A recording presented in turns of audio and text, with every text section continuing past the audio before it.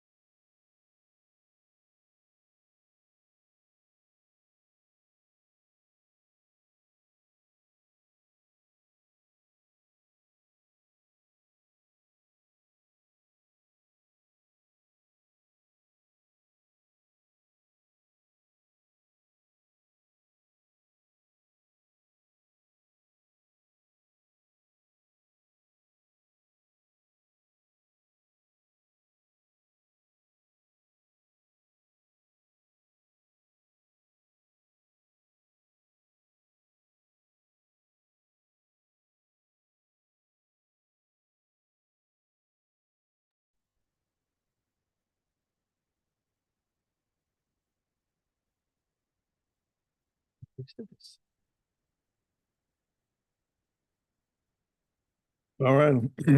I think we're ready to go here. Good morning, everybody. Happy New Year and welcome to the January 15th, 2025 City Planning Commission. We are expecting a long meeting today, so the theme of the day is going to be brevity. Commissioners, look forward to hearing your case. As we understand, every project is important and unique. In addition, we want to make sure that we address all of the docketed items individually with the attention they need to build a consensus between the applicant, public, and city staff. Our meeting will follow the advertised docket, and we will hear the cases in the order they are listed, beginning with the consent agenda items, followed by the regular docketed items. Commissioners believe we can reach consensus by being brief yet heard. Because our meeting is hybrid and recorded, and we have time limits for the cases that we hear, which is 5 minutes for staff presentations, 20 minutes for the applicant, plus any questions by the commissioners. When we move to public comment, I will call on those who are joining us in person first, followed by those who are joining us virtually.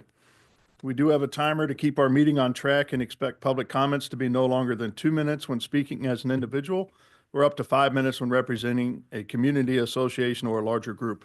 We will hold to that today.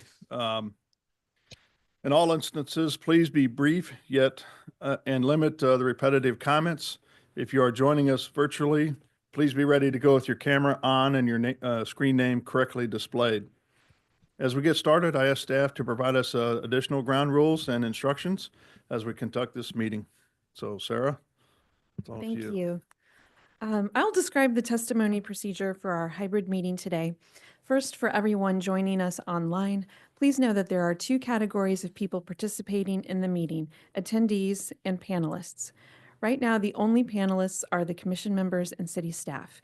If you are an applicant or a citizen who is interested in a case, please use the raise hand function when the chair calls the case to let staff know that you need to be promoted to a panelist position. When the promotion happens, you will need to accept the promotion. It may appear temporarily as if you have been disconnected, but don't panic, you will reconnect shortly. If you are joining us via the Zoom app on a smartphone or computer, please change your screen name to reflect your legal name. And understand that if you are calling in on a phone line, you can't adjust your screen name. It appears as your phone number, and you will not be able to use the raise hand function. But you can raise your hand when the case is called by pressing star followed by the number 9. At the time of promotion, the chair would like for you to turn on your camera and your microphone so that the commission can see and hear you when it is your time to talk. Your microphone does need to be on mute unless you are giving testimony at the appropriate time. As a reminder, the chat box is only for questions about the agenda. The merits of each case should not be discussed in the chat box. For everyone who is joining us in person, please approach the microphone on the podium when it is appropriate to give testimony. You need to have any exhibits ready on a jump drive. If you are in person, there is no need for you to be in the Zoom meeting as well, and joining the meeting in both manners causes a lot of unnecessary feedback and audio disruptions. That is all for today. Okay, thank you. All right, let's start with our consent agenda items then. We have 2 items on the consent docket. C1 is case CD CPC 2024-188, a request to approve a project plan in District B3-2 on about 1 acre generally located at the northwest corner of North Indiana Avenue and Highway 152 to allow for a fast food restaurant with pickup window. Item C2 is case CLD Final Plat 2024-33. A request to approve a final plat in District B3-2 on about 19 acres generally located at the southwest corner and southeast corner of Northwest Inglewood Road and North Mercer Drive to allow for the creation of a residential development with 3 lots and 3 tracks. Okay, any questions from the commissioners regarding docket items C1 or C2? No. Okay. All right, with that, let's go ahead and open it up for any public testimony. If there's anybody out there that would like to speak regarding docket items C1 or C2, please come forward or raise your hand using the Zoom feature and you will be called upon. We do have 1 hand raised online, James Turner. Okay. Mr. Turner, you need to accept the promotion if you want to speak.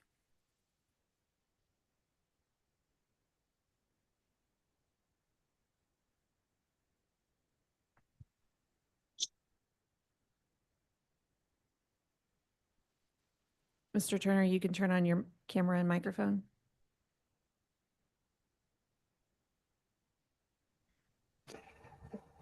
Hello.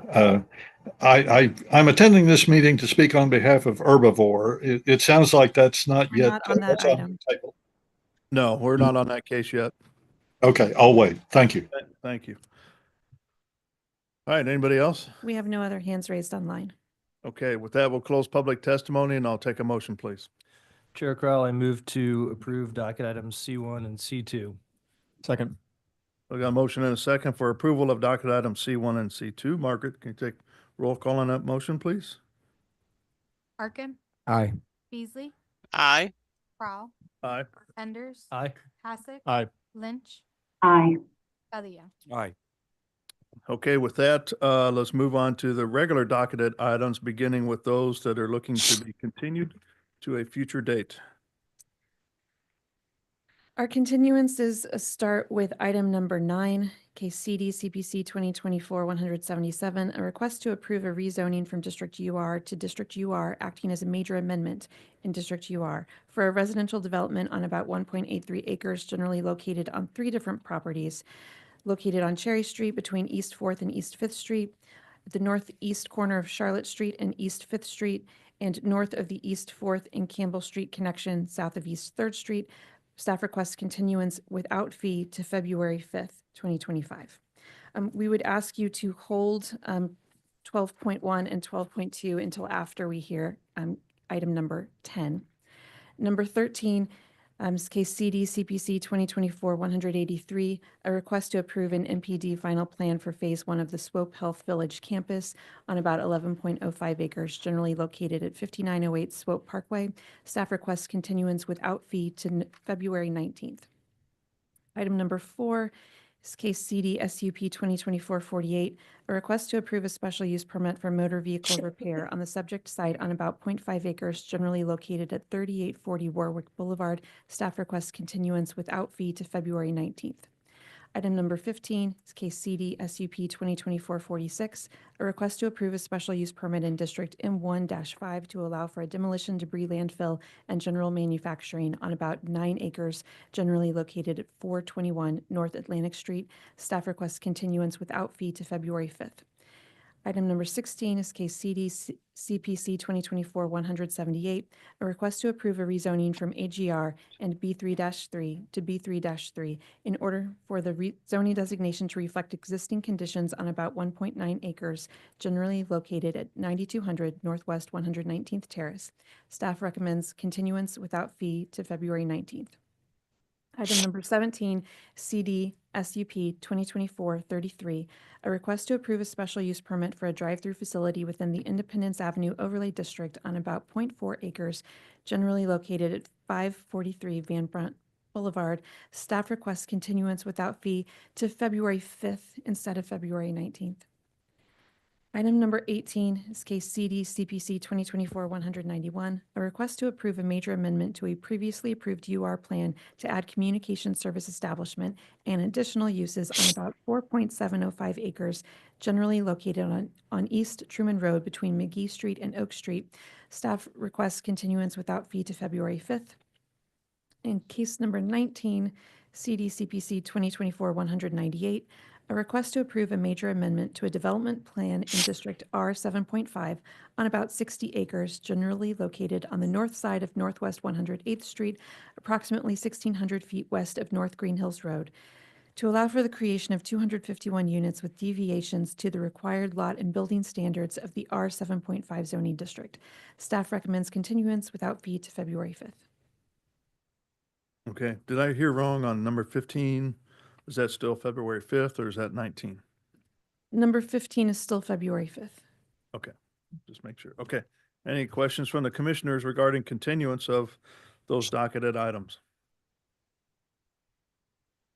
All right, seeing none, let's open it up for public testimony. If there's anybody out there that would like to speak regarding continuance of docket items 9, 13, 14, 15, 16, 17, 18, or 19, please come forward or raise your hand using the Zoom feature and you will be called upon.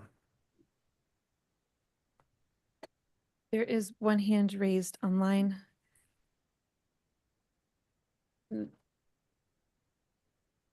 One hand. There are no hands raised online. No, there's one hand raised online. iPhone 334. Going to promote to panelist. Just making sure we're not hearing the herbivore case yet. So this is continuance of other cases. That's the one they're calling about? They have declined to be promoted to panelist. Okay. All right. With that, we'll close public testimony then, and I'll take a motion, please.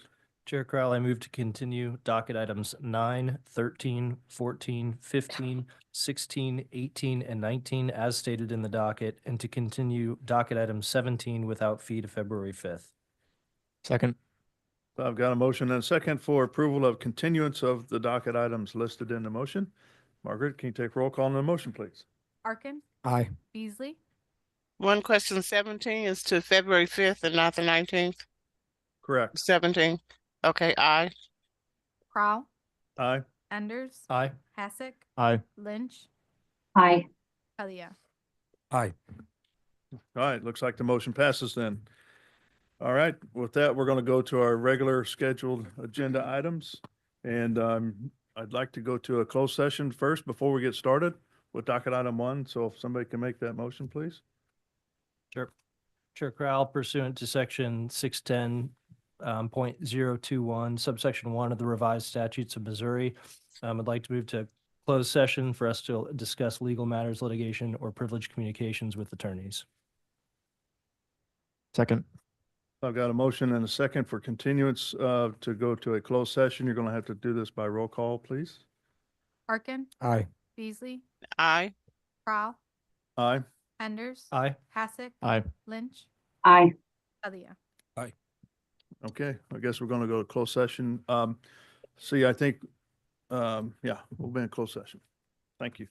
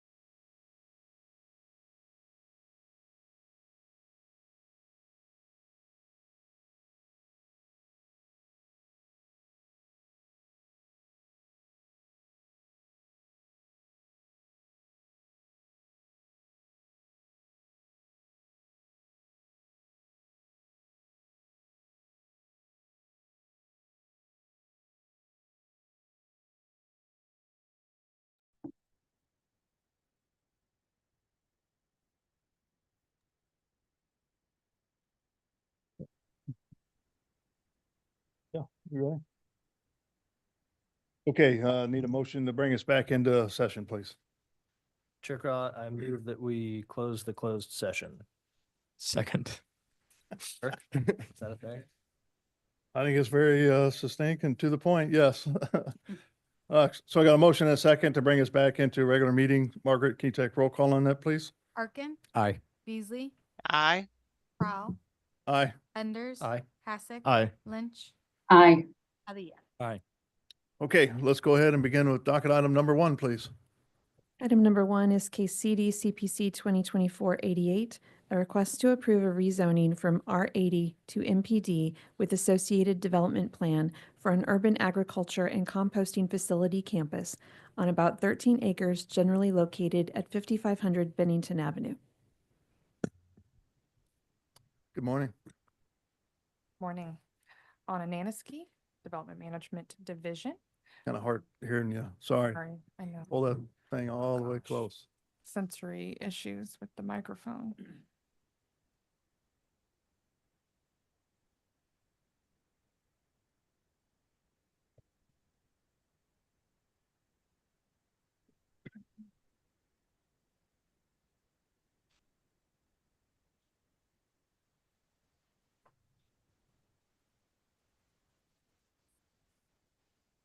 Okay, okay.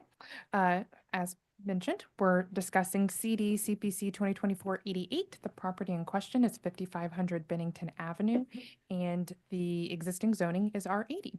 The applicant is seeking to rezone the subject site to MPD with an associated development plan to abate zoning violations and plan for future business growth. Now, we have heard this case before, so only at the request of the City Planning Commission will I cover the entire MPD plan, but kind of where we've been since the CPC last heard the case. Yeah, I agree. I don't think we need to go through the whole MPD plan, just the changes that are being asked us to look at here today. Yes. So the site in question is located in the eastern portion of Kansas City, Missouri, just north of Swope Park. And this is a look at the site from the aerial mapping. It is highlighted in yellow. It is an urban farm within an established residential neighborhood. And here is a look of the property from Bennington. So the city council, they have sent ordinance 240879, which is the ordinance associated with this CPC case number, back to CPC to review revised plans. The motion that sent the plan back said that they need to require the submittal to show a driveway off Bennington moving 250 feet to the north, and require the resubmittal of plans to show the composting facility move 500 feet away from any residences that are not the applicant's property, more specifically to the northwest corner of the site. I received some email correspondence that occurred on the 7th of this year. It was confirmed to me that no revised plans are going to be submitted. This is a screenshot of the motion where it says that the city council is sending the plans back to CPC to require the submission of a revised plan, like I said, to move the drive off of Bennington 250 feet, and require the submission of a revised plan to move the composting facility. That full document is also in the memo that was provided for today's packet. So this is what it would visually look like. We'll start with the driveway. The proposed driveway in the MPD is etched in the blue dotted line. And then the solid blue triangle that says driveway is roughly where the city council is proposing to move the drive. The dotted orange line around the composting facility is where it is existing located, where it is shown on the MPD plans, and the orange box that says composting facility is the city council's proposed location. So you can see how their requests would have been displayed on some plans. And how does last week's BZA's determination affect the city council's ask? From my planning perspective, that the existing composting operations are accessory. But that does then mean that the composting operations are subject to accessory regulations, not the setback requirements in 88-328. So a committee substitute will need to be created to highlight the following conditions: that the overall height of the composting structure, and I am including this to mean the shipping containers, the proposed roof structure, and the storage bays cannot exceed 25 feet in height. And are subject to permitting the roof structure. And then an additional deviation needs to be added, that the accessory structure or building standards, that it is going to be permitted in the front yard. And I'll visually show what this means. That deviation would not be needed if the composting structure was moved. So per our code, there are still regulations for accessory structures and where those could be located, both in a residential zoning district and in a non-residential zoning district. And both state that accessory buildings or structures are prohibited in the front or street side yards, except for things that are customarily found, like flagpoles, bird baths, decorative gnomes, things like that. However, and this was also covered in the 2021 letter issued by Jared Clements, which was a major discussion point in the BZA hearing, which helped determine that the current operations are accessory, where he identifies that whatever was discussed in 2021, he deemed that as being accessory, and that they were subject to the accessory regulations, which is an 88-305, which I just covered.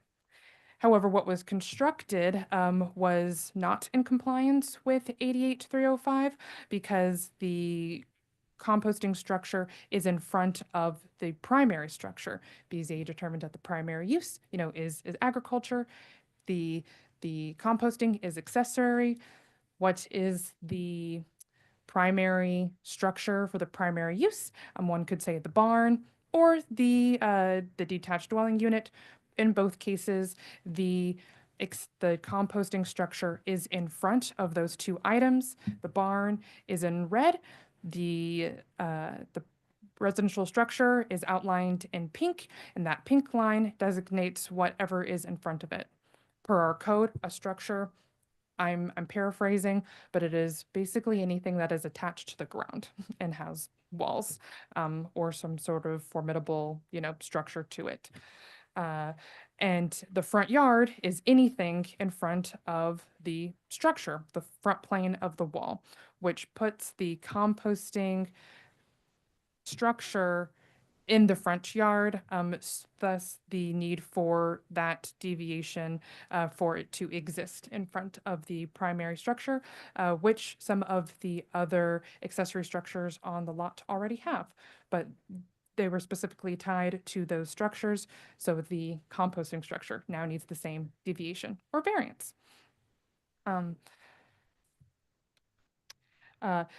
So why is city staff recommending denial? The city council required the submission of revised plans, ones which have not been submitted, and to my understanding are not going to be submitted.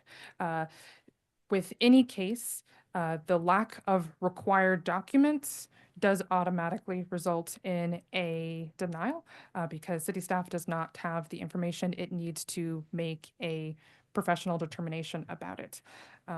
It is also in my opinion that they are also requiring those features to get to an approvable place as stated in the memo. So procedurally, that is the reason for the denial. But regardless, the committee substitute will still need to be amended, like I said, to cover the determination that the composting use is accessory, which is ensuring that the height does not exceed accessory limits. And since the composting facility, the composting use accessory, was cited out of compliance with the accessory regulations, we needed a deviation to, since the plans in its existing form show them in front of the primary structure for the primary use. We needed the deviation attached to that as well. On the flip side, we also need to remove the deviation that would allow them to not meet the setbacks for the composting facility regulations as if it were a primary use. That concludes my staff presentation. I'll be happy to answer any questions. I get just sitting here thinking about this. Other than not being sent a new site plan, have you had any other discussion about this project with the applicant regarding approach or any thought on what the council is suggesting as part of this? Okay. No, I personally have not. Any other questions from the commissioners to city staff? Commissioner Beasley, Commissioner Lynch, any questions? Not at this time. None. Okay. With that, let's welcome the applicant then. Good morning. Welcome back. Good morning. I have a packet I'd like to hold you that shows council and the mayor. Is this by chance available electronically so the commissioners that are online can see? Okay. Have you emailed it to me yet? Probably Sarah's will need one. You want- or, yeah. Thank you. Thank you. It's on the jump drive. Yeah, it's on the Okay. drive. Okay, so I'm gonna have to put it into my computer so I can email it to them. Yeah, so it's in that same folder and it's a picture drive and then, or picture file and then an email file. Thank you for putting us first on the agenda today. We appreciate that. We will be respectful of your time. We've worked very hard to be concise and not repeat things, but we have asked for no public testimony today from supporters, even though you guys know we have lots of supporters here today, people online who want to speak probably in support of the farm and the MPD, but we expect that we will need all of the time to Okay. correct some issues. Sorry, that one and that one? The The presentation and you said the graphic? No, I'm sorry, the graphic and This one the email. and Yep, the graphic. those are the two Okay. things. So Anna, you're putting this on, I'm gonna everybody can see. email Beasley and Lynch, those two things. Okay. Can anybody else see it online? Or especially, I guess, this one maybe? And then I will also display it on Zoom as well. Perfect. Okay. Thank you. Do we need to give a second before you get that emailed over to them? The clock hasn't started yet, by the way. Great, thank you. Really get that. I'd also like a minute to run through this. I'm sorry? I'd also like a minute to run through all this just to. Sure. Yeah. Yep. Go ahead and get started and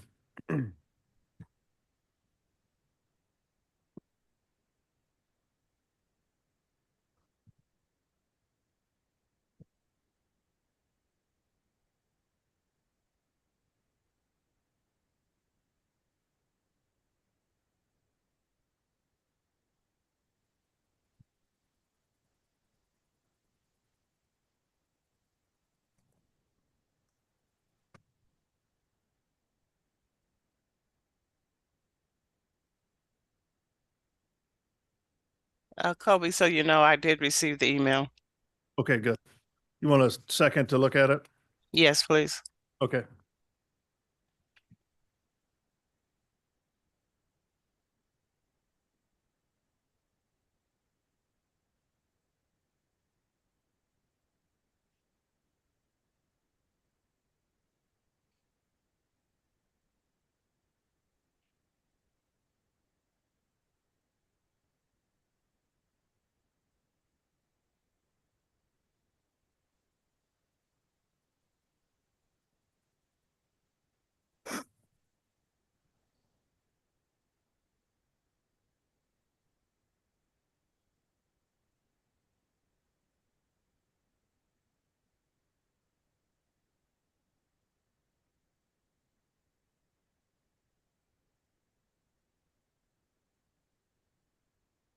Well, part of it is not viewable.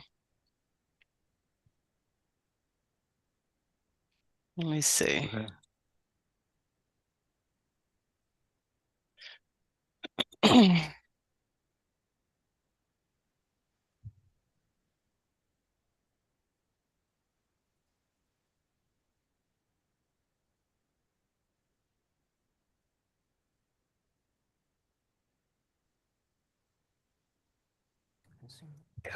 You scared me. Sorry.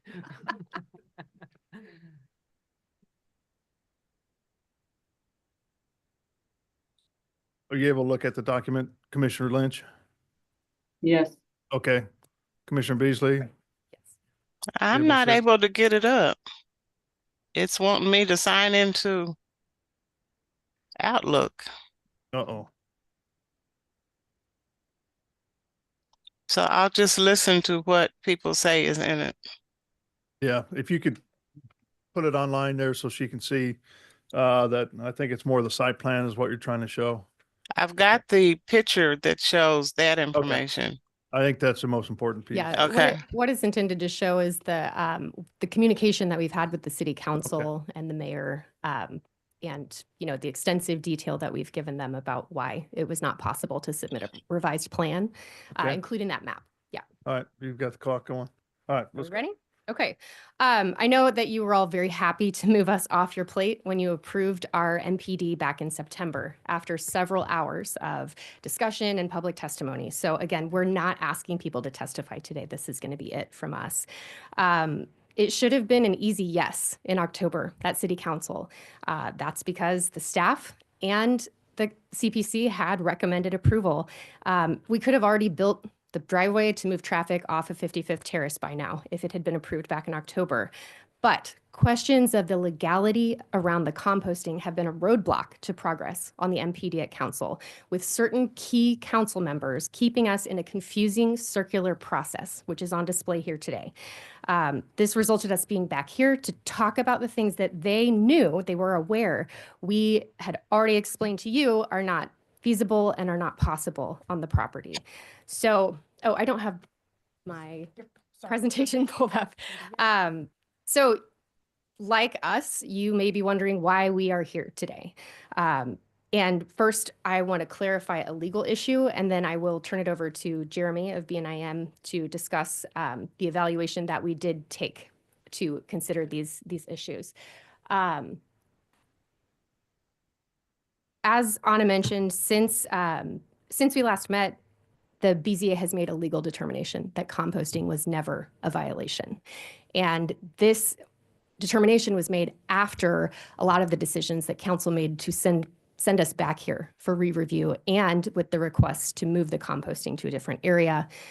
So it's complicated, but I'd like to try to make it as simple as possible for you. The BZA decision last week should change everything and should put us in a position to have a clean slate with council members and the ability to move forward. It's removed that roadblock that I was talking about.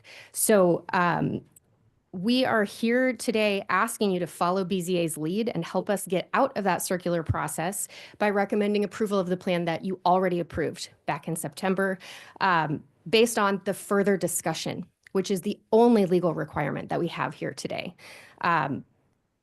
I want to address quickly the answer that Anna gave to your question, which was that she had not received communication from me. After the council remanded, we had a meeting. I had a meeting with Anna and with Sarah Copeland on the 26th of November, where I explained in detail to them the things that I also have outlined in copious detail in those emails that I gave you to City Council, that we knew at that time we would not be able to pursue these changes. The council members who are sending us in this circular process also knew that. So we did have correspondence, we did have discussion then. I have since then, on December 20th, emailed the full council and the mayor, the city manager, the director of city planning, and notified them of our position. So it is not true that we have not communicated about this. We've been very, very clear, very detailed, bullet points. I'm trying to be concise. The MPD, as it was approved in September, continues to be necessary for herbivore. even though the BZA made that decision and changed everything, they need regulatory certainty because a use approval is still subject to a code inspector's interpretation. We want this formalized, we want it codified, but also, as you know, this is a detailed plan that has lots of future development in it. It's not just one idea. It's not just to, it would not be an MPD if it was just to remedy codes violations. And those violations have been eradicated at this point. There still are deviations necessary, and I have no problem with those deviations. Why were those deviations not discussed in this whole process before? If the front yard issue was a thing, if the accessory requirements were an issue, that I don't think that we have a problem. Jeremy, tell me if you disagree with those deviations being added, or conditions, or whatever the word is to call them. So we're here today, nothing has changed in the plan. We're going to explain why, but this is not a ground for changing your recommendation on the plan. The plan still meets the requirements. The plan is still necessary, so that we have essentially told the city, here's exactly what we plan to do. The city has approved it, and we can either, it needs to go back to council for a vote. They can either approve it or not approve it. But you today should make an independent decision. You're an independent thinking body. I know you guys know that, about what you think, right? And you've already told us what you think about the plan as it exists back in September. I agree a committee substitute is needed. We have been asking for the removal of condition 7 and condition 13 because they add confusion. Condition 7 is about a limitation on the number of pens and retainment structures, which are words that are not defined in the code, and leads to another gray area of potential confusing enforcement. I can get into that later, but I don't want to spend a lot of time on it.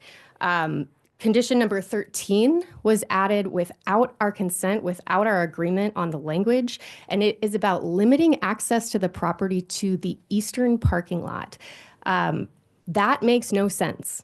It is not what we agreed to ever, and it is something we've asked repeatedly to be changed. I think it was put in because of this perception that these were zoning violations and that they could not allow the farm to operate as a farm, and they wanted to keep people in a certain area on the farm, but that's not workable, and we need that to be deleted altogether. So we have prepared and presented to council what we called a council substitute at the committee level, and we would like for that to be considered as part of the record. I did make the mistake of not sending that to this group, so I can correct that after the fact. I'm sorry. Okay, so our goal here today is to get us back on the track, a straight line, get out of this circle and move us forward. And as you know, Herbivore is Kansas City's oldest and largest urban farm.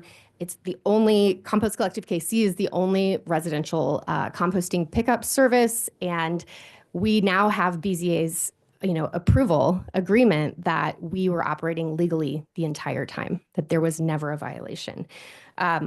We're hoping to be transparent and open in that process, but we've had difficulty doing that for various reasons that I'll get into. Again, ultimately the council gets to vote, you guys get to vote, you each, get to decide what you think is right. So first I want to talk, and I hope this is what you were talking about in closed session, but I'm going to spend some time on this because we have a difference of interpretation about what is required today. The staff report has misinterpreted what City Council did as an amendment of this ordinance. That is not what happened. The title of the motion is to send it to the committee for pursuant to section 8852003F, which I've listed here for you, the language. After the action of the City Planning Commission, which you took in September, the council can convene its own public hearing. They did so. We had a committee meeting.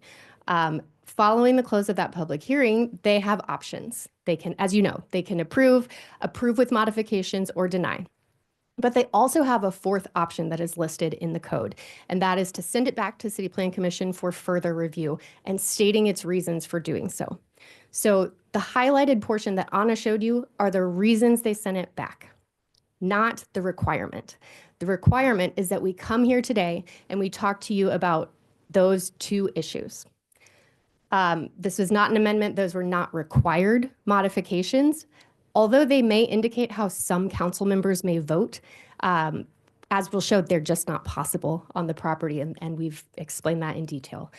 So the legal effect of what happened at council is it merely guidance that we come back here for your independent determination on the plan. Okay, a little bit of context. Herbivore has been treated really unfairly throughout this very long and tedious process. It's not been treated like any other development project because it's not. It's different. But they've also been portrayed as chronic and purposeful violators of the codes, as if they've been illegally operating. This has been perpetuated by recommendations, by presentations, by votes. And it's been explicitly stated on the record by certain council members that they have bought into this false narrative. It all started because this is a case of codes complaints, right? And the MPD was in response to addressing those violations as asserted by the city, which have now been taken away.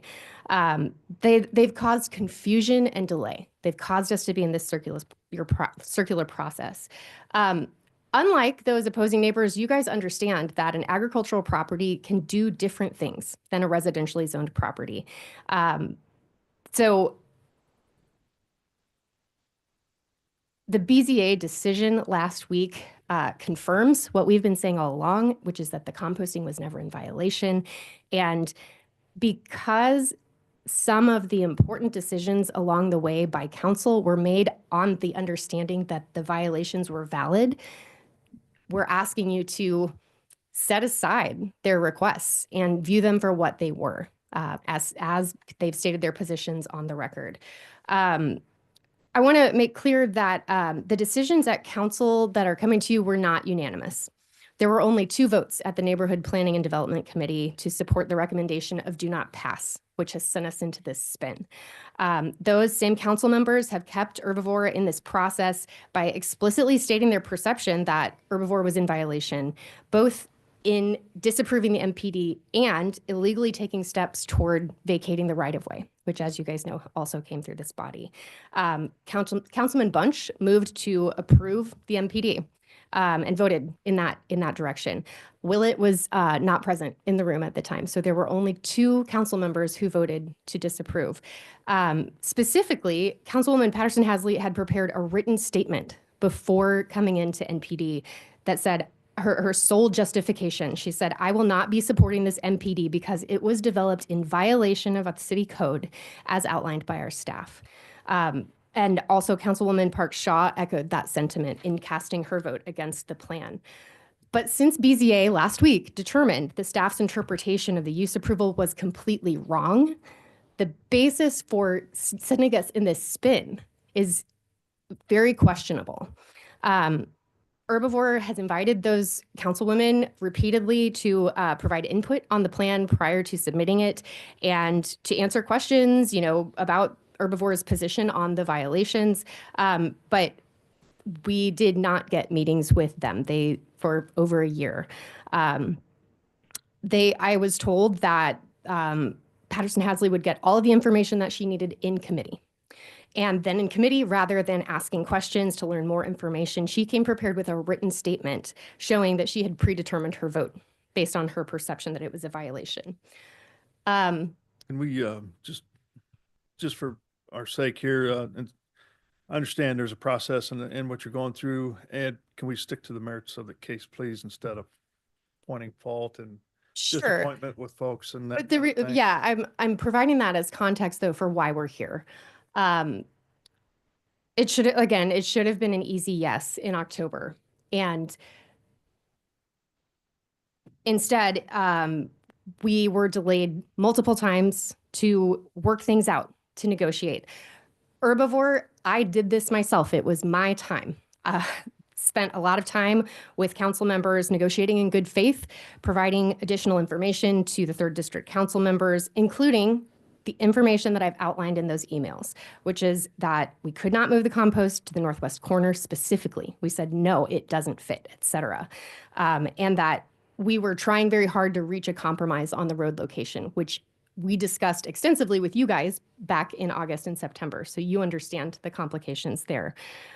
We were totally surprised by this procedural move to send us back here with two seeming requirements that we had already informed them we could not do on our property. We had not agreed. We never agreed to those revisions. So, again, in making that remand, council members have stated explicitly, Herbivore should have followed the rules. They have, and BZA has acknowledged that they have the whole time complied with their use approval. They did not violate the special use provisions. The council members said they should seek a deviation before expanding, and they did.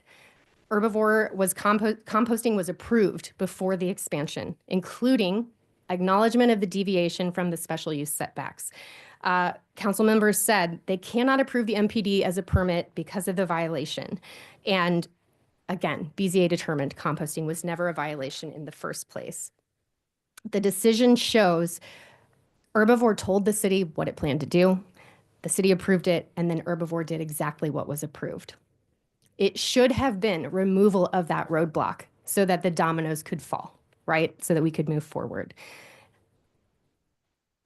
Stuck. Okay, we're getting to the meat. Here we are.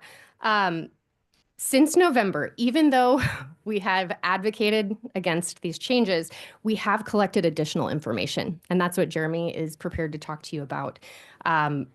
Again, not submitting a revised plan is not as it has been characterized. It's not non-compliance with the directive. We're here today following the directive, which is to talk to you more about why we can't do those things.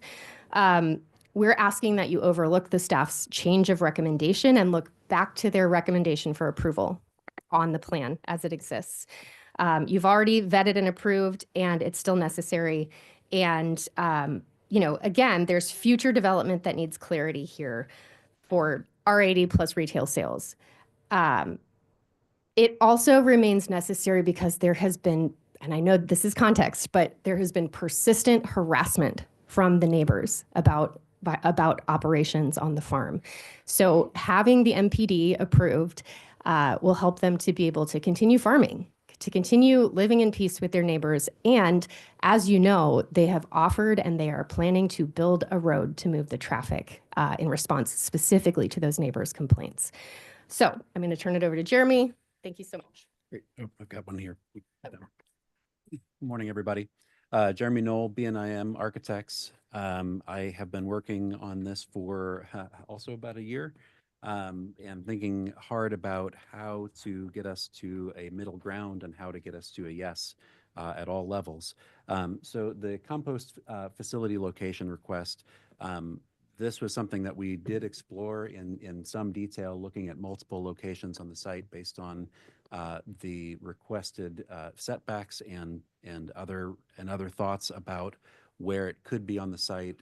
Generated a number of different maps to help us understand where any compost could exist on the site, and really found that beyond the auxiliary compost that we'll show an image of here in a little bit, that was proposed in the initial MPD, there's just not a comfortable way for compost to be moved from the location it is now without major disruption to the farm. So going through this quick list as it's developed, established and preferred, it's in a central location, easy to get to on the rise of the hill. The goal is to formalize the BZA affirmed use approval and limit the size and capacity to what it is currently. So within the MPD, we have specifically identified those limits to volume that is accepted and treated within that existing enclosure. That the existing location is accessible from main parking and roads. It's an established, custom designed and built based on the approval in the expected annual capacity and throughput on that space. It included over $80,000 to develop in 2021 to 2022. It looks like big Lego blocks, but it takes a lot to prepare the ground for all of the work that it takes to operate a composting facility, as well as installing that with heavy equipment. There is no stormwater runoff, as has been confirmed by multiple inspections. We're far enough away from every surrounding neighbor and location that all stormwater is being captured and treated on the property. The location was approved by the Missouri Department of Natural Resources solid waste permit exemption, and the location also addresses through the MPD addresses nuisance concerns with a solar roof, but also I'd say more importantly with evergreen screening. So the idea that you can see it is taken care of by effectively a wall of trees that can both absorb dust as well as block the visual view from neighboring properties to this. Conversely, the location requested at the northwest corner, if established at the same volume and size, does move 500 feet away from residences, not including any future residences that would be built to the west, because we are much closer to the property line in this case. It is inaccessible where it is. Like, to get there with heavy wheel traffic, it would be additional fire infrastructure and a 22-foot wide paved road to get back to that location, or heavy gravel. It requires a redesign, moving to a new area without sufficient space to maintain the approved capacity. Funding to move that, again, more than $80,000 already spent to locate it where it is. And then zero setback at the rear property line means runoff onto adjacent property, which would violate the Missouri Clean Water approval that has already been established through both the testing and the coordination with the state. And then finally, this would also require new approval the new location would require new approval, likely not to be approved with a zero setback, as it violates Missouri solid waste law. Again, the central location on a fairly, while it's a farm, for a farm, it's a tight site. There are only so many options and locations that this could really exist. Okay, On the well, we property. need to wrap up the testimony here. We're at our 20 minutes. Yeah, and we will be as quick as possible, but just the note is that putting it in that location would also require the same deviation from the setbacks. There is a 250-foot from the property line deviation or requirement. So I just want to say that. And here's the photograph. This is the existing sides. Anna's presentation also showed it. Moving to that corner requires destruction of their oldest field to fit it in, destruction of trees. It doesn't make any sense to move something that is already there when we can address it through a deviation that's already been approved. Just to say it, the MPD includes phasing, 2 phases. Phase 1 is really meant to address all of the things that we think we can accomplish within a 1-year period to address the friction with the surrounding community. That is why we broke it into 2 phases, a roadway being built and updating the agreement that we're working on with the city to right size and fit the function of this farm within the existing R80. To continue to do that, plus the things that we've identified into the future. It does require an MPD. We can't just get to phase 1 and done. The phase 2 is really protects everyone involved here from future perceived violations or otherwise, because we've got a clear roadmap to the future. I'm going to go through this next. So can you go past this one? Can we, for this second portion, can we speed up the process and understand the actual reason why we cannot move the driveway? That's exactly where we're going. So the driveway updates, let's talk about. Okay. Sorry. I'm on that slide. Yep. So driveway updates, we'll have this and then an image that goes with it. So the council concern is that the driveway is too close to homes on the south property line. We hear that. We have already moved the roadway based on this committee's recommendations further into the property with additional buffers added, evergreen trees rather than just a living wall.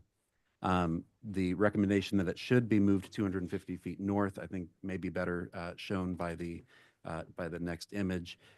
This move is not possible. It would cut through existing development fields and the stormwater detention pond that has been cultivated over years and is part of the site's stormwater control approach. Moving the further north increased costs quite a lot. It is not feasible or affordable. And then the questions of how will this driveway be funded have come up a number of times. Keeping it on the southern route, which is already graded for a driveway, from previous use of this property is really the fastest, easiest way to get this moved forward. I will say that when I started this work, I looked at the satellite view and I had exactly this same, I did exactly the same sketch. Looking at it from a satellite, you can see the farm paths and so forth that run through the middle of the property. And Burke and Dan will remember that was my, I think February or March last year was my first recommendation was, let's look at something down the middle here because it looks like from the satellite view, it makes a lot of sense. Where it really wasn't until going onto the property, walking the site and understanding just how much topography is located in that same stretch and how putting a 22-foot or wider roadway into there would be massively disruptive to what has already been established over the last 15 years of developing this farm. So while I understand this recommendation I can see it, it makes logical sense on a satellite view. From my professional opinion as a licensed architect, this really does not make sense for the farm for all the reasons that we've listed and many more. Let's keep going here. We also worked with Keystone Engineering, a civil engineer, to conduct an independent review. That letter is here on the right. They looked at the southern route, the middle, and a northern route that had not been included or proposed. And you'll see through that letter that the note is, I'll just highlight a few points here, that the southern route is already graded to accommodate a road. It doesn't have any major site or distance or safety concerns. Alignment with 55th Street will make it easy for the commercial traffic to enter, and the drainage can be collected in a basin to irrigate crops. So Copies of that if you want. I'd like to It's see a what we copy. discussed back in the summer. It's the same thing. So it's the same letter? same letter. The central route has to curve through orchards and other parts and pieces of the farm, and requires significant grading. Basically, to make up the level of grade, you have to lay down land on either side of it to accomplish the percent grading required for a fire truck or garbage truck, especially in inclement weather, to be able to navigate a roadway. And then the northern route would need to be cleared and graded. There are old growth trees along the northern portion of the site. And I think the other thing that is hard to understand without getting onto the site is that the northern portion of the site is also the crest of the hill as you're coming up Bennington. So having a turnoff there with truck traffic could be a significant danger or require additional traffic studies and potentially even a light or other infrastructure there to make that a safe intersection. Let's go. Oh, you've already kind of jumped ahead. Yeah, we need to that's wrap fine. this up. Yeah. We're way over time here on the presentation piece. Questions you've from already the gone through commissioners to the applicant? Sorry, where do you want to go? Yeah, so can we get some clarity from staff or the applicant about specifically what BZA determined? Yep. I believe that the BZA determined that the composting operations as they are today are accessory. That's what the BZA determined. So then nothing about storage of temporary use. The other Or storage. 4 violations were not decided upon. However, they were discussed, and the BZA members noted that the other issues were minor in nature, didn't make sense to correct if we're pending the MPD. So what they decided to do is to hold them off docket until pending resolution of the MPD.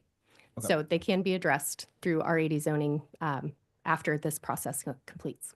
I just didn't like the characterization that because one thing was found to not, be the case, that the whole process therefore was fraught and that council members had poor opinions of how to handle things. So I just wanted to clarify that BZA did not determine that all 4 violations were in error. Thank you. Yeah, Thank you, Tyler. I'd also like to make a clarification there. You've stated a couple of times in your presentation that we approved the plan. We're a recommending body, so we recommended approval. We don't have the power to approve something. That's what council does. So their process that they took was something that they're allowed to do. So I just want to make sure that it's understood that this wasn't approved. The other thing about that is during our conversation with that, this recommendation that they had to move that north, we also had that, we had commented on record that we thought that that would be the best location, that we were kind of disappointed that it wasn't moved there. So I just want to make sure that that's on record. I have some other questions, but Go ahead. Yeah, if please. we're going to open up. No, keep going. Okay. So something I read here, because I don't think we ever saw the northern route from Keystone. I think we had a shorter letter, or is this the same one that we saw? No, it's the same Okay. letter. It just wasn't vetted out. I got you. Correct. And so my comment is the same about the central route. While it's not saying that it's impossible, and that's kind of your approach. So I want to understand it's possible. It's just more difficult. Is that correct? I would say within a year, it is likely impossible based on cost alone. So it's a cost-based decision. Yeah, phase one is intended to be completed within a 12-month period, which I think everyone wants to start to remove the friction that's happening here. That is the main thing that we're looking at. It costs quite. Yeah, I think you're going to say about. I was just, yeah, I mean, part of our concern with the central route is that it destroys a huge portion of the farm that's already established and productive and producing annual income for the farm. And I mean, we're asking to pay for a more expensive road and taking away our income. So that's a concern. And then in addition to that, the northern route that we looked at even more thoroughly after the council's consideration is double the cost of that southern route. And again, we're talking about how do we pay for this? We asked council, hey, we can put it on the north, but we need some support with funding. And they said no. Okay. And I guess a question, you guys are the experts on this. You guys are those crops and things that are in that location? My understanding is you have to move crops every so often. They can't stay in the same location. You have to kind of burn the location and move it. You can't? No. They stay Can I answer forever. that? Yeah, go ahead. Yeah, so one of those fields is perennial asparagus. It stays for 20 to 30 years. It's a huge investment to plant. You wait 3 years before you even harvest. The other 3 fields are annual vegetables that we've been amending for those fields for many years with compost. We rotate crops as organic farmers. So those fields are always in production. They may not always have tomatoes in them, but they're rotated with different crops. We have a very complex crop rotation system, but food is always growing in those fields. Furthermore, there's a retention pond below those fields that is a huge part of the ecological design of the farm. It also hosts incredible habitat for birds and beneficial insects. It makes absolutely no sense to place the road there. It's almost the worst possible location on the entire site. So I refuse to build a road there. End of story. I don't see a detention pond drawn on here. Am I missing it? I Yeah, see it's one that- pond over in the far left-hand corner of the diagram. Where's the other detention pond you're talking about? So it's underneath that red line where the road would go right through the middle of it. And that's why you're not able to see it. But it is right along Bennington Avenue, kind of where the word area is. If you're looking at that map, it is that whole area as well as the fields. I see where you say retention pond and show an arrow to it. Okay. Yes. I would like to say one more thing. Because our compost site is now recognized as legal, as it always was, the master plan can get not approved, and we are not forced to build a road anywhere. We can continue to use 55th Terrace. So our hope is that we can find a reasonable location to put the road and then proceed accordingly. So I've that was my next question. And that's for staff. Did we not approve the vacation of Locust? The City Planning Commission recommended approval of the vacation, but the City Council has held that case in conjunction with this MPD plan. Because the fire department has retracted its approval and given extensive public testimony to council that they looked at a satellite view, didn't know the house was there, and approved it by mistake. So it will not pass at council. They don't have the votes. I know that. They're holding it pending this resolution so that they can, But use could be restricted. yeah, So use could be restricted to fire access only. right. And that is part of the MPD, as you know. It's restricted to emergency and personal residential use only. So could that, if this was not passed, and the MPD, could that pass and it only be used for fire? Okay. I think you lost me. Which road we're talking about could only be used by fire? Off of 54th Terrace? The 55th. 55th Terrace, sorry. It's that, So the existing public access location is what you're talking about now? Yes. Okay. So wouldn't they still have that access even if they build either one of these versions of the road location? Yes. Well, Yes. But, Well, but if the within- vacation is held up as only for fire, then it would only be an emergency vehicles, correct? And within the MPD, that is what is said in phase one, that once the driveway is complete, then that can go into effect. Because otherwise, there's no way to get to the house or any of the other property. This is one more example of that circular process and the confusion that has been allowed to continue. We have asked that the council vote on I the don't right of want to way. hear that. We've already heard that, if I might state that, Mr. Chair. Okay, thank you. Any other questions? I do have a question for Anna, if I may. Go ahead. When you were presenting the information from BZA and the designation as an accessory operation, you then gave us information on the guidelines for that, and you mentioned that it could not be in the front yard. That is How correct. do we address that? Because So- now that's what I see as the issue on the composting, not that it's not an allowed use, but the location now falls under other guidelines. How do we Correct. address that? Correct. And in my presentation, I said that the BZA determined this to be an accessory use. Accessory uses are prohibited in the front yard or in front of the principal structure, which this was constructed in. Even with the 2021 letter acknowledging the composting use, saying that they must follow those accessory structure guidelines. So that would result in this MPD plan that shows the composting in front of the primary structure, they would need a deviation to allow it to be in the front yard. Moving the composting we would not need the accessory structure siting requirements deviation. I've also noted that we don't need the 200 and 500 feet separation deviation that was previously on the case because the BZA determined that it was accessory. Those qualifications, are for a primary use. So moving the composting facility would negate both.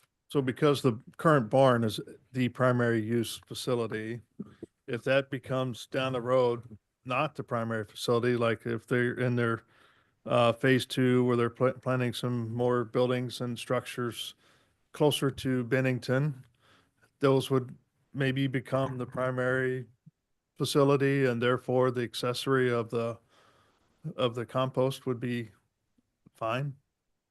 Good question. If the structure identified on the plans was ever built and it's for the agricultural education, retail stuff like that, would it then be considered the primary structure?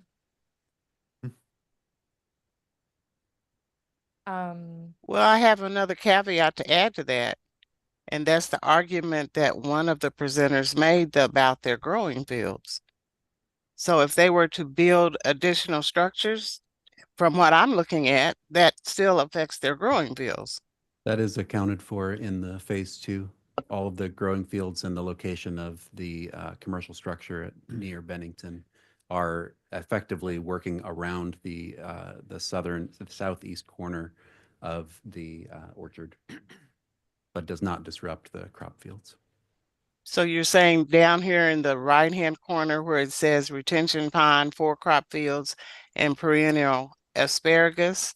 Yeah, so Not the arrows where it's pointing to where those are, but the images under those, that's where you're saying you would build these additional structures?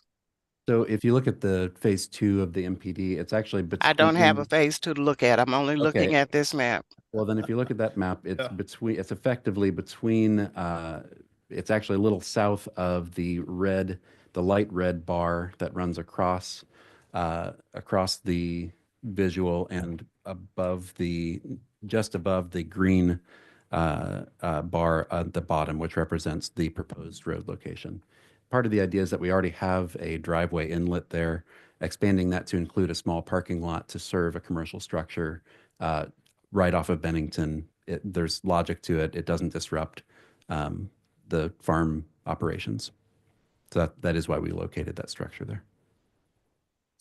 This may be a little off topic, but I bring it up because the applicant had brought up the cost associated with things.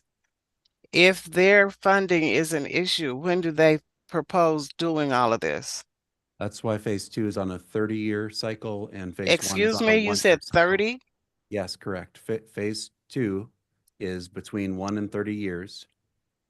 I mean, the purpose of a master plan development is to look into the future and identify the possible uses by a current owner. So that is what the phase 2 does. Phase 1, again, is to address the immediate. I have a question for Sarah, please. Is a 30-year time frame, is that normal? Have we had that type of span before?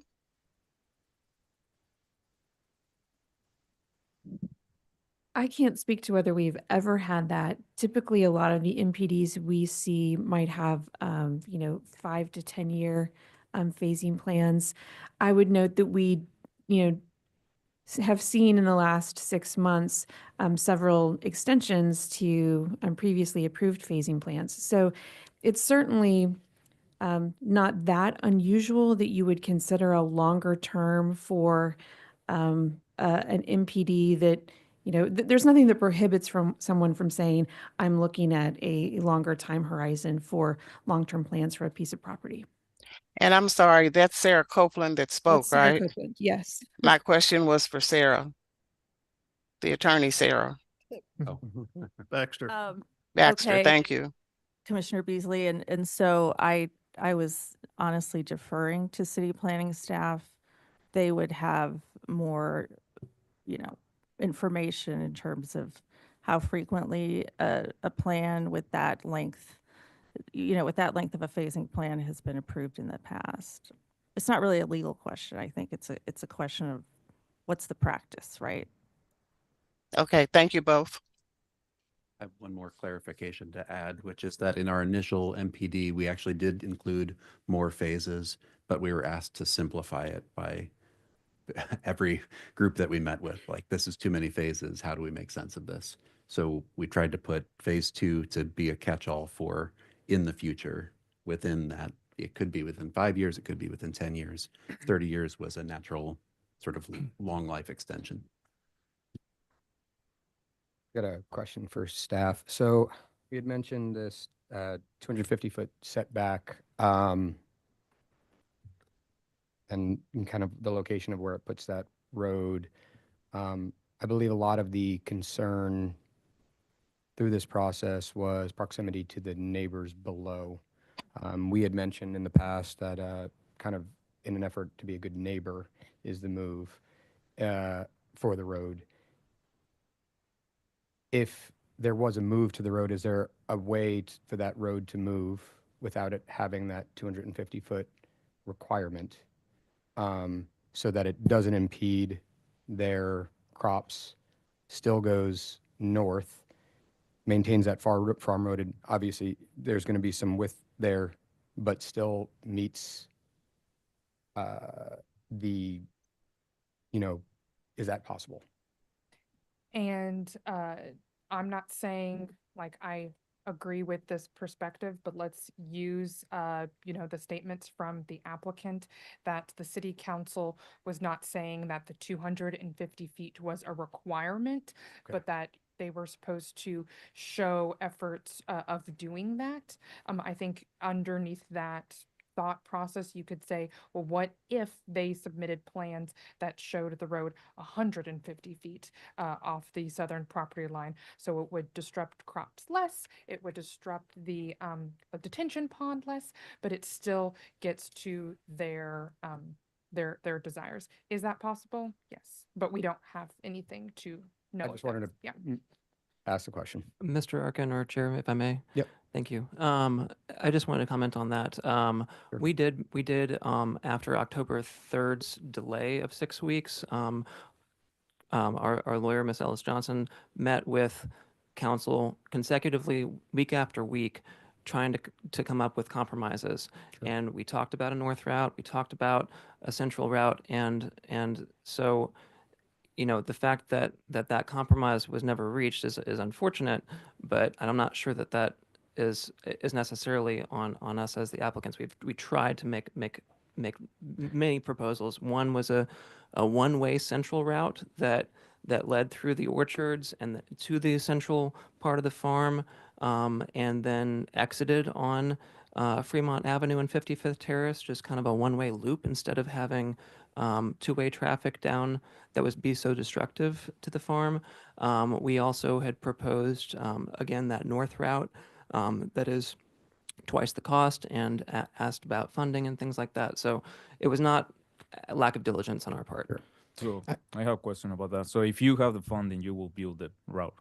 We would be happy to build a And it road. will destroy everything.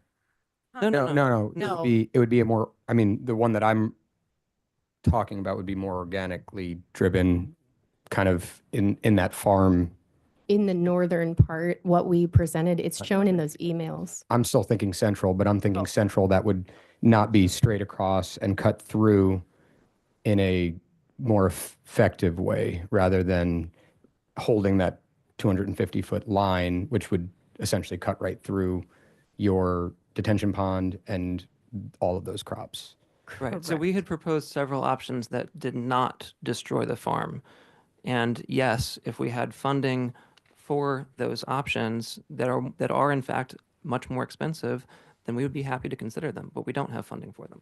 And I, just to remind you all, like, I know that our ability to build the road was a concern of yours. You know, you're like, well, we approved this plan, and then you're hoping that you're going to get funding from the city, but none of that's, confirmed. That's why that south road that we finally did agree upon with y'all is something that we can build out of our own funds today. So that's, So as a business owner, I have a lot of sympathy for your business, right? And I understand that it would disrupt your income, but something that I cannot understand completely is, like, as a private business, why you hoping that the city is going to pay for it, right? Like, I have a business too, and I understand that sentiment. Yeah, because the city, multiple people within the city promised us funding and said they would help us because they felt like what we brought the city was so good and so important. And, they told us, don't worry about costs. Let's come up with a plan that works, and we'll help you get there.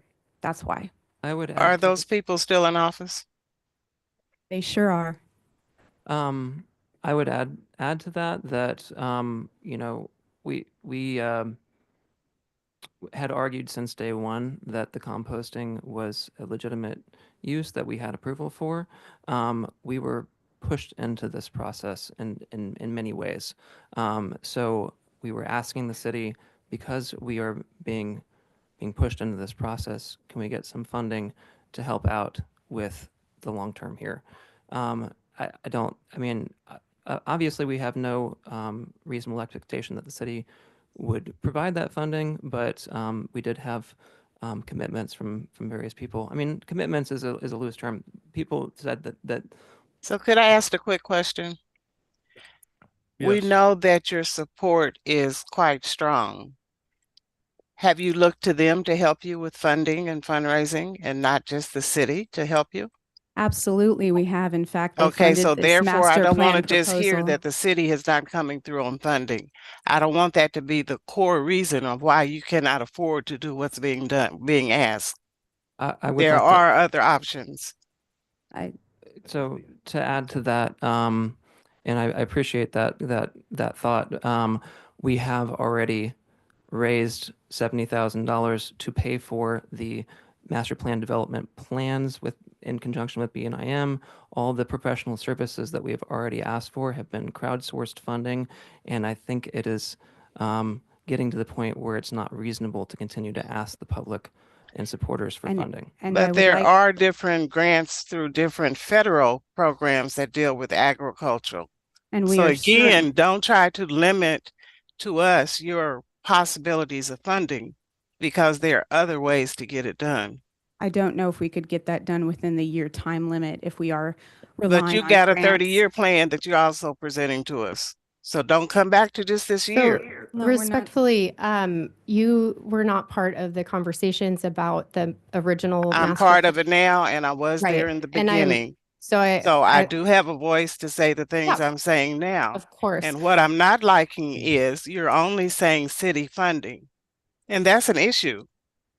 I just wanted to add the point that during the pending legal issues of the composting, my clients have sought other grants, regional grants for their composting, regional grants to build this road, USDA grants, et cetera, federal grants. And they have been denied because of their legal question of whether It would have composting been would be nice for you allowed. to So share now- that information is what I'm saying. The only information you're sharing about funding is the city. You have Yes. said nothing about the city is other the reason avenues that that- you have approached. The city is the reason that we were not able to submit a revised plan. And given the 1 year limitation on building that road, the only implementable road that my clients can afford to build in 1 year is the southern route. So when we got that information from the mayor, who said, we cannot fund this, we have made no promises, that sealed the decision that we had to go with the existing plan as recommended for approval. Thank you for clarifying, by this body in September.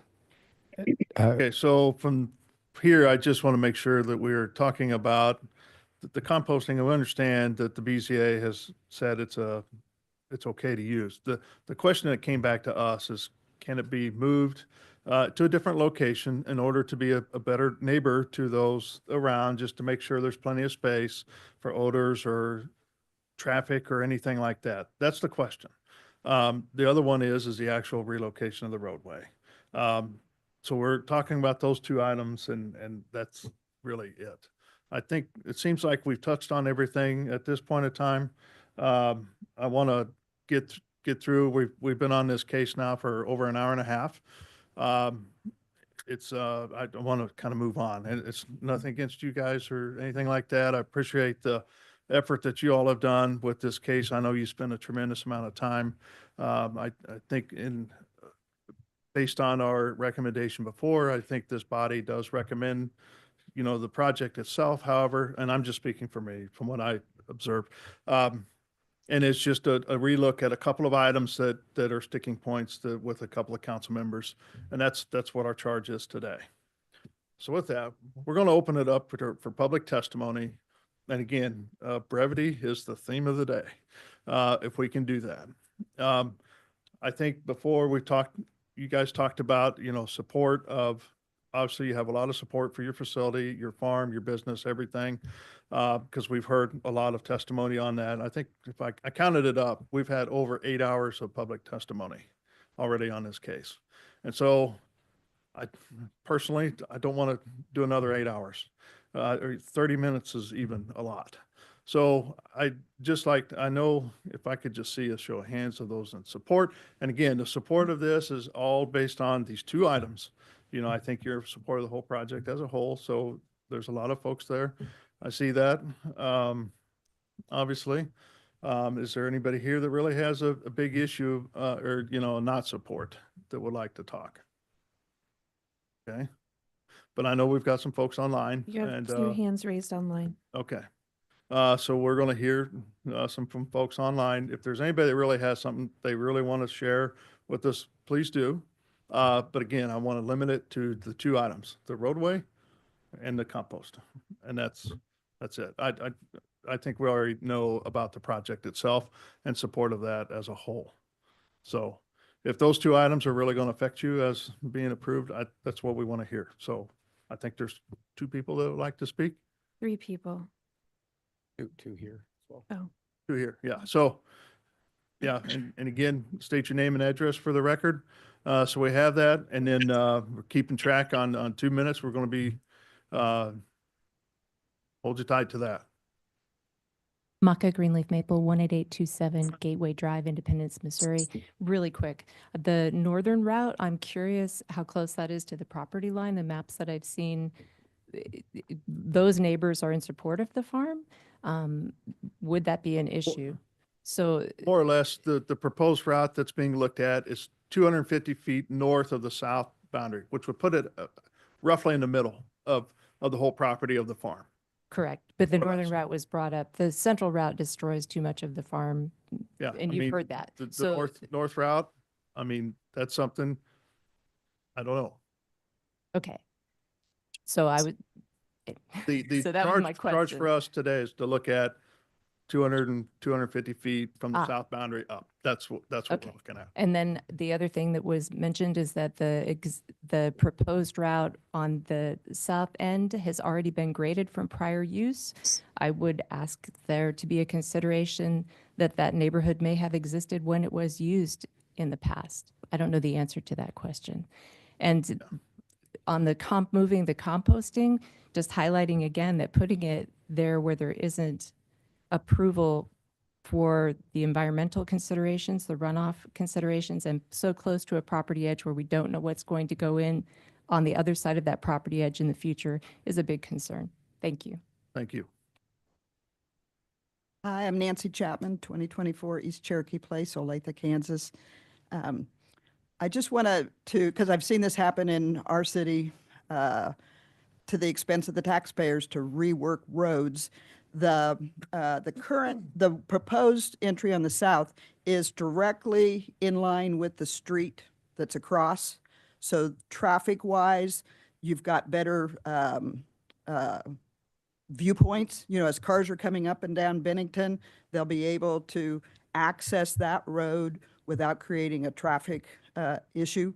Versus if you move it to the middle, all of a sudden, if somebody is turning in there, they do have school tours, they have stuff, and you're using that as a main one. You're going to be putting a larger vehicle trying to come and make that turn.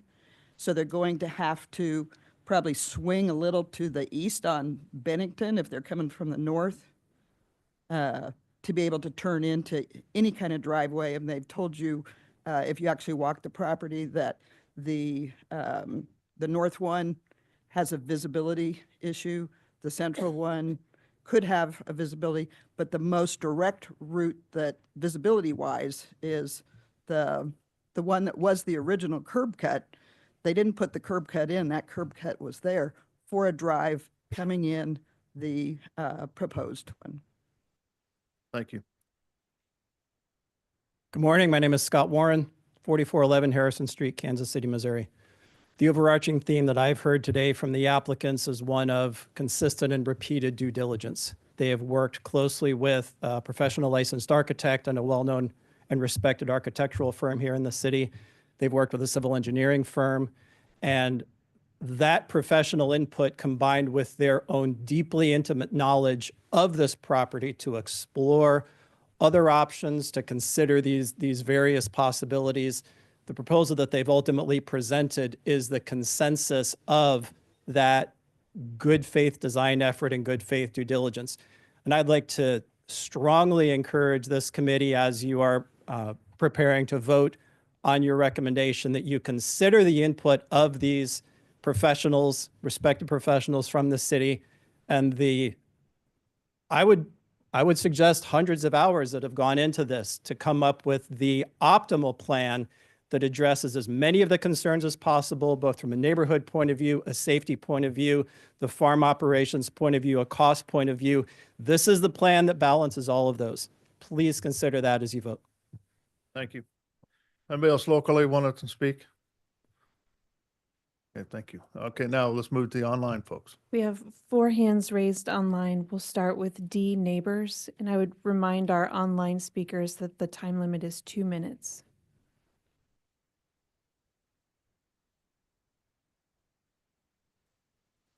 D Neighbors, you can unmute and give your testimony.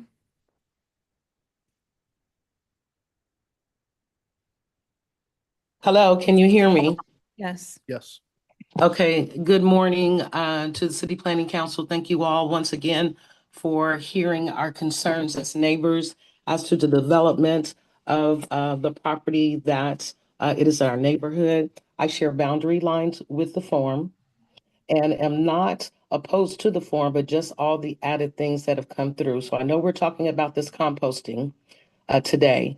The composting, they can't have it both ways. Either it's a primary use or an accessory use. Accessory does not align them with the city ordinances where it is located as we currently speak. And if they are not aligned with the city ordinances, the state is going to pull their permit as well. So in order for them to keep the composting on said property, they are going to have to relocate it. And as far as the runoff is concerned, they are required with their certificate from the state that they must have something coming up underneath those bins to catch the leachate and everything that drains off, or they must cover it. So the runoff onto another property, if they moved it, is not a valid concern. Also, on the road relocation, I'm very happy about that because of the amount of traffic. The current road that they are trying to keep in place, even though they were asked by City Council to move it, sits right on my property line. And shrubbery in between, right on my fence line, that's not a good barrier for sound, for smell, or anything else that they have going on back there. And I won't be long, take a long time, but I just want to make sure that we understand that funding is not a problem for them. They have a paid subscription service of many subscribers for their composting operation as it is. So they can afford to build a road. And if they cannot support their ambitions, then they need not be so ambitious. And we should not have to suffer for 30 years, or you all trying to figure out when they can get it done. There is Okay, no business D, plan that yep, the goes time is up forward. already. Thank you. Next is LR Purchase.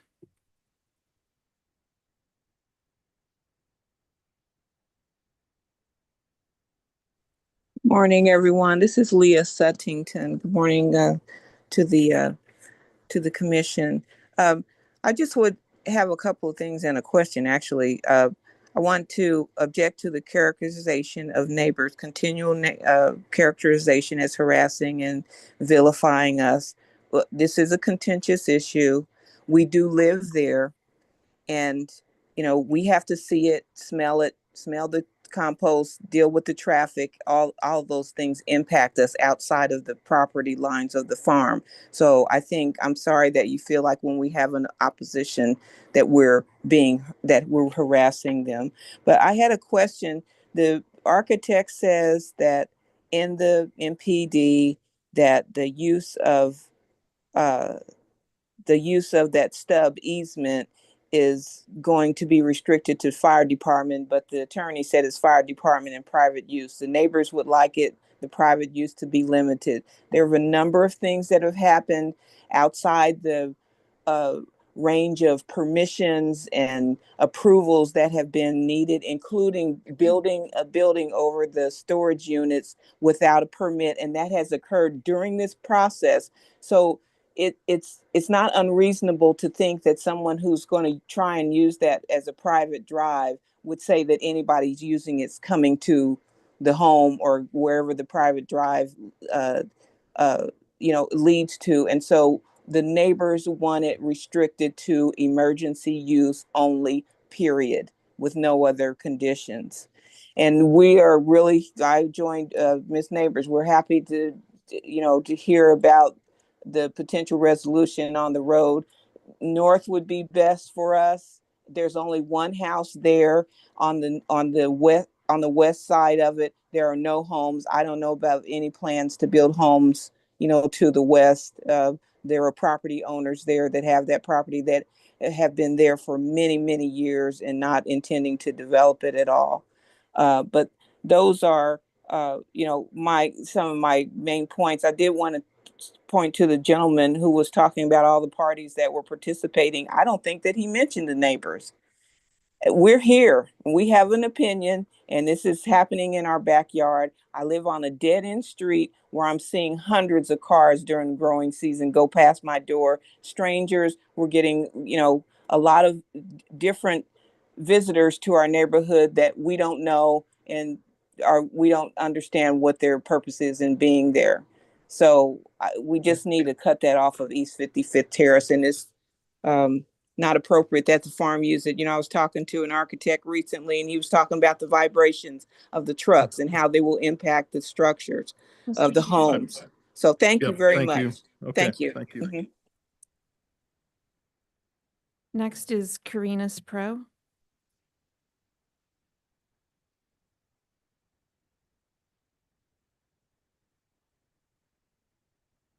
Karina's Pro, you can unmute and give your testimony. Hi, so I'm Karina Seddington. I'm sorry, Karina Moultrie, previously Seddington. I am, my concerns, 6210 East 56th Street. My concerns are, if they truly believe that the MPD, if they only did the MPD because of the violations, at the end of the day, if that was a true belief, why are we here? Simply because you said that they gave you that they read all of your violations, which was untrue. They stayed 3, they voted on 1, which in essence, I believe that was wrong. Simply because they didn't go by the code, they went by their opinion. But I'll digress. Placing a facility in the middle of a neighborhood, this is, it's different when it's just composting versus an actual facility. It's like putting a Walmart in the middle of a neighborhood. But again, I digress. In reference to like the MPD, what place does that put the neighborhood in reference to the street?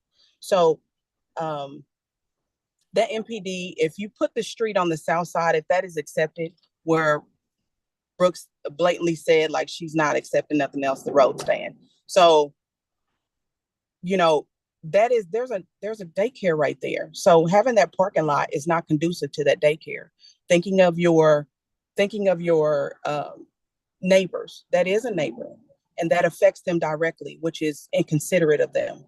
So moving it to the middle is ideal. And yes, you do have a point. It's a turning point. You'll have to cut into the property. Again, planning, if you don't plan, you fail to plan. I mean, if you plan to fail, you fail to plan. That's just the reality of that. So, but what is the MPD? A lot of people aren't understanding that. A MPD basically says that this property is untouchable. And that's where they can impact the neighborhood however they like. And that's a problem for the neighborhood, essentially. Okay, we've run out of time here. Thank you. And the next is Andrew Johnson. Hi, good morning. Can you hear me? Yes. Yeah. When I think back to a year ago when this began with BZA and the hearings that I've attended. Andrew, can you state your yes, address? 3423 Baltimore. Thank you. I'm just thinking about these two particular issues and how they first originated with BZA a year ago and when this MPD process began. And really, to the point of everyone operating in good faith through this process. Do you have anything to say regarding the roadway or the composting? Because I don't want to hear about the complaint of where we're at today. No, sir. What I'm saying is I think that this MPD in its current iteration addresses what those original concerns were of getting the access off of Fremont Avenue and repeatedly hearing from neighbors saying that they want it at their actual address at 5500 Bennington, which is where this road proposal is. And so in my mind, this MPD in this current form already addresses the neighbor's concern of getting the most urgent thing being to get it off of Fremont Avenue. And so I see it as a massive compromise to have the south option as the best solution as it currently stands. And also with the compost, the main concerns from neighbors I heard a year ago having to do with smell or dust or other things. And the extent to which the MPD already mitigates so many of those things while keeping it in its current location to not make the matters worse by moving it for other neighbors. Again, it seems to me like a great compromise that I've seen Brooke and Dan and many neighbors and many city staff and others go through over the past year that does resolve that. And so the change over the last month or so since city council to make these sudden changes that, in my mind, throw a lot of those compromises and that good faith, hard work effort out the window when the solution is already there addressing the neighbors' original concerns that brought this to you all in the first place. So that's my only comment is I think the solutions are already there. It addresses the neighbors' concerns from a year ago. I heard Ms. Suttington say many times that 5500 Bennington is their address and that's where the road should go. And I think that's great. Thank you. All right. And then we have someone named iPhone. Yeah. iPhone, you can unmute.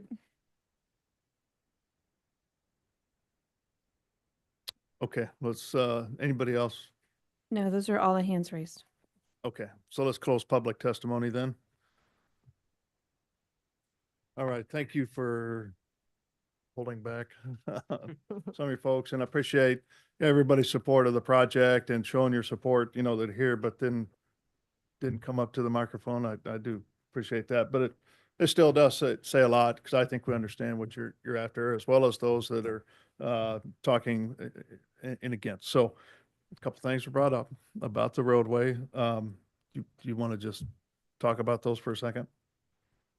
You took notes? I've got some. Sure. Do you have specific things that you want me to address or? Just in reference to what the comments were from public testimony. Okay. Yeah. Yeah, I'd like to actually pull up my slide one more time. Thank you.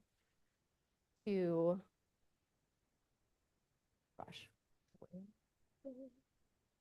Very, very small. Yeah, we did hold back.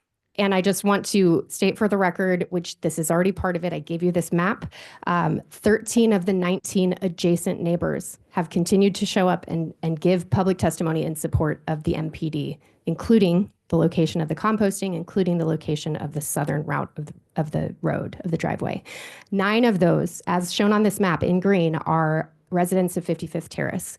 And if you zoom out into the neighborhood of about 700 people, the city has received 70 notarized letters of support for this MPD. Gravel out to Bennington. It's what Deborah Neighbors has said all along. She said they should do it now. They should do it as soon as possible. And that is the plan that we have presented to you, is to gravel out to Bennington according to the recommended for approval plan. One note that there was a good recommendation from this body to move to asphalt screenings to remove both some of the dust and sound, which I thought was a great suggestion. While you're looking in your notes, there's a comment about restricted use only on the west piece. Is that an issue? I mean, until you get your roadway built, you still need that as your so-called access today. But once the roadway's built, then the use would only really be maintained for fire, right? On the Fremont Avenue? Yeah. What the MPD does, I'll speak about that, is it restricts to after the driveway is built, emergency and personal residential use only. That is a condition that we had agreed with city planning makes sense. We still think they should be able to use it as a second access point. And it's their home. Any farming related activity, trucks or No. people coming in and out of the side for their, community gardens or anything of that nature? When we say personal, we mean just our family using that road. And I want to explain to you guys something. We've been there for 15 years. We have relationships with people on 55th Terrace. We bring them produce.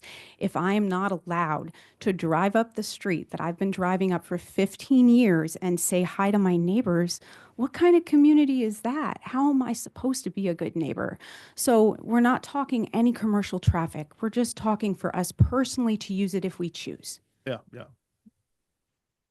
You want to say something, Anna? Yeah, just to clarify that the way that condition is addressed on the MPD says the access off 55th Terrace shall be marked as emergency vehicle and personal residence for the detached dwelling unit, access only immediately following the construction of the Bennington Avenue driveway as depicted on the approved plans. Okay. And the reason that we want to have that too, I want to address the harassment piece. Since we met with you this summer, Doesn't make any bearing here. it right was now. a public, the neighbors put a shipping container in front of the entrance to the farm. If that's not harassment, I don't know what is. But they have already believed that that right-of-way has been abandoned, that it is their property. So it has contributed to continued harassment of the farmers by those individuals who you heard from in opposition. Okay. So that current road is blocked off right now? No. We filed a police report. We were going to have the city tow it away, but the people who put it there had the rental company remove it before. And So it's not there harassment anymore. Continues when people use that access. Kids are yelled at. I mean, it's ugly. It is harassment. I'd also just like to talk about the accessory building in the front yard issue. It's an issue that we can deal with through a deviation. So, any of these, the purpose of the MPD is to make sure that we have clarity on what is approved, what is allowed, and that they are in compliance. So we would appreciate you recommending approval to go back for the vote. Thank you so much. I know this has taken a long time. Have one more question for staff. So early in the discussion here was brought up a couple of conditions. I don't think we have it today for our body to discuss on these conditions. And I think it was number 17 and 13. I don't know where they're located. If that's on the current MPD that's been It's in the ordinance pushed for the MPD. already through and it's at council level or what? So I assume that's something that'll get taken up with the council as a discussion item. The CPC recommended approval of the MPD plan with those conditions attached. Okay, so that'll be a condition that the council can discuss. Yes. Okay. That makes sense. I look back at the previous submittal at 13 and 7, whatever they were, and I didn't read the same thing in mine. So I don't know if I have an older plan or a newer plan or whatever. The numbering is different between the conditions attached to the staff report and the conditions that are in the ordinance before council. It's 7 and 13 in the ordinance, and it's number 10 and number 20 in the conditions report attached to the staff report. Okay. Can you read those? We're not going to address those today, Commissioner Beasley. We're just Okay. talking about the amendment for the roadway and the So compost. those conditions are not tied to the subject we're discussing, is what you're telling me, right? That's correct. Okay. Thank you. Okay. Good question, though. Thank you. All right. Any other thoughts? Let's close testimony here. We've had almost 2 hours. We're on docket item 1. Any thoughts from the commission? Yeah, I plan to, so I appreciate why council wanted this to be looked at. Clearly, it's an issue that we also thought should be looked at, moving the roadway. I'll be recommending we approve the plan as we had before with the same notes on it. Appreciate staff's recommendation of denial as to why that the staff recommends denial, because they felt the requirement included documentation be presented. I think that the information is the same as what we had previously as to what is feasible, and it is a determination on cost and the will of the applicant. And based upon all that, my recommendation again will be the same. I think that this it's fine that council sent it back and allowed more opportunity for this to be fully vetted out as to whether it was the right solution or not. And should council wish to push further in that direction, they may, and they can require it at that time. But my decision will remain the same. I personally don't have anything else to add to that. I think that was well said. Appreciate the comments. Anybody else? Yeah, I'll just state I'll be voting in approval as well, or for recommendation of approval as well. What I'm looking at with this is, I understand the alternatives that were brought forward to us, why they may want to move the road in an ideal sense, or an ideal scenario. We would have a road that runs through there, but I understand that impedes operations in that you have to maintain your operations as is, and how it's easy to draw lines on a piece of paper, but when you get out on the field, it's a lot more difficult to do that. I'm also looking at this as, are we improving the situation from what it is now? Again, it doesn't have to be a perfect solution. In fact, very few cases ever come through that are in perfect solutions. So I'm looking at this as, is this better than what's there right now? And I would think it is. So I'll be recommending approval as well. I've got nothing to add to either one of those. Well, I think since, like they say, a lot of things didn't change since last time, right? So my vote will remain as this last time. And I wanna, so Anna, you, per code, the composting structure is still in violation, right? From accessory structure citing, yes. Yeah. So, and like I say, I'm as a business owner, I'm a sympathy for your business, and I don't want to affect businesses. That's not what I'm here for. But at the same time, right now we affecting people, you know, and we are affecting the lifestyle and everyday life, and how do they feel about it. So, you know, there's different reasons. One is right now, as per code, the structure is in violation. Phase 2 for me, 1 to 3 years is just too vague, you know, like it's just like it can happen, it cannot happen. So it just doesn't, it just feels like right now we're just trying to find something, a quick fix, and then we'll see. Maybe I can do something, maybe I don't do anything. And like I say, on the funding, you know, I get it. But once again, as a business, I think every business has to come up with their own funding. You are a private business, you know, I run a private business. I want more funding. I want to grow my business, but unfortunately, I cannot go and, I mean, I can, right? If I go and get it, I can get grants and stuff. But if I don't, I have to work with what I have. So, you know, on that, and I think last time that we have a meeting, I also say that this is a it's a personal opinion. It's not a typography study.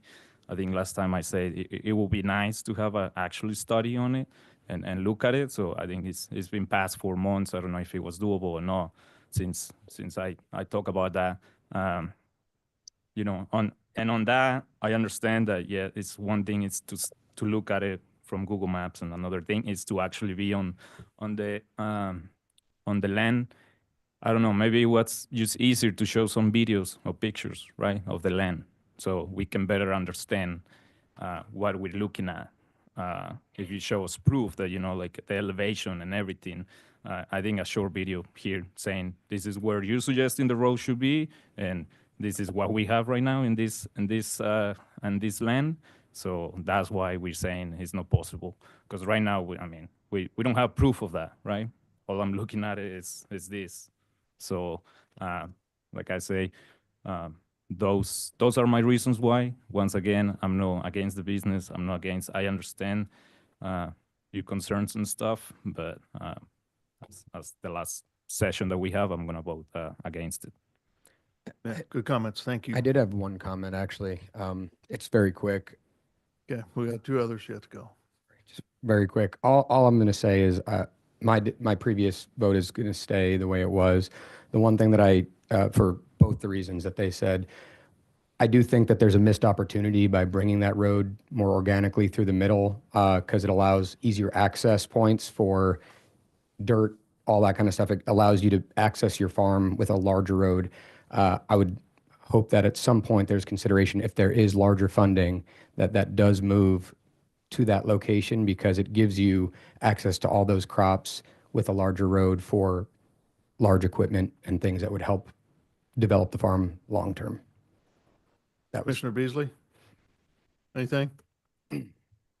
Well, yeah. You stop sharing, Anna.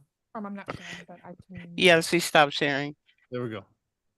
I want to confirm what was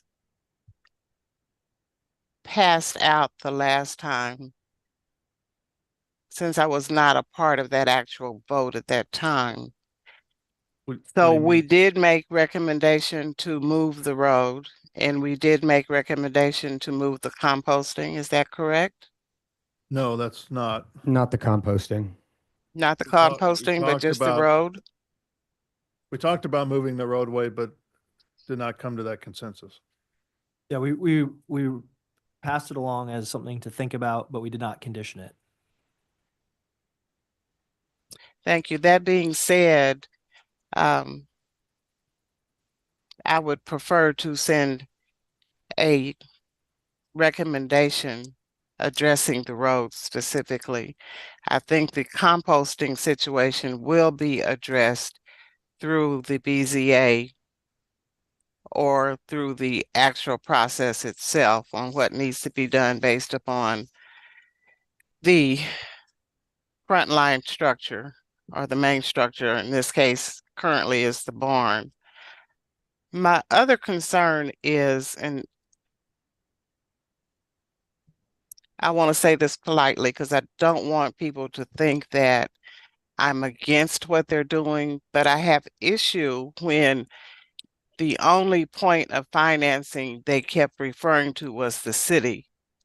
And as my fellow commissioner said, a business is a business. You have other avenues that you need to vet out to see what assistance you can get. I also am the type of commissioner that looks at the entire picture. And from what I'm looking at, I see division on only my property is what I want done. I'm really not hearing that, yes, we heard the neighbors, we understand their concerns. Here's something that we could propose doing. I'm not comfortable with that. When I hear those types of comments, I look for the project to fail because there is no cooperation. There is no concern. It cannot be one-sided, my way or the highway. That can't be the case when you're trying to improve and provide services on many levels. Yes, we know that farming is the best thing for our health, to have freshly grown and no vegetables that have been preserved. I don't think anyone is fighting that. But from what I've heard and from what the commission just confirmed that they did the last time, I will be a no, because I want the road to be a part of what they need to address. Thank you. Commissioner Beasley, I think that's a completely understandable perspective. My feeling is that based upon the many hours of testimony we heard and the way that we worked with the applicant and with those who were in opposition, I remember feeling personally pretty good about neighbors' reactions to what ultimately passed, even though we did not condition the road to be moved. Based upon the way the applicant increased the screening and the spacing between property lines and the road and the new composition of the road, my recollection is that some of those who were previously in opposition felt that it was a reasonable compromise. So I just want you to know that it wasn't something where, at least in my perspective, there was no movement towards collaboration and compromise. You said there was no movement toward? There was Movement toward? compromise and there was collaboration in my personal view. And I appreciate you providing that information, because I can only go from the very first meeting that I attended where there was more strict, I'm not moving, and then the comments I've heard today on, I'm not doing it. Yep, completely. So thank you. Yeah, so thank you for giving me that update for the portion of this project I was not a part of. But thank you so much. Absolutely. And one more thing. I commend our commissioners in voicing what they've heard and their opinions, and to help clarify other commissioners that may not have heard or seen that same information. And it's not just this case. I'm proud of us doing that on any case that comes before us. So that's my thank you to everyone. Thank you. And Commissioner Lynch? I haven't heard anything today that was motivating me to change my original recommendation. So I would agree with Tyler. All right. So with that, I'll take a motion, please.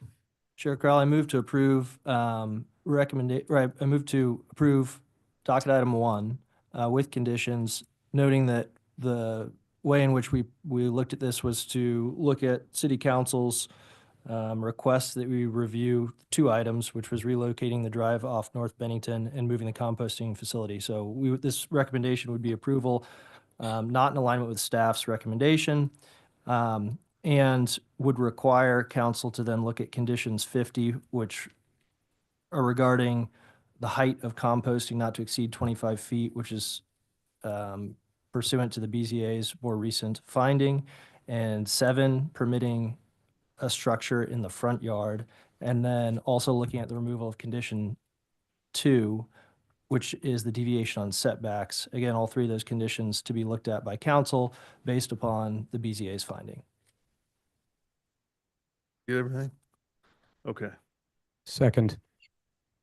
So I've got a motion and a second, with a very long-winded, motion. I tried. Margaret, can you take roll call on the motion, please?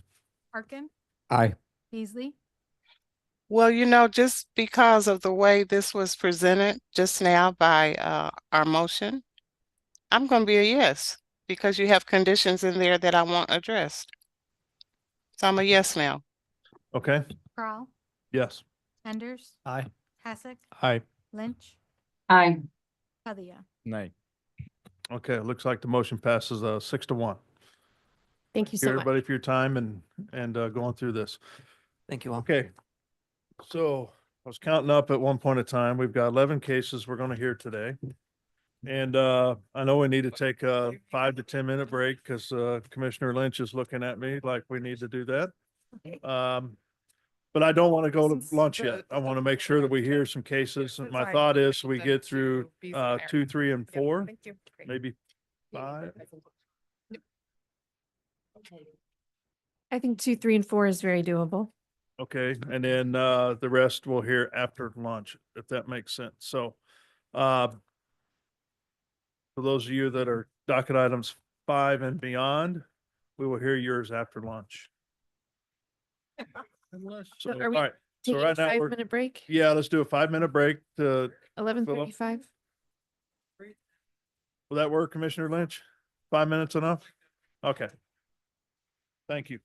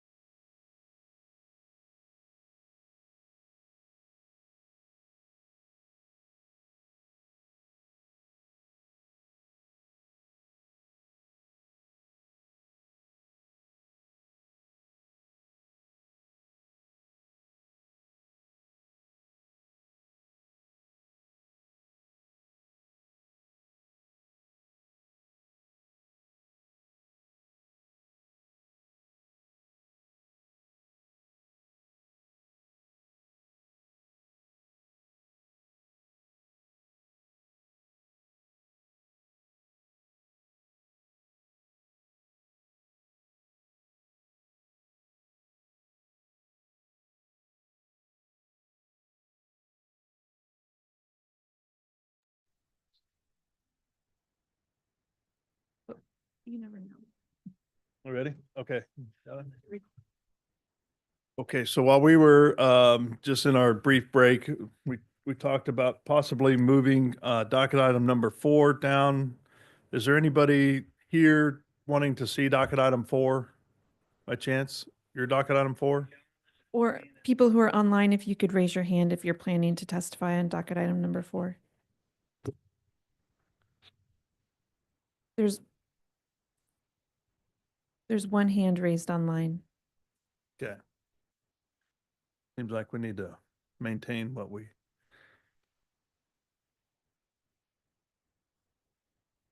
Yep. All right. Let's move to docket item number 2, please. One hand, so maybe it will be quicker. Item number 2 is case CD SUP 2023-44, a request to approve a special use permit to allow for gasoline and fuel sales in District B3-2 on about 2 acres, generally located at 400 feet north of the corner of Blue Ridge Boulevard and Old Santa Fe Road.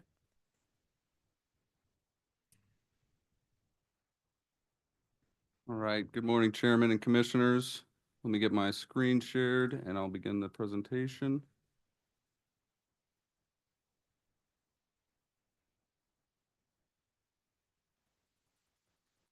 All right, Justin Smith, City Planning and Development. In front of you is docket item number 2, CDSUP 2023-44. This is a request of a special use permit to permit a gasoline and fuel sales establishment at 9300 Blue Ridge Boulevard.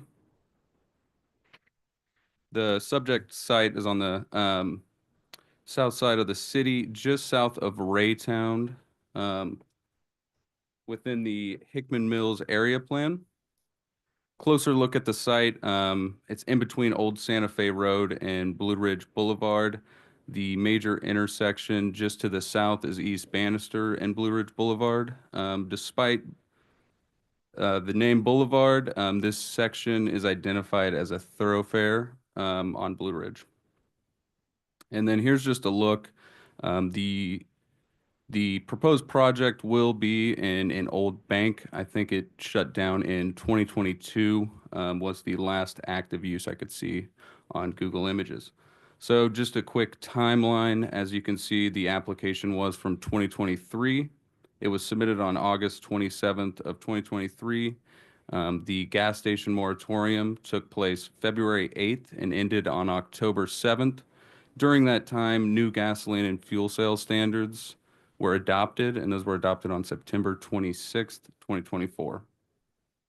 So here's the site plan. The major updates to this site, you can see at the top of my screen, are the demolition of the drive-through canopy, but they will maintain the one window, and then the addition of 8 pumps and a fuel island canopy.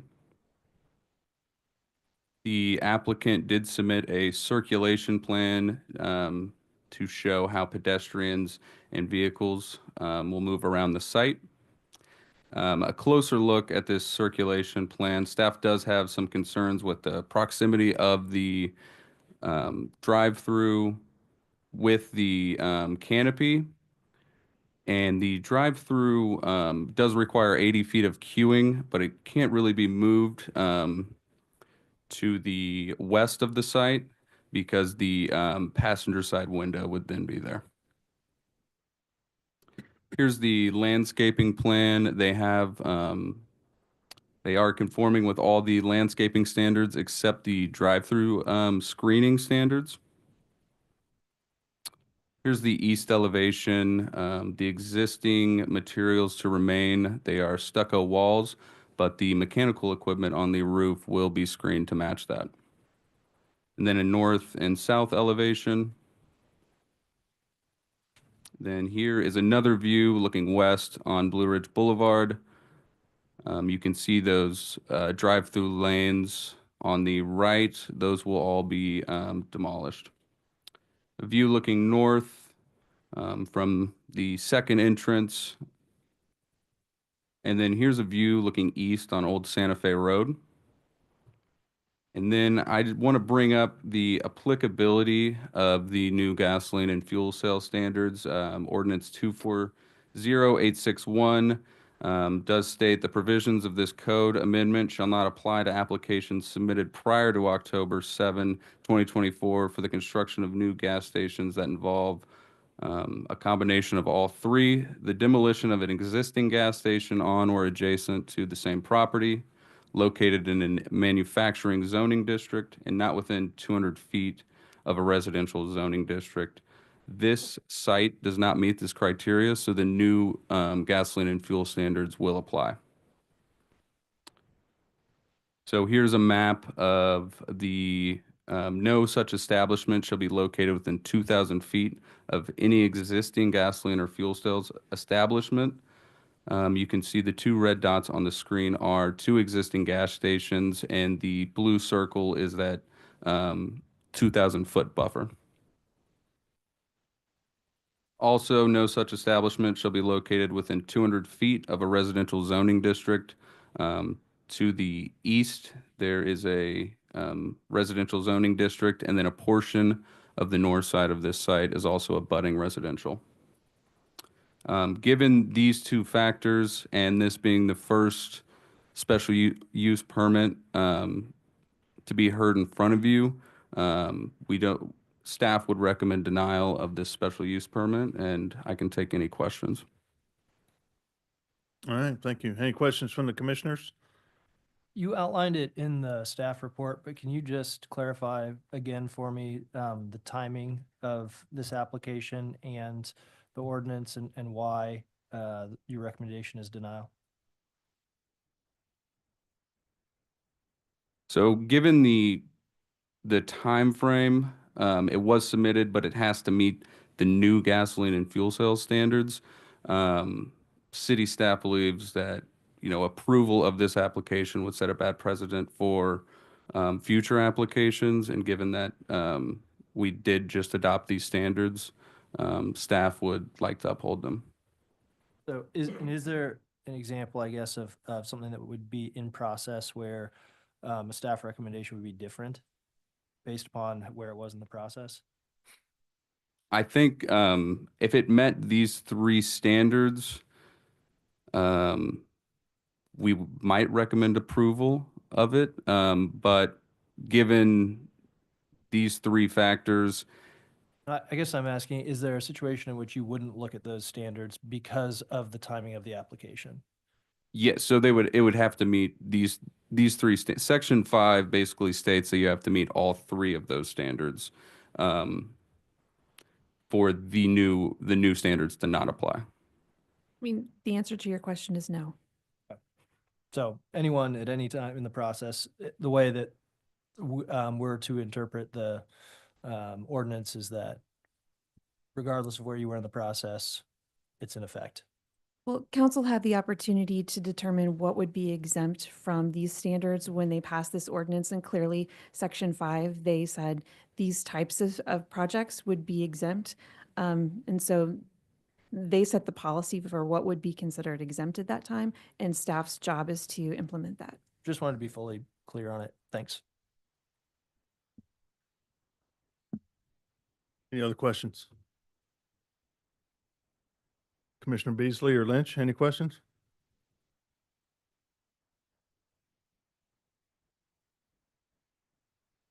I have none. Thank you. Sorry, Okay. I was on mute. None from me. Okay, so let's welcome the applicant then. Okay, good morning. Morning, my name's Al Hermans. I'm with SDC Engineering. I prepared the drawings on behalf of the applicant. Yeah, so we've been working on this for probably a year and a half now, with the moratorium taking up the bulk of that time. We believe that this project is a improvement on the current situation of a vacant building and an empty lot. In addition to fuel sales, there's a plan for a kitchen. So they won't be just, serving chips and dips, whatever else you get at a convenience store that's prepackaged there. They'll be cooking in there. The location of the canopy is on the east side of the building. So the residents on the west side, unless they're actually going onto the site, they really won't see that canopy at all. Um, basically, I mean, the layout is as shown on the staff report, and you know, we think this is a good project, and we just got caught up in a bit of a mess there in the middle of it with the criteria that were outlined before. Do you have anything you want to add? Hi, this is Bassam Durbas. I represent Complete HCC, general contractor in Kansas City area, and I've been dealing with this for a year and a half. When we first approached the city, the staff, we were given the we were going to recommend the project. The reason why they said that to us at the get-go is just because of how many vacant buildings and how much neglect there's in this area within 2 square miles. You have 18 vacant buildings that are collecting nothing but dust, criminals, drug dealers, drug pushers, homeless people. And we thought the bank, if we don't go through this deal, the bank is gonna become number 18. And the last 2 victims of that area was Bank of America, had to shut down because of the area, and then Family Dollar. And I live in this neighborhood. I built my house there 30 years ago. I know what that neighborhood is all about. Unfortunately, we've really been trying to get it improved, but we really didn't see anything from this. We didn't see any improvement, even since Cerner was built. We were promised a lot of things. So I'll make things short. Seeing the gentleman was gonna bring in $3 million investment in that area, that would add 2 police officers to our police department, paying for that through that specific project and improving our neighborhood. We thought it was a great deal. Unfortunately, we ran into this moratorium, which we were dragged, and I'm not here to blame anybody. We were dragged for 1 year. Neighbors didn't show up to meetings. They ignored our letters. They didn't show up to the meetings. Councilman Curls dragged us for another 3 months because he felt he didn't have time to meet with us, even though he was not supposed to part of this deal at all. So when the moratorium came about, we had already been there for 1 year, 1 full year dealing with this. And we met literally every requirement until unfortunately this came about.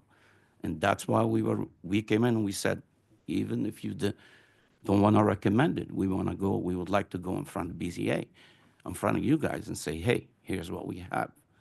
So overall, this project is a great project. We just got approval last week from Starbucks to be there. Hey guys, I love Starbucks. We have nothing out there. In that neighborhood, we have no food. If you want to eat, you have to drive to Lee Summit or Overland Park. Gentleman's gonna put a restaurant. Everything the city wanted, we said we agreed on. They said we don't want liquor sales. We said we're not gonna do liquor. The gentleman does not want to put liquor in the store. We said we're gonna do a full restaurant, and now we got Starbucks. And we see this as an opportunity that really, I can't say no more, unfortunately. That's how I look at it. Thank you. Thank you. Any questions for the applicant? I have a question.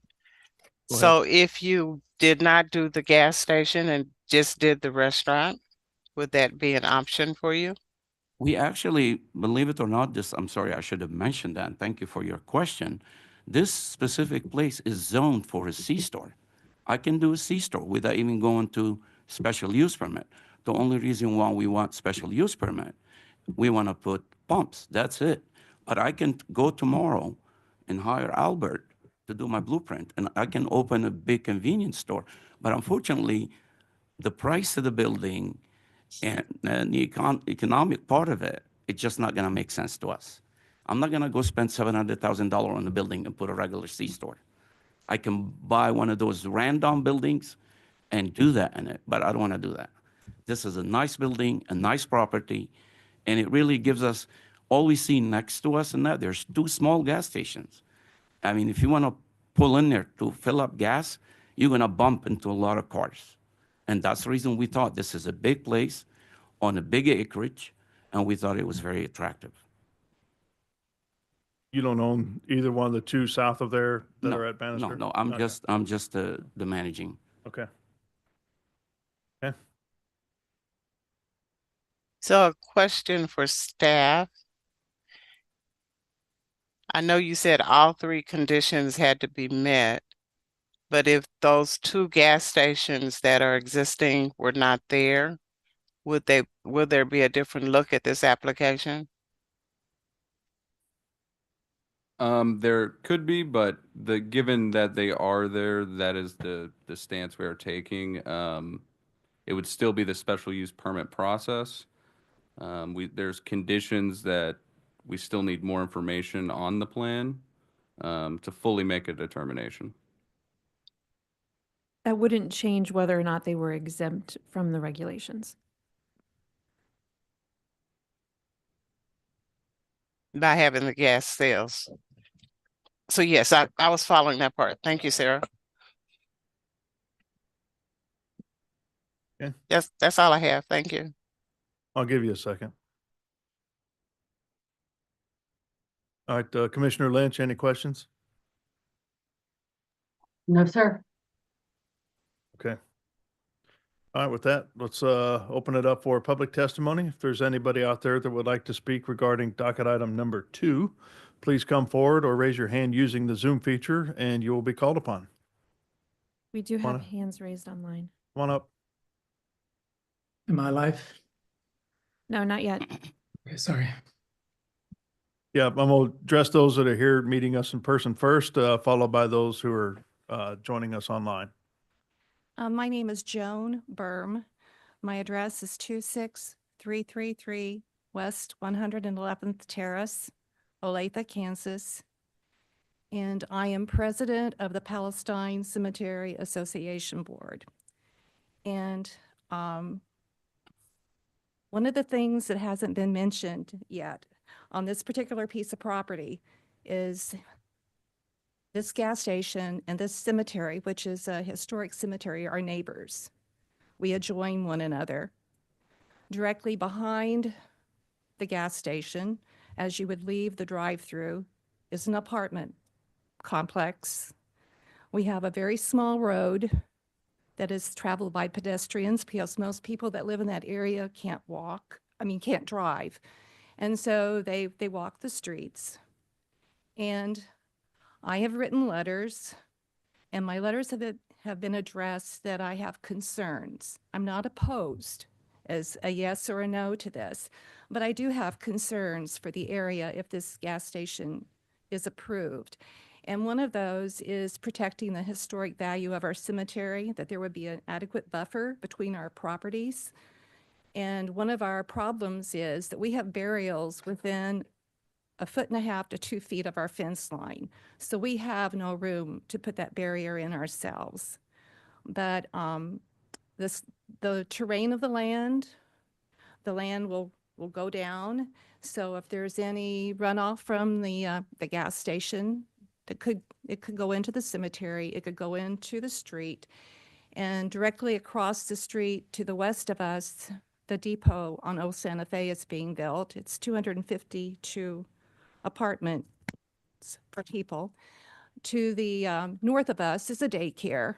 So there's a lot of information about the surrounding neighbors that I think has been missed going into this meeting today. This is my 4th time to come to City Hall on this. We are concerned, we care about this, and we want to be a good neighbor. If this is approved, we want to have a good relationship with Mr. Durbus and Mr. Botti, who are here. So, but I just wanted everyone to be aware that there is a neighborhood, there are surrounding issues to be addressed. Thank you. Yeah, thank you.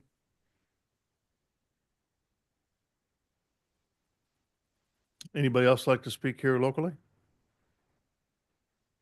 Come on ahead. Thank you. Thank you. Check my watch. I guess it's afternoon now. Yeah. Good afternoon, everyone. My name is Councilman Darrell Curl, City Council, 5th District at large. I just want to make a couple of comments. One is there was a reason why I sponsored a gas station moratorium, and the council passed the ordinance, and that was because of the proliferation of gas stations, especially in this specific area. we as a community in Hickman Mills, and especially throughout the city, have concerns from constituents that I've heard from that there are too many gas stations throughout this city. And when you start looking at the impacts that gas stations have, and then you start putting them within a certain radius of each other, especially in this location, you've already got 2 existing gas stations, and now you're getting ready to put another one in within the 2,000 feet proximity of another one, then that creates health concerns. And that's what a lot of the members of the community are concerned about.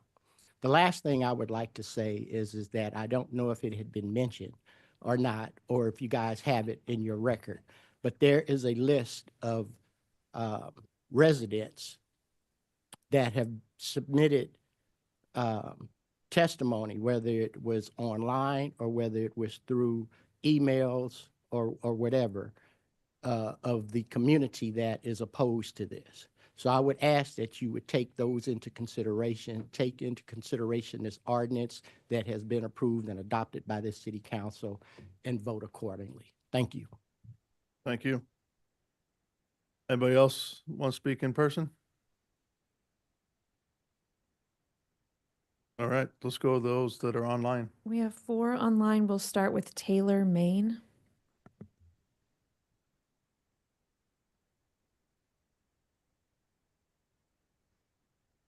Taylor, you can unmute and provide your testimony.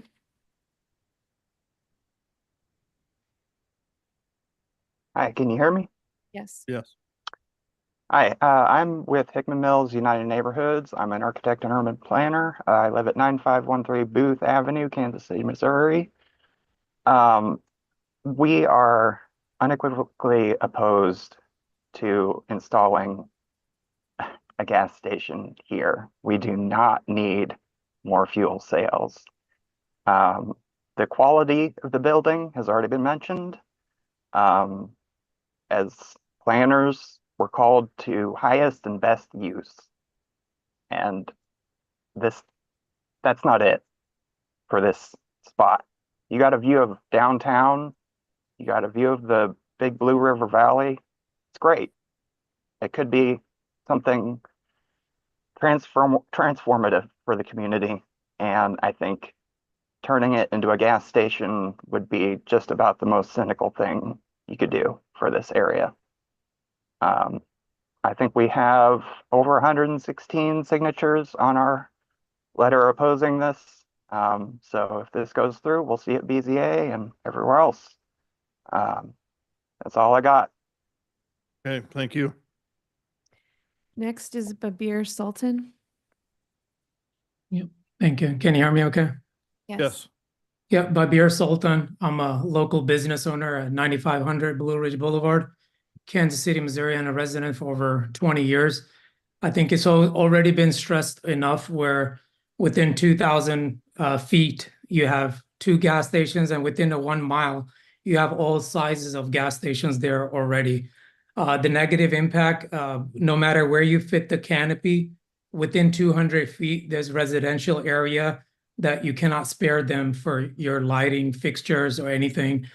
Being a 24/7 store, they will have safety concerns for overnight. The parking proposed here is the parking that exists today has over 77 parking spaces, which is going to encourage people to loiter or encourage crime in the local area. And also for long-term Hickman Hills planning, there's a use case of having, mixed use, non-high intensity commercial use. Gas station falls under high intensity commercial use. And as the staff is recommending denial, I encourage the decision makers as well to deny this plan on my behalf. Thank you. Thank you. Next is Brandon Wright. Hi, my name is Brandon Wright. I serve as the president of Fairwood Homes Association and co-chair Hickman Mills United Neighborhoods. Fairwood Homes Association, we're located about 1,000 to 1,100 feet straight east of this property. We are 621 homes there. As has been said, we have major environmental concerns about this property. Runoff, additional crime. more pollution. I mean, we're talking about a fuel station in 2024 when we're trying to electrify everything, and that's where everything tends to be heading. So we have concerns about that. There is also, and Mr. Sultan kind of referenced this there, there's actually 8 gas stations within a 1-mile radius of that location. Used to be 9. We are oversaturated with gas stations and all of the issues that those come with. Every single person I talk with in the area says, yeah, restaurants would be great. But what we do not need is more fuel stations. And with that, I just ask that on behalf of the 621 members of Fairwood Homes Association and the 14 neighborhoods represented by Hickman Mills United Neighborhoods, that this special use permit be denied as not a good fit for the neighborhood. Additionally, I heard Mr. Gerba's reference, this is going to be a great operation with restaurants, things like that. As someone who was at the presentation with that Mr. Curls put on at the South Patrol with Mr. Gerba's, I just do not have a ton of faith given the other operations that the operator of this gas station has done, including his operation down in Harrisonville, that this will be a high quality addition to our community. And therefore I respectfully ask that this fuel station be denied.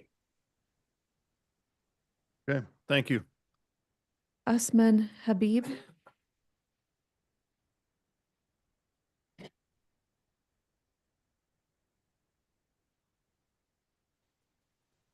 Mr. Habib, you may Yeah. unmute. So are you hear me? Yes.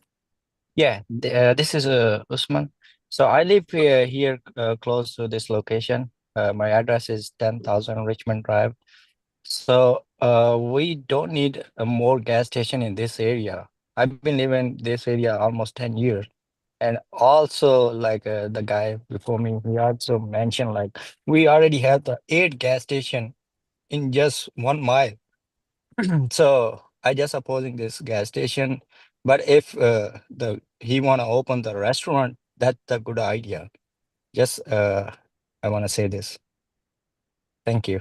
Okay, thank you. Those are all the hands raised online. Okay. All right, then at this time, we'll close public testimony and you have an opportunity to talk about some of the comments that were brought up at this time. Absolutely.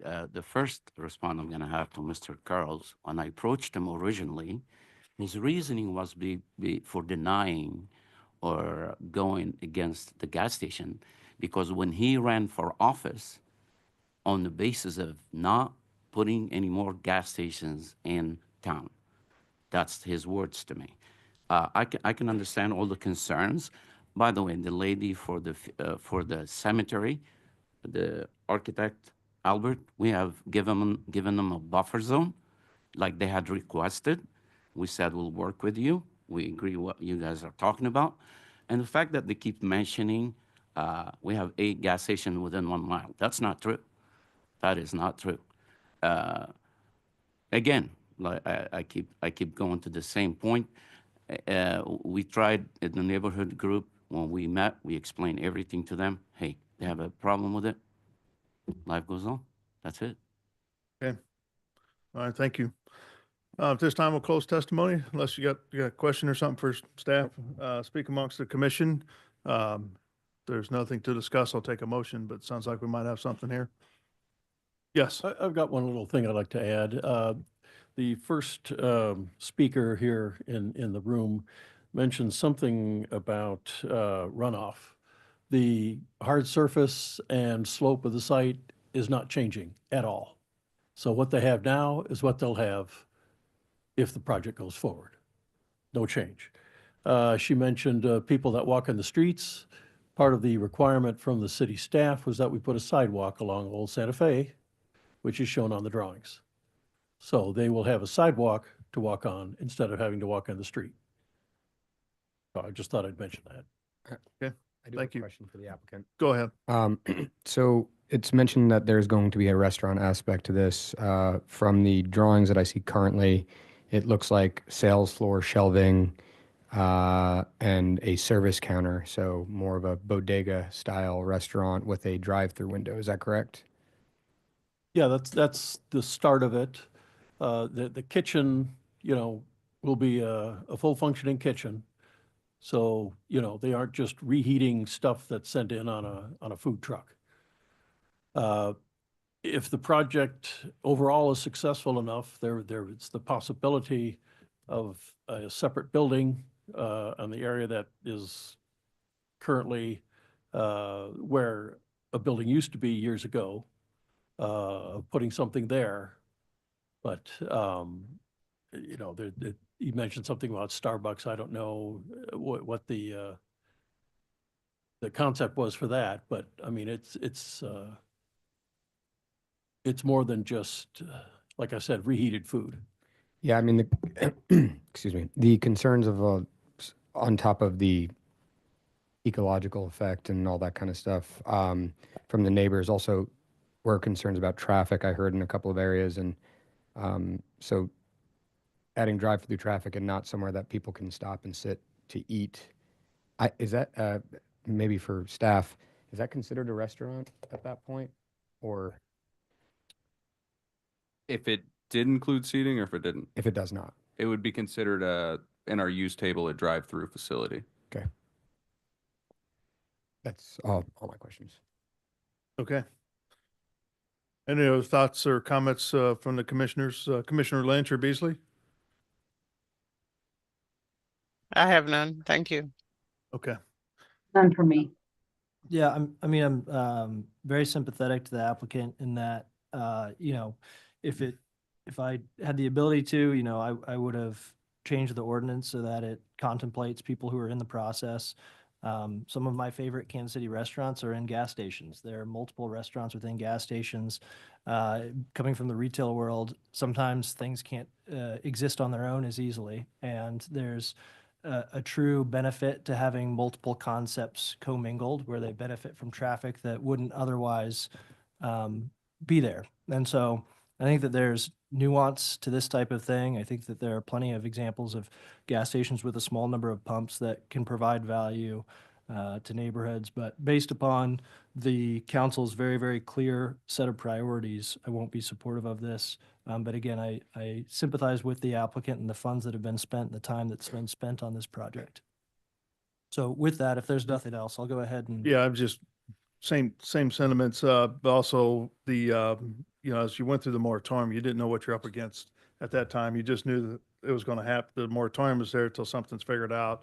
So having those 3 extra requirements that you didn't know about, that's why I really have sympathy for this kind of thing, because if those weren't there, it's probably something that could move forward. But at the same time, this is very close to other gas stations. I mean, if you measure from one to the next, we're within 800 feet to those, so they're pretty close together, and it seems like an oversaturation to me. So I'm not going to vote in favor of it either.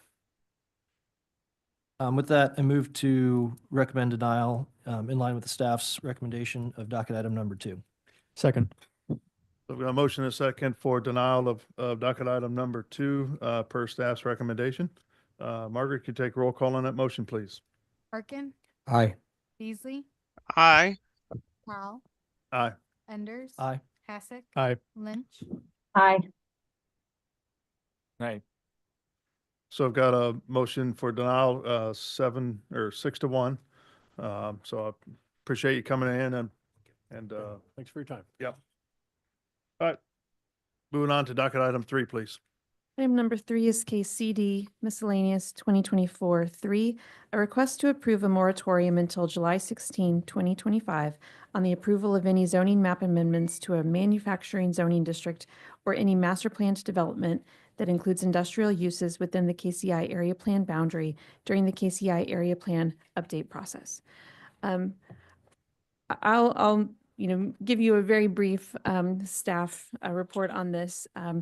On December 12th, Councilmember Willett introduced Ordinance 241073 that would declare this moratorium on any rezonings to an M zoning district or a master plan development that includes any industrial uses in the KCI area planning area.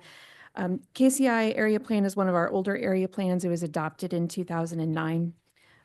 The staff is working on an update to that this year. along with, as we begin the process of updating our area plans after the KCI Spirit Playbook was adopted. The moratorium period is not enough time to complete the whole update to the area plan, but would give staff enough time to update the future land use map that's part of the area plan, and then any other plan elements and final adoption could extend past that date. Councilmember Willett's goal, as I understand it, is just to ensure that as we consider rezonings to industrial uses, that there's a long-term plan for where those should be located in the KCI planning area. And this ordinance, after it was introduced, was referred to you all to hear a public hearing, to hold a public hearing and take any public testimony about this moratorium. Okay. So I do have a question. As we just finished one where we had a moratorium, do we currently have any applications in the system for this? Yeah, like 2 items down the line here on our agenda is one of them. This moratorium is not effective. It would have to go back to council for them to take final action. This is just for the purposes of a public hearing. But I think the same concerns would exist if you have someone in the process and they don't know what the changes might be that affect them. Are we going, during this process, then would you address those applicants that are already in the system? I don't know at this time if it's prudent to talk about docket item number 5 and the effect. I mean, because we're just hearing this number 3 right now as a, to put the moratorium in place. It is not in place right now. So items we have docketed now, we're still going to hear because it's not in place, or can it be enforced? The So current text of the ordinance says that applications for rezoning to manufacturing districts or MPDs, including industrial uses that were submitted prior to the effective date of this ordinance, are not subject to this moratorium. And because it has not been adopted, there's not yet an effective date. So things like item number 5 on your docket today would not be impacted by this ordinance as it is currently written. Okay, I'll accept that that. make sense? That's part, yeah, that's part of what I wanted to cover, since we just had a case that was already in the system and the changes made affected their project. So that's all I was trying to find out, is if we're looking at those types of scenarios when we're doing this. And I would say yes, but I would caution you that this is draft language in the ordinance. It has not been I adopted by council understand. yet. Okay. I'm just making a recommendation for that draft ordinance to look at that issue as well. I like Commissioner Beasley. I'm done. Okay. So any questions then for city staff regarding anything else on this thing? Okay. So at this time, we're going to open it up for public testimony. If there's anybody out there that would like to speak regarding docket item number 3, please come forward or raise your hand using the Zoom feature and you will be called upon. There is one hand raised online, and that is from Someone here in person as well, I believe. Are you, I saw your hand raised. Are you trying to speak? Yeah.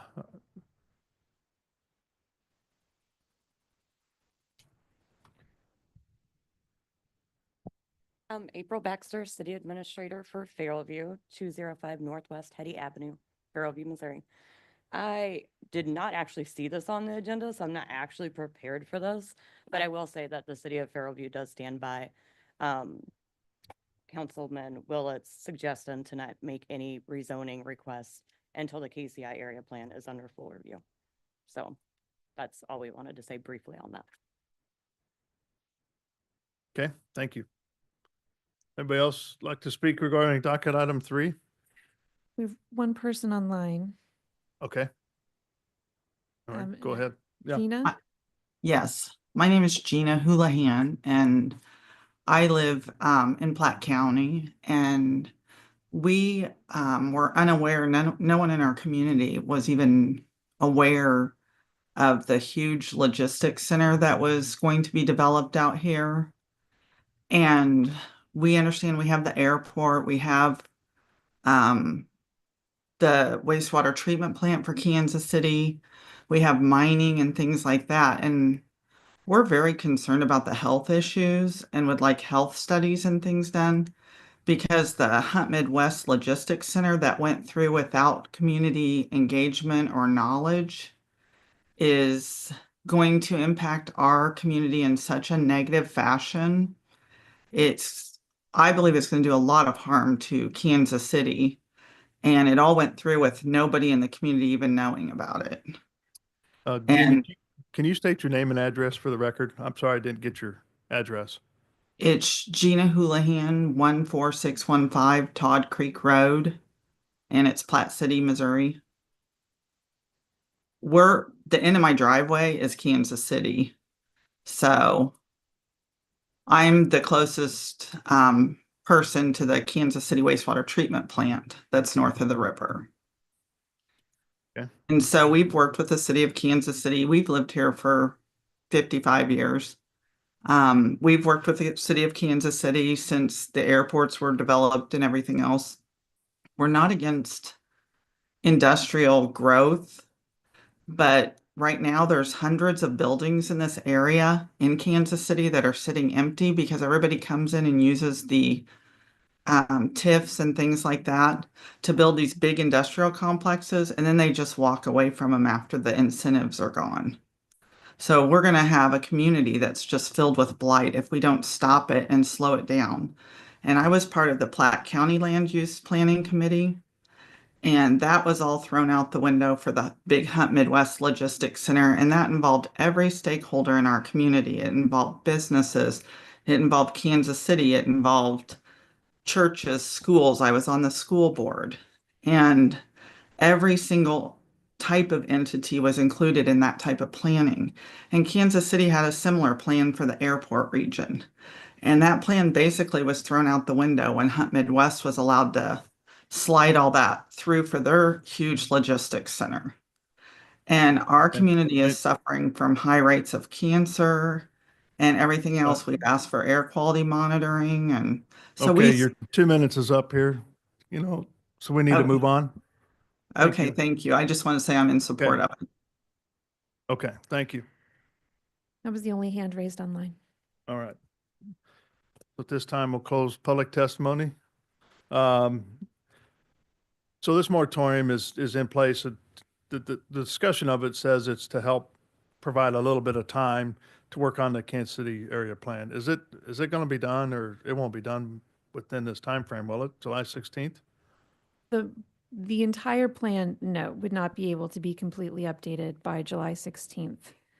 The date set was to try to provide time for staff to update the future land use plan and complete that portion. Okay. As part of that, are there going to be any public meetings or anything? Yes, there would be public meetings. I couldn't speak to the schedule for those, though. Okay. The moratorium, you like to have a lot of things in place and things thought out. July 16th, you're talking 6 months. I just don't know, with a full process like that, how much was able to be accomplished in that timeframe. Was there an opportunity to get some feedback from the development community? This is the opportunity for feedback. Great. Okay. Well, All right, this time, we'll close testimony and speak amongst the commission then. Yeah, I think it's a reasonable effort to try to provide opportunity for the plan to be updated since it's 15 years old, and trust that the councilman has, thought about the right way to go about this. So I'll be supportive of it, and I can go ahead and make the motion. Can I ask a quick question of Sarah? Tyler? Yes. Yeah. You asked if the development community had been informed, and she said this is their notification. Did I understand you right, or is it beyond today that you will be reaching out and letting them know that this is taking place? Today was the opportunity for public hearing for people to testify about the proposed moratorium. Staff does not have any, further plans to do public engagement for the moratorium.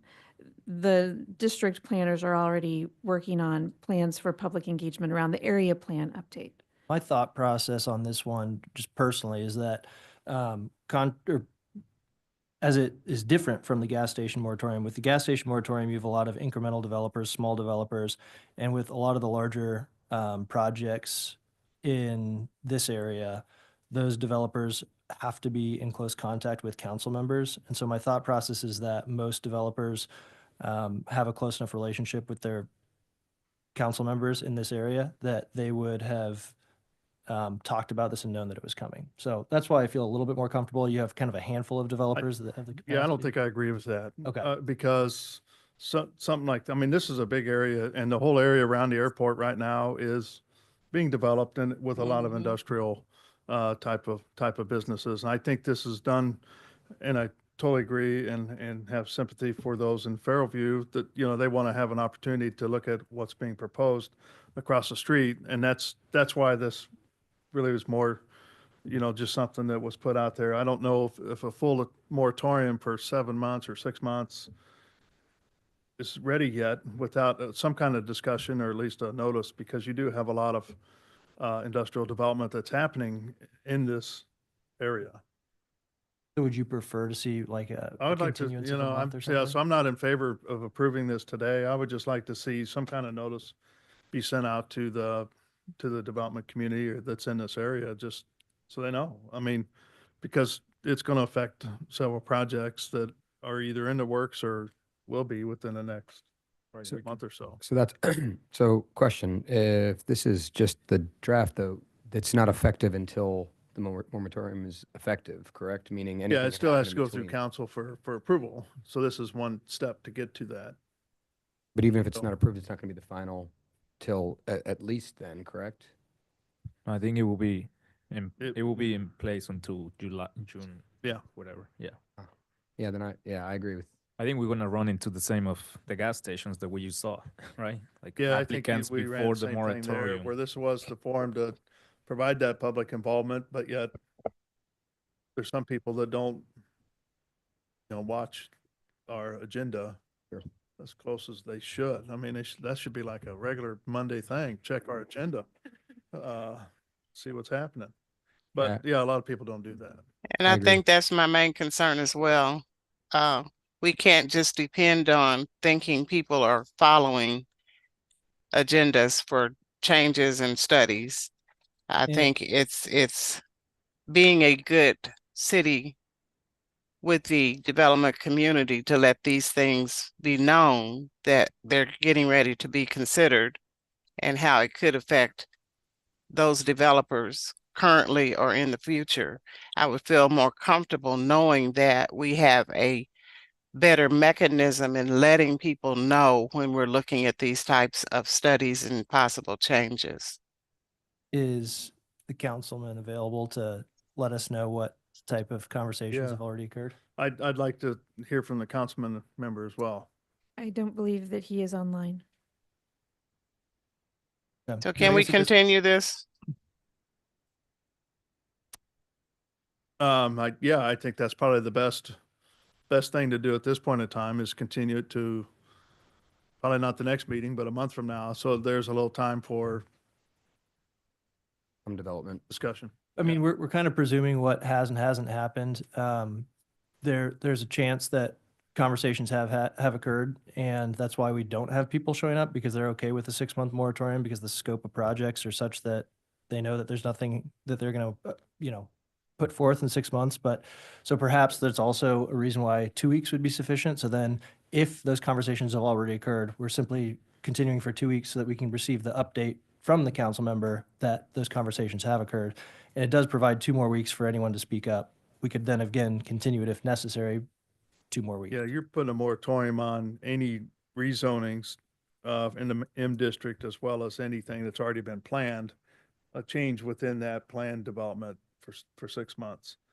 But I think the notices need to be, if we're gonna ask for a notice or whatever, just to give time for those notices to be sent and discussion to occur before you throw a moratorium in place. Yeah, because That's just my opinion. doesn't it require 15 days prior to, so we couldn't even do 2 weeks from now. Yeah. You're gonna say There's something? actually a fifth Wednesday in January, so your next meeting is in 3 weeks. Oh, Yeah, okay. Excuse me, stand so you're corrected. saying we're gonna meet 3 times coming up instead of just the first and third Wednesday? No, your next meeting is in 3 weeks because there's a fifth Wednesday in January. Oh, okay, thank you. I'm like, oh, wait a minute. You messing with my schedule here. Hold on. Okay, All right. so I- can yeah. we make a motion that staff figures out what the proper timeline is to get that notification out?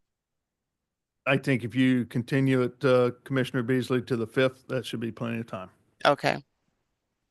You want to make the motion? Oh, I make a motion that we continue docket item number 3 to our February 5th meeting to get notices out to the development community. Yeah. Second. Okay. Second. And I think, we'd like to hear from the councilman as well at our next Yes, meeting. I'm sorry. Yep. Add him as well. All right. So I got a motion and a second for continuance of docket item number 3 to our February 5th meeting. Margaret, take a roll call on that? Arkin, Aye. Beasley, Aye. Prowl, Aye. Enders. Aye. Hasek. Aye. Lynch, Aye. Alia. Aye. All right, looks like the motion passes. Yes. If I could add to, when staff brings it back, if we could get a couple maps that show the amount of the area that would be impacted based upon current M zoning, That's, just so we don't have to click through parcel viewer. Sure. this isn't sufficient, the memo? That's so No.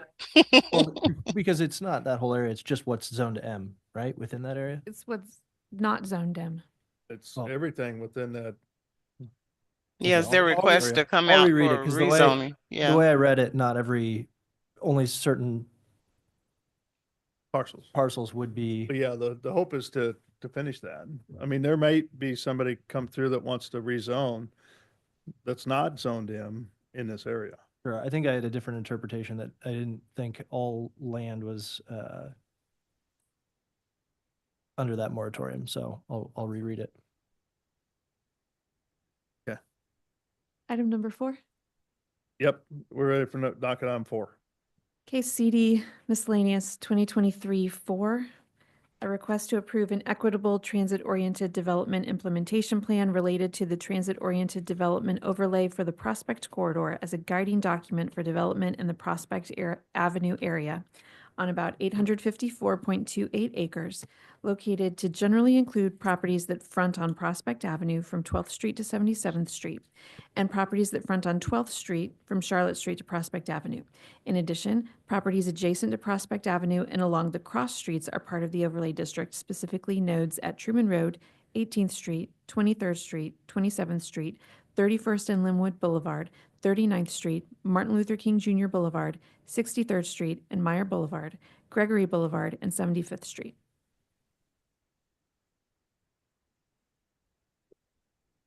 And this will be like a 5-minute presentation. I'm going to try to do it under 20. I'll Okay. even set a timer on my watch.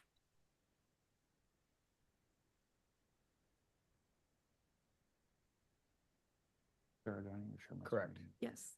It would make it easier for us to understand what's actually changing.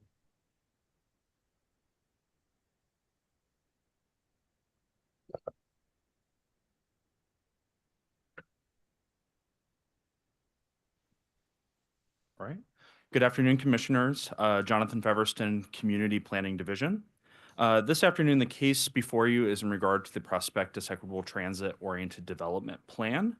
I will provide you with a brief background on the planning process, the plan's overall structure and content, a timeline of the engagement process that went along with this project, and then also just a little bit of information on the related case and the next steps.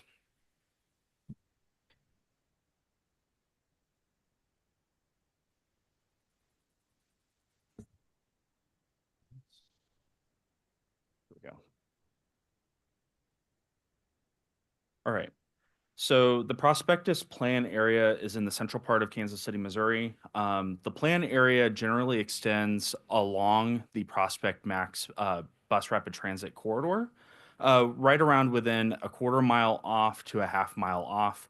The reason why that boundary is drawn the way it is because this is specifically looking at transit-oriented development. So we're really trying to leverage the current asset of the Prospect Max bus line that was opened in 2019 with land uses and other community benefit aspects.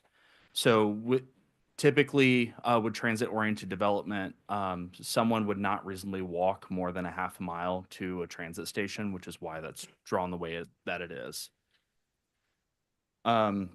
So as you can see, the plan area does include part of the downtown loop because of that, but also neighborhoods such as Paseo West, Independence Plaza, Wendell Phillips, Washington Wheatley, Key Coalition, Oak Park, Blue Hills, Town Fork Creek, and then some of the neighborhoods as part of the Marlboro Community Coalition.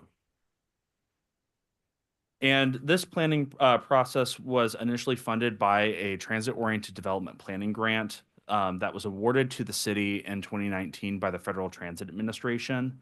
There was a delay in kicking off this project due to the COVID-19 pandemic, so the project did not kick off until summer of 2022. The plan and the companion zoning overlay was initially developed by Multi-Studio as the prime consultant, but there are other sub-consultants as part of the process as well. Those sub-consultants included a transportation consultant, real estate and economic development consultants, and a community facilitation and public engagement consultant. The process to get to the draft plan and the draft overlay went from summer 2022 to early 2024.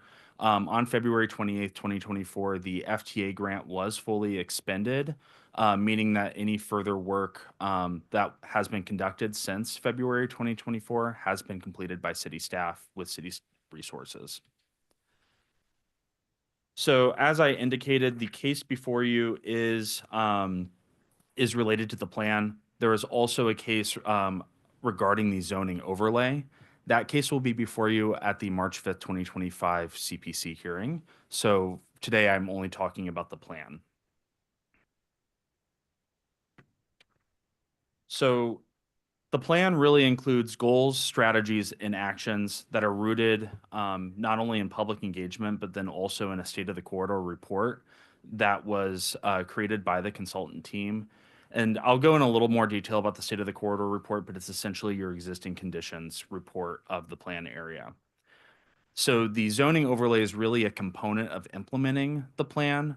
So it's mainly looking at land use, building, design, height, form, setback, anything really physical when it comes to land use. The zoning overlay also is a much smaller area within that plan area boundary that I showed previously. So it does not include that whole area. It's mainly right along Prospect Avenue and some of the cross corridors. So the plan is really looking at how to, like I said, how to align that investment in the Prospect Max BRT line with future land uses and development patterns, particularly how we can reuse vacant land in the area. It also looks at public and private infrastructure investments. What are the needs in the area now? And what can be done in the future, whether that can be done 0 to 5 years from now, or it may be a bigger item that may take up to 20 years to fully complete. It also is really looking at how to support community-based local incremental developers. We heard throughout the public engagement process a desire from the community to be able to reinvest in their own community. And a lot of those folks that would be reinvesting live in the neighborhood and would be considered an incremental developer. It's also looking at understanding and realizing that while investment occurs, there may be risk of displacement in the area due to increased property values, which in turn would be increased property taxes over time. So the plan is also looking at ways to track, address, and mitigate displacement as reinvestment occurs. So transit-oriented development is not new to the Prospect Corridor. A lot of the neighborhoods along Prospect Avenue at one point were what we call streetcar suburbs, which is a lot of our Midtown area. Really what that means is there was a streetcar along Prospect Avenue, and the neighborhoods were developed compactly in a way with a mix of uses where someone could easily walk to and from that streetcar line. So as you can see on the map circled, you have businesses that are fronting closely to the street along Prospect, but you also have examples of small apartment buildings and duplexes. But then as you see coming off of Prospect, you have more single-family homes. So over time, the development pattern along Prospect has changed. It moved to a more auto-oriented development pattern. So this this diagram is looking at what we see now along the corridor. So parking, a good amount of parking for big box development, but even smaller developments that have been built over time, parking lots in the front of the building, fronting Prospect, rather to the side or to the rear that you would see in an old streetcar suburb development pattern. You know where that is? Where this is? This is not located in any particular location along the corridor. So Okay. it's looking kind of as a composite of what's already there and creating an example. Now, this one, I want to say, is in the 30s along Prospect Avenue because we pulled these directly from the fire insurance maps. And then the Prospectus Equitable Transit Oriented Development Plan is really looking at ways to add density, a little bit of density along Prospect Avenue, looking at opportunities for mixed uses. So that way we're not only growing the population, but we're also growing the customer base and the spending power of the area to be able to support commercial uses. It is definitely a chicken and the egg kind of situation where, do you have more residents first and then support businesses, or do you rather, really work on the commercial corridors, but then you don't have the customer base? So they really have to kind of be worked on together in order to achieve the goals in the plan. So 3 findings out of the State of the Corridor report include that 16% of the housing in the study area is vacant. I'll also add that 18% of the land in the study area is vacant. So there are a lot of opportunities for reinvestment and redevelopment in this plan area. I'll also highlight that the per capita income trends in the area are increasing. However, they're about half of the citywide average, which in turn, when you look at spending on transportation costs, households in KCMO typically spend on average about 19% of their household income on transportation for if you have one car. But in this plan area, for a one car household, they're spending about 36% of their household income on transportation. So having really robust transportation operations in the area and having really good connections really also adds a cost savings to households in the plan area. So there were 6 goals developed through community engagement and feedback that essentially framed the plan. One is to protect the Prospect Avenue community to really track and mitigate displacement as reinvestment occurs, to increase neighborhood amenities to retain and attract population, not only looking at opportunities for public spaces, but also things like a youth engagement area to give youth somewhere to recreate. Also looking at improving walkability and transit access. So not only the transit operations, but looking at sidewalk conditions in the neighborhoods adjacent to Prospect, making sure that everyone, whether you walk, roll, however you move around in the plan area and in the neighborhood, you have good access via sidewalks to transit and also everyday amenities. It's also looking at how to grow the population, not only through mixed income neighborhood development, but also all ages and life cycles. So making sure that there's a robust diversity of housing stock that is built over time. Looking at the different current public subsidies that are available. One that comes to mind is the East Side Tax Abatement Program. But what are those other subsidy opportunities for current residents, but also subsidies for small developers that might want to come in and do a project in this area? And lastly, emphasis on building a resilient community, making sure that sustainable practices are in place as you're, redeveloping parts of, vacant land in a neighborhood, but also addressing things like brownfield contamination and really the need for resources to help tackle contaminated vacant lots. So within the plan, you have different strategies under each of those 6 goals. And then under each strategy, you have a matrix of actions that can be taken. Some actions can be taken more immediately just because of the scope, while other actions are going to take more time. So the action matrix is really looking at what it is, an estimated cost to do that, the timing, what funding resources are currently available or may be available in the future. Also, who's responsible for tackling that action, and then who might be able to help. So one of the major actions that we heard that was a need, heard by the community was the need for sustained engagement and leadership. And that would really come through a structure called a corridor manager and a corridor partnership. That corridor manager would hopefully be some type of paid position through a grant or other funding. And they would essentially be a main advocate for the corridor. This is not dissimilar to what other organizations do in Kansas City, such as Midtown KC Now or the Northland Neighborhoods Initiative. But that the corridor partnership is really made up of business owners, residents, neighborhood association leaders, anyone that is a community partner along the Prospect corridor. And the role of the corridor manager would also be to seek grant funding for different opportunities for the corridor, but to also organize things like cleanup events and even potentially new CIDs if they were to be developed over time. Other actions around displacement mitigation that we heard about based on community feedback is the need for a development guide. So some type of guide that has a list of common questions that neighborhood associations might want to ask a potential developer about a potential development in their neighborhood, but also provides a summarized outline of the development process. There was also a desire for some type of an extended tax abatement program. So the East Side Tax Abatement Program is currently a 10-year program, but potentially exploring a longer term abatement, maybe 15 or 20 years, but with a gradual decrease in that abatement over time. So that way you don't reach the end of the abatement period and get the shock the next year when your bill for your taxes went up considerably. There was also a desire from the community for a youth entertainment district that would employ local youth, but also provide just activities for youth in the neighborhood.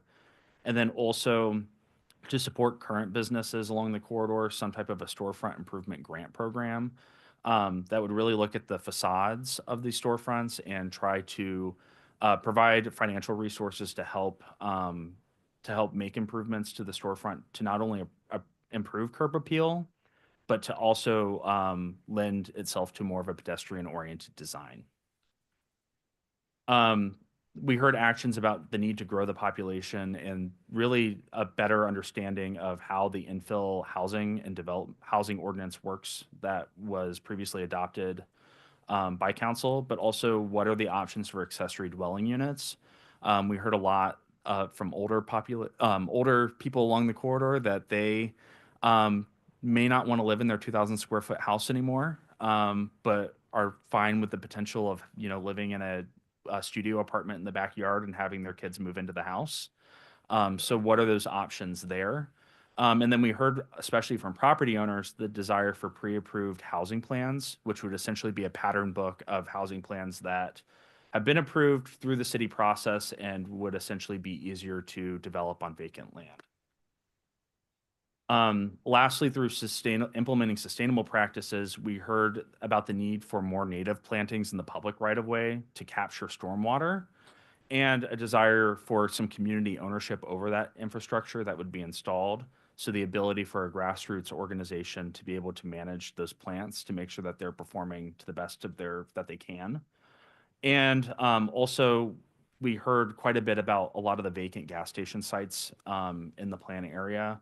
One that came to mind was right near Linwood and Prospect. For example, it's a major street corner, but there's a gas station that may need cleaned up due to the tanks. So working with property owners to explain what the current options are that are available to help with that cleanup. So that way, if they want to redevelop that property, they can, or if they want to sell that property to a developer, they can, knowing that what is in the soil and what's been cleaned up. So since 2022, there have been approximately 60 instances of community engagement throughout the planning process. Instances refer to stakeholder interviews, community meetings hosted by the project team, or just community meetings in which city staff or the consultant team were invited to a meeting to present. There are also 2 mailings throughout the process, and then different corridor subcommittees. So at the very beginning, city staff worked with the engagement consultant and the whole consultant team to develop an engagement plan and sought feedback from the community about that plan. There was also an email list developed based on contacts from past projects, but also neighborhood association leaders, people from the business community were invited to join that email list, as well as even private lending institutions. We wanted to make sure that we had, really a diverse range of voices throughout the engagement process, since we are talking about reinvestment and redevelopment of vacant land. Throughout the process, community members that attended meetings were able to sign up at the meetings or online for the mailing list. The subcommittees were created as the draft plan was developed to address different aspects of the plan. So there was a subcommittee on housing and neighborhoods, funding and finance, and public space improvements. And they really helped inform feedback on the state of the corridor report, the formation of the goals, looking at the actions, and even throughout the overlay process, looking at what land uses they might want more of and what land uses they might want to have more localized control over. As we approached early 2024, the draft plan was created by the consultant team.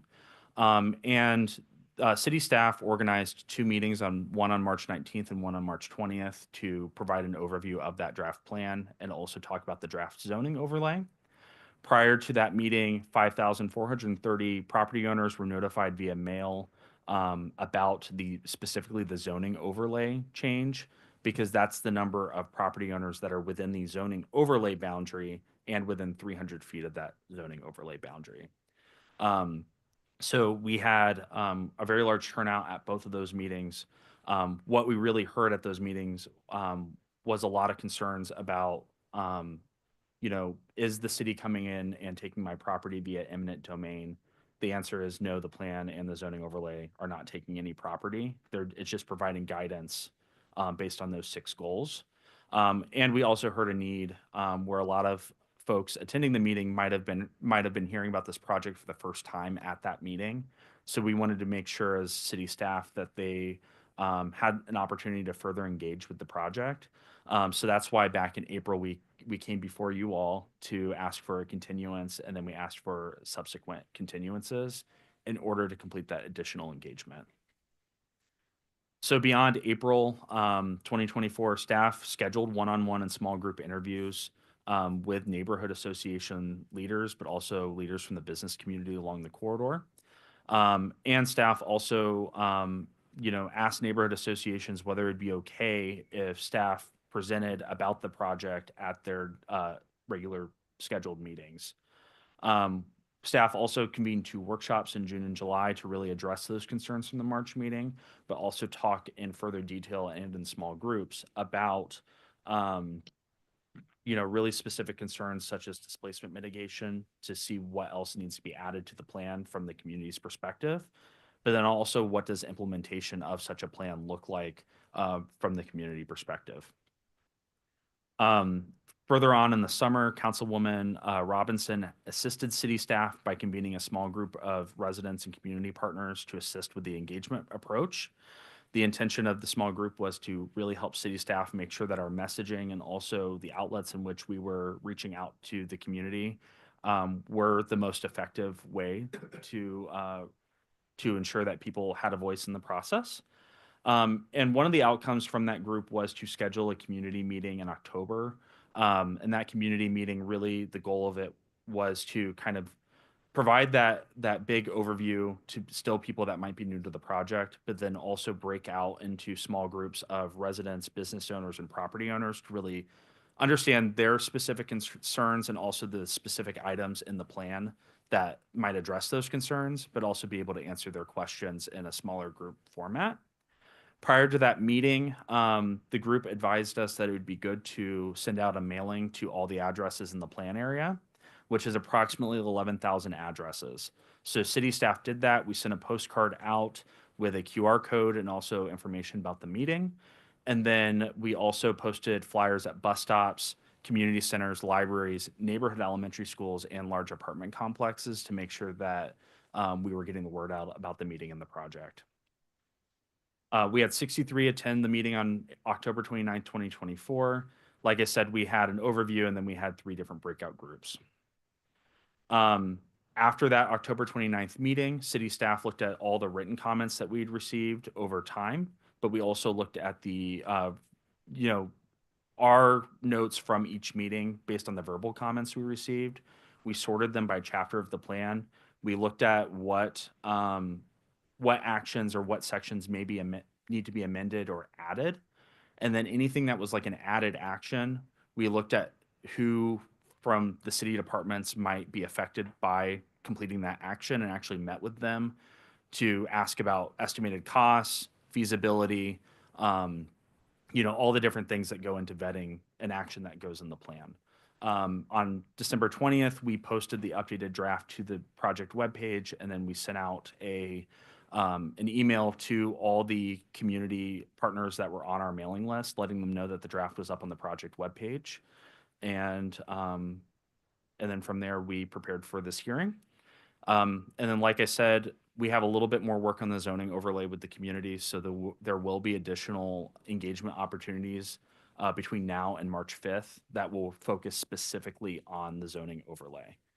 So we're not done with that part yet, and we are still open to communities' feedback as we're crafting that draft.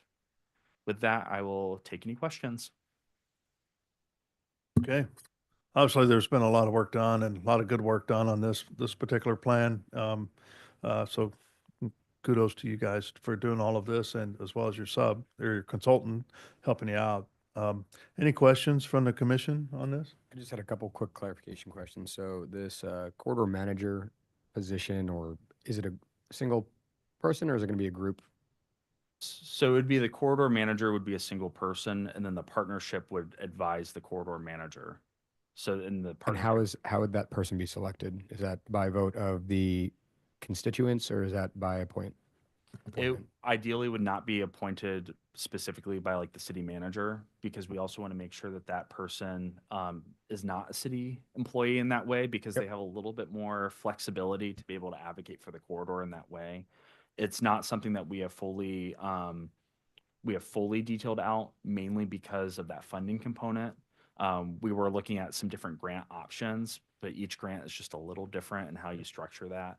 So it would be worked out later.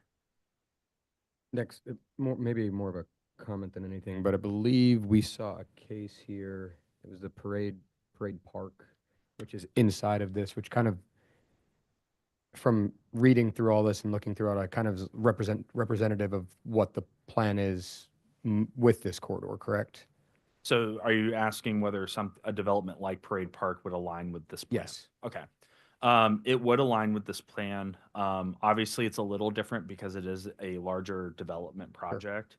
But one of the big things that is coming out of Parade Park is the need for a more housing stock along the corridor and more residents, but also a need for housing stock that caters to a variety of household incomes and different life cycles. So Parade Park had that mix of affordable housing, market rate housing, and then senior housing. And that's essentially what the plan is also trying to support as well. If my memory serves correctly, and there was questions about, maybe it was you, Commissioner Hasek, about property ownership. I've not read through everything.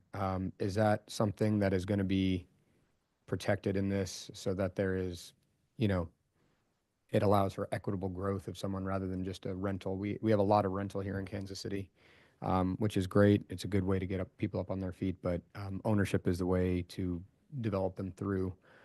I noted the abatements, right, which would be great, which would have to be ownership. Is that something that's in this plan? So the abatements are in the plan. There's no specific protections for ownership beyond the abatements, and also thinking about possible abatement options if someone were to build like an apartment building, for example, making sure that the property surrounding that apartment building for single unit houses that are owner occupied would potentially receive an abatement if such a program were to be created. I think also with that, the pre-approved built housing plans are also a great way to increase ownership. Let's say someone currently owns a vacant lot and they want to be able to build a house on it for themselves. It cuts a little bit of that red tape that you would have to go through because the housing plan would already be approved. So you'd seek fewer permits on that. I would recommend having some sort of percentage protection for the area for single family or something like that, just because I think otherwise it's enticing larger money coming in development. It kind of pushes out the other stuff. And I know that that's part of the plan here is like protecting that. So I don't know what the abilities are, the city's abilities to do that, but I would suggest that. It would be something that could be accomplished through the zoning. Like I said, the zoning overlay is really up against Prospect Avenue and the cross corridors, but it doesn't go into the neighborhoods. So the neighborhood's current zoning would. Well, the remain highlighted same. area kind of, I mean, it goes in, at least from what's highlighted on here, it goes in 1, 2, 3, 4, 5 streets one way at least, and 6 streets the other way. So that's deep enough in that you're hitting housing. True, but you're not changing the current zoning districts that are there. Some of those neighborhoods already have zoning districts that restrict multifamily housing. So this would just overland. Okay, understood. Yeah. So. Okay, understood. Thanks. Any other questions from the commission? Commissioner Beasley or Lynch? Could you give us your website address for this project? Yes, I can try to send it. If you don't mind, stop sharing your screen as well. That would be great. Sorry about that. That's all right.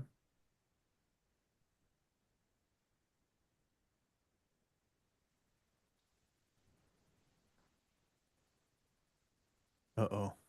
Stop sharing. Frozen. Frozen. There we go. There we go. Thank you.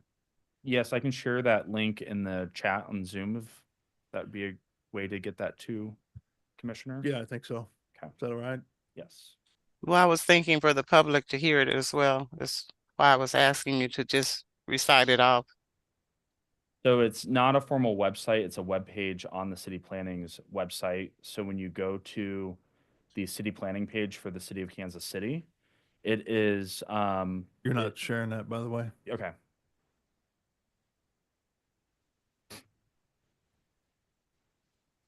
Okay.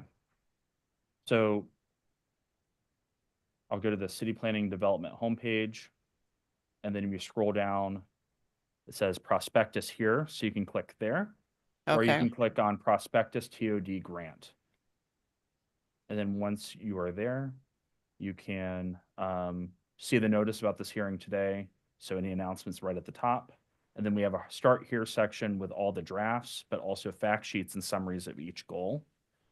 And then we also have summaries and presentations from past meetings listed. Very well organized. Thank you. So when you come back in March, is that like the final plan that you're going to present for approval, or? So what's the case before you is to consider and recommending adoption of the strategic plan.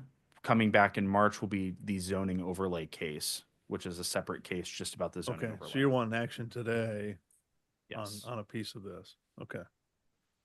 All right. Any other questions for staff on this? No. Is the vote just because it's good to have the recommendation of the commissioner, or is it actually required? It's required. Really? Okay, cool. We still got to do public testimony. No, I know. I was just curious. All right, so with that, if there's anybody out there that would like to speak regarding docket item number, what are we? Clear up to Four. four. Clear up to four. Please come forward or raise your hand using the Zoom feature and you'll be called upon. Yep, good afternoon. Good afternoon. My name is Kirk McDowell Schaefer. I reside at 3324 Troost. I own about half an acre on the northwest corner of 31st and Brooklyn, which includes a legacy post-war storefront in the plan area. I think this is a well-intentioned plan, but unfortunately with less than great implementation.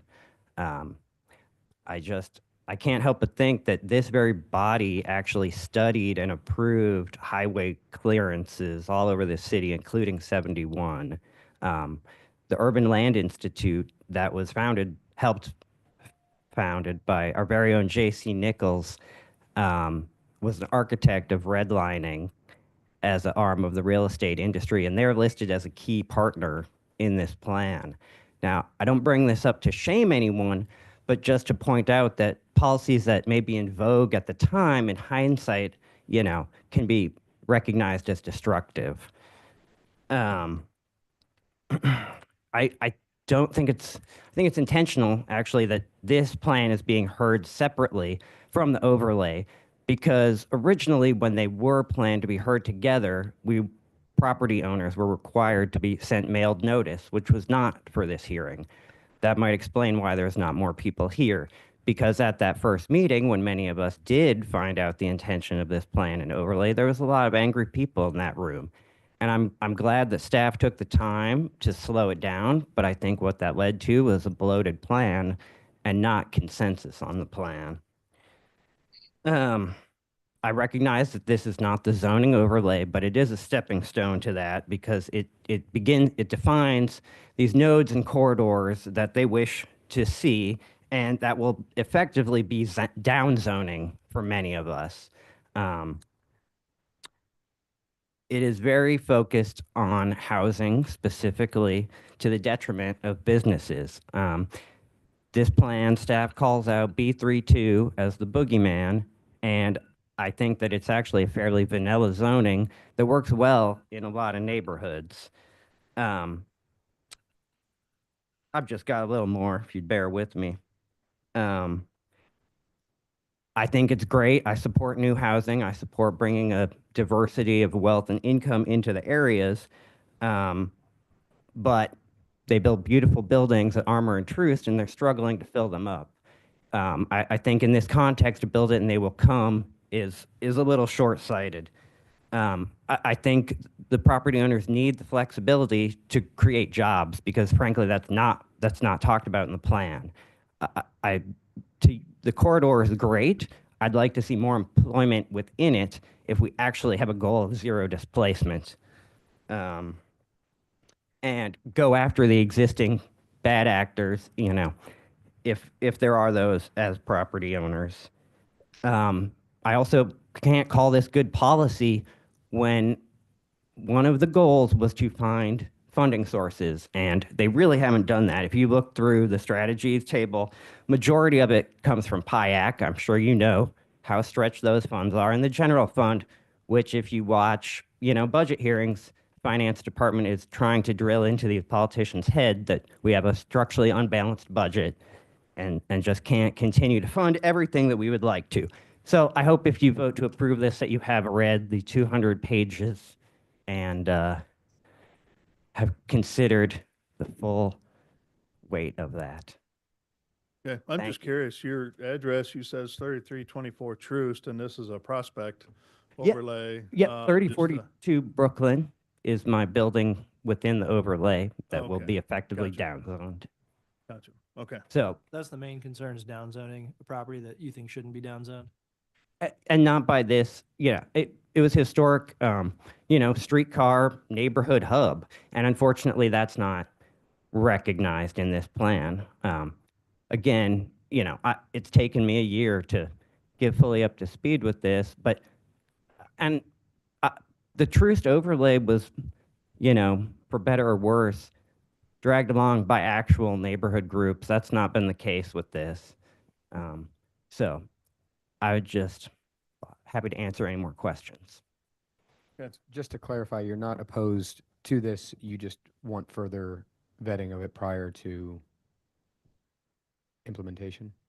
Yeah, I mean, I see this as a easy win for staff, and I think obviously the overlay will actually not just change zoning, and I can't believe Jonathan actually spoke about the single family because I mean, I support pre-approved building plans, but they actually are one of the many things that they're by right taking away is detached homes in this overlay. So everyone will actually have to get a special use permit to build a detached home, as the overlay currently reads. Could I ask the taxpayer Sure. a question? You have given us your address on Truce, and Truce was one of the early overlay plans that came up with the node concept with those main thoroughfares. So are you saying that you do not like the fact that new development has taken place on the corner of 35th or Armour and Truce? Or is your main concern is after that development has taken place, those property owners are having issue filling the property? The current, yes, owner's MAC is having trouble filling those buildings. So it's not the fact that the plan was to bring in targeted type of development at those node or intersections. Your concern is really the lack of being able to fulfill those properties. Yes, I think we need flexibility, and the Truce overlay is actually uniform within itself. This overlay actually has several different layers of different zoning within it. Again, this is to the overlay, not this plan that's before you today, although it does identify nodes in a conceptual way. And that was my point I was trying to get to, because this plan also focuses in on different nodes and what may be the best type of use. So that's all I was trying to find out, is where your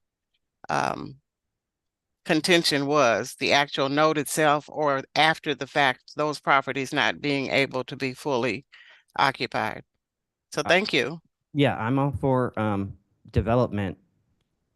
What the thing that I was going to add is not only does the overlay have zoning restrictions, but there's also design guidelines that are going to add to the cost of new development in an area that already is not attracting it.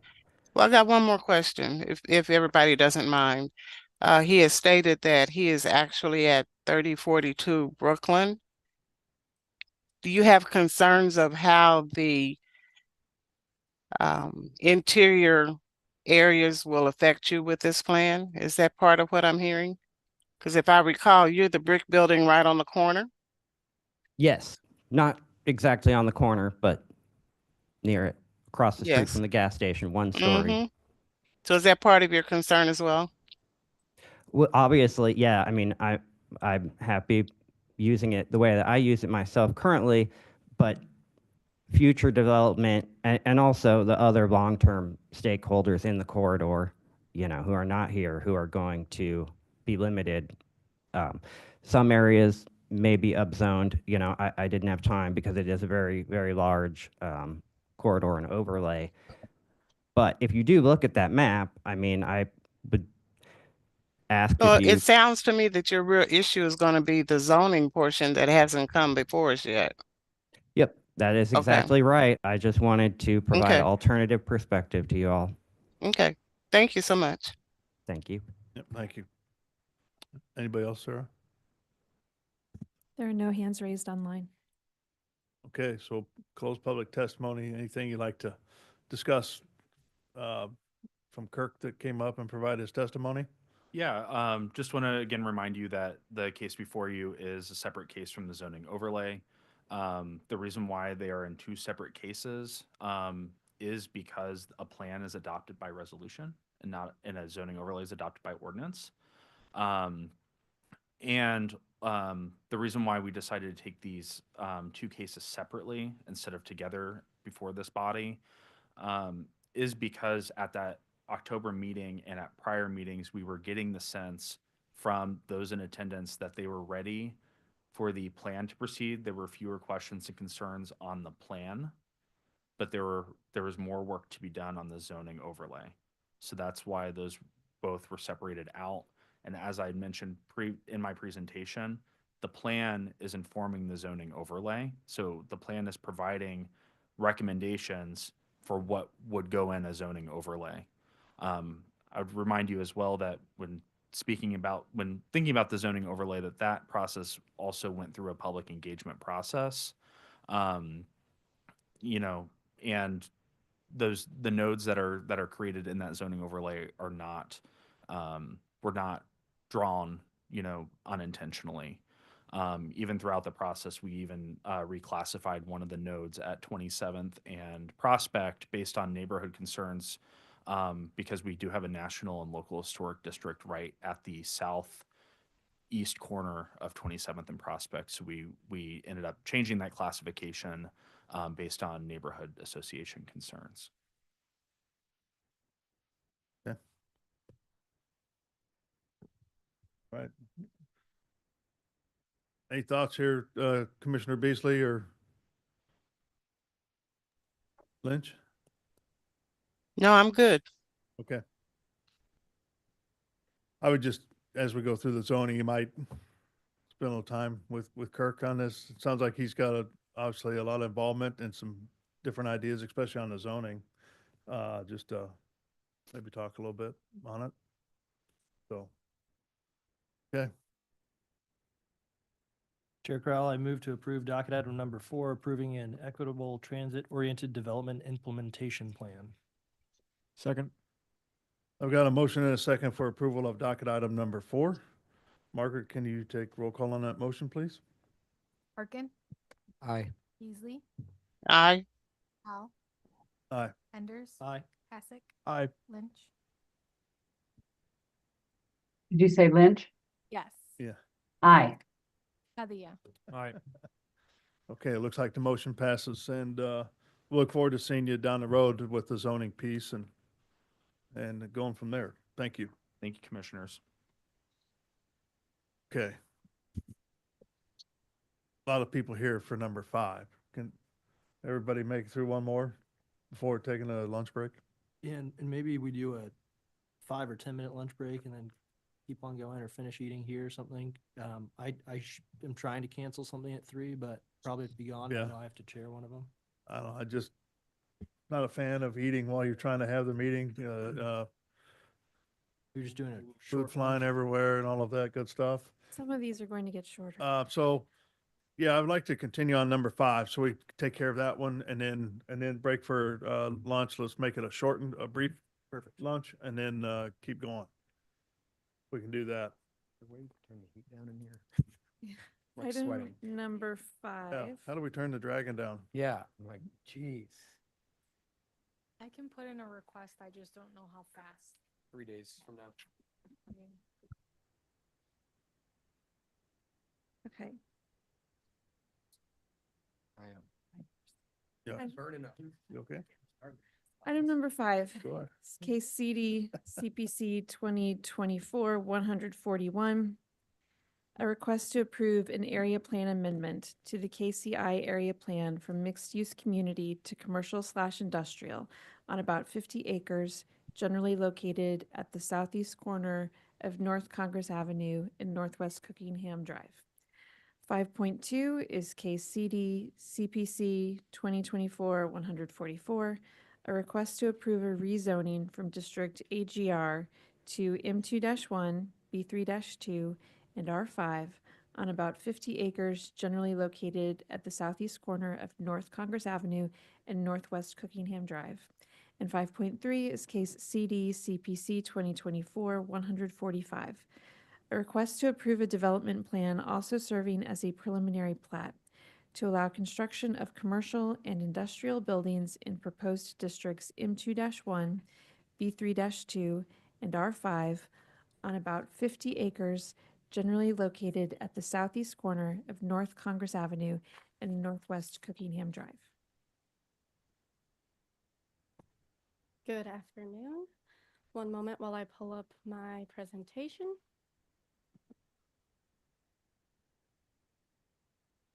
All right, this is docket item number 5.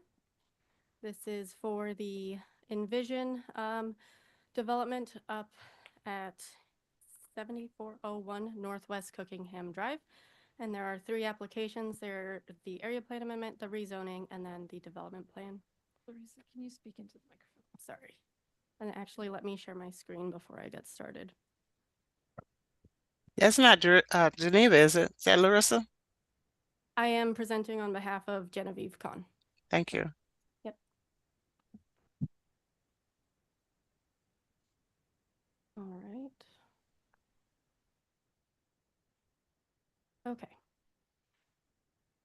So this is the location of the site. It is in the northern part of the city, and you have seen this before. There were some concerns regarding public testimony, and those have been addressed.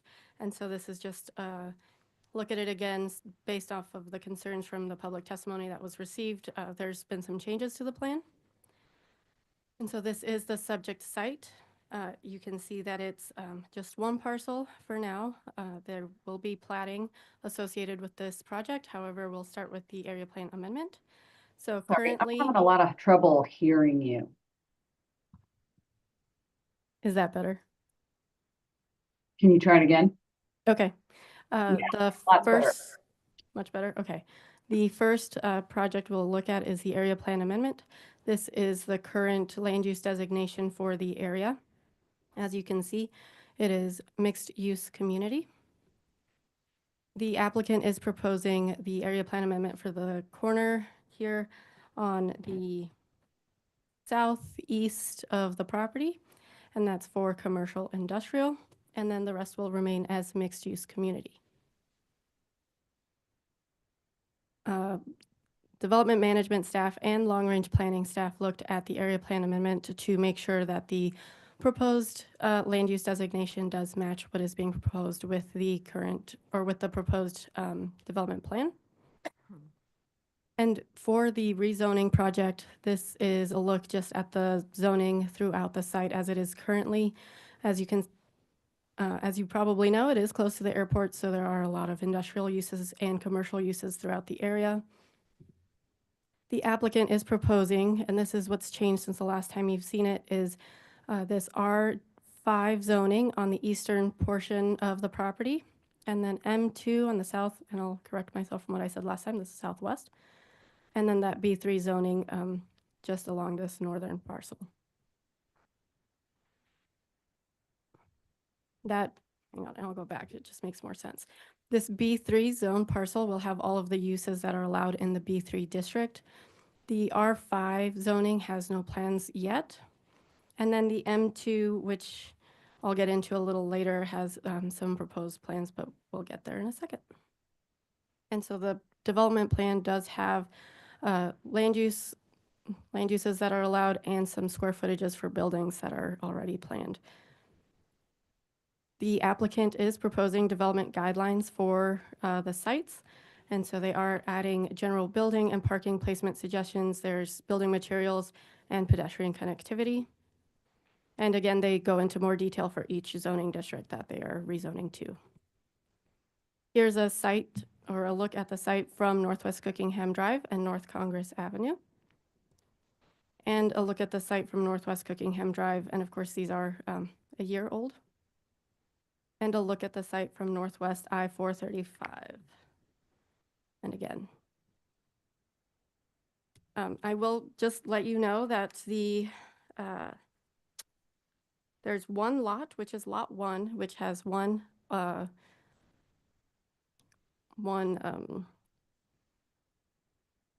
ready to develop that site. I'm sorry, I can't think of that exact word, but it is to be a company that services, stores, and tests large equipment. And so that is also going to be used as a training center. That one is for lot 1. It's in that, let me just get there. It makes more sense. Right here, this large M2 zoning district. And sorry again, moving forward. This application or this condition for the application was placed for the original proposal. That has since changed, so the applicant and staff agree that removing condition number 23 is appropriate. The traffic impact has changed because of the R5 zoning that's now being proposed. And so with that, staff is recommending approval of the area plan amendment of the rezoning, and then approval with conditions of the development plan. And I can answer any questions if you have them.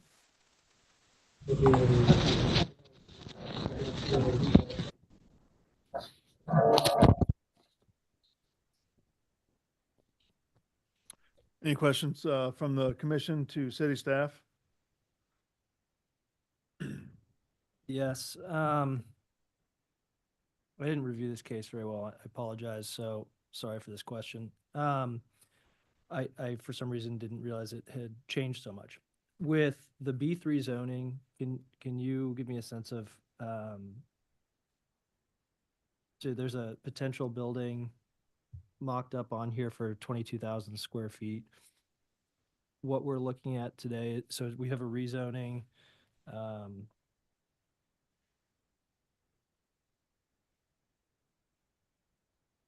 amendment to the area plan, rezoning. And so then in 5.3, the development plan, preliminary plat. Can you just give me a sense of how solidified what would happen in tract A and lot 3 is? So the only lots with plan right now are lots 1 and 2.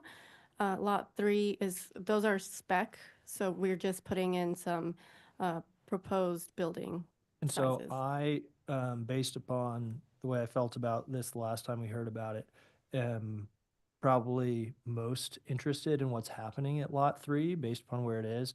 Can you give me a sense of the parameters under which, because I would hate to approve a rezoning and then something that doesn't look like this retail section occurs that's greater than I, am anticipating. Can you give me a sense of what's possible in lot 3?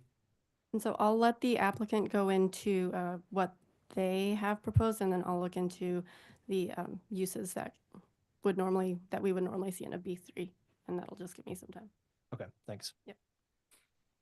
Any other questions for staff? All right, welcome the applicant then. I guess I have one. Just Oh. quick. Yeah, just to be on the same page, Larissa, it's the condition 23. You said so the applicant is requesting to remove it, but Public Works agreed to that? Public Works did agree to that as well. Okay. All right, let's welcome the applicant then. Good afternoon. Afternoon. My name is Lindsay Vogt with RL Buford, and I am the engineer on this project. And I'm Sarah Cunningham. I'm with Man Company, the developer on this project. So the first time we were in front of you, the R5 zoning was proposed as warehouses. That is the main deviation in this plan. We held another public engagement meeting since then, and then over the last 2 months, we have just had multiple conversations with neighbors as well as city staff to try to refine this plan to make it the best possible plan for this area, for the developer, for the neighbors, and for the city. So this proposal was sparked by interest from Alltech, which manufactures the back of trucks for end users like power companies with booms and different equipment. So they are proposing to use this lot mainly as a training facility. So they will be flying technicians and users in from all over the country to come for training on how to operate their equipment. So it's desirable to be close to the airport.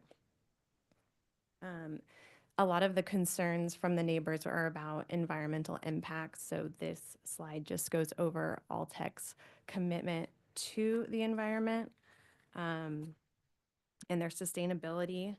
I'll just point out a few to reduce emissions of carbon dioxide and harmful greenhouse gases and reduce the environmental impact of all operations, as well as their environmental policy statement, which states to protect our shared environment is of fundamental importance to all tech, and to protect the health and safety of our associates and surrounding communities and ecosystems.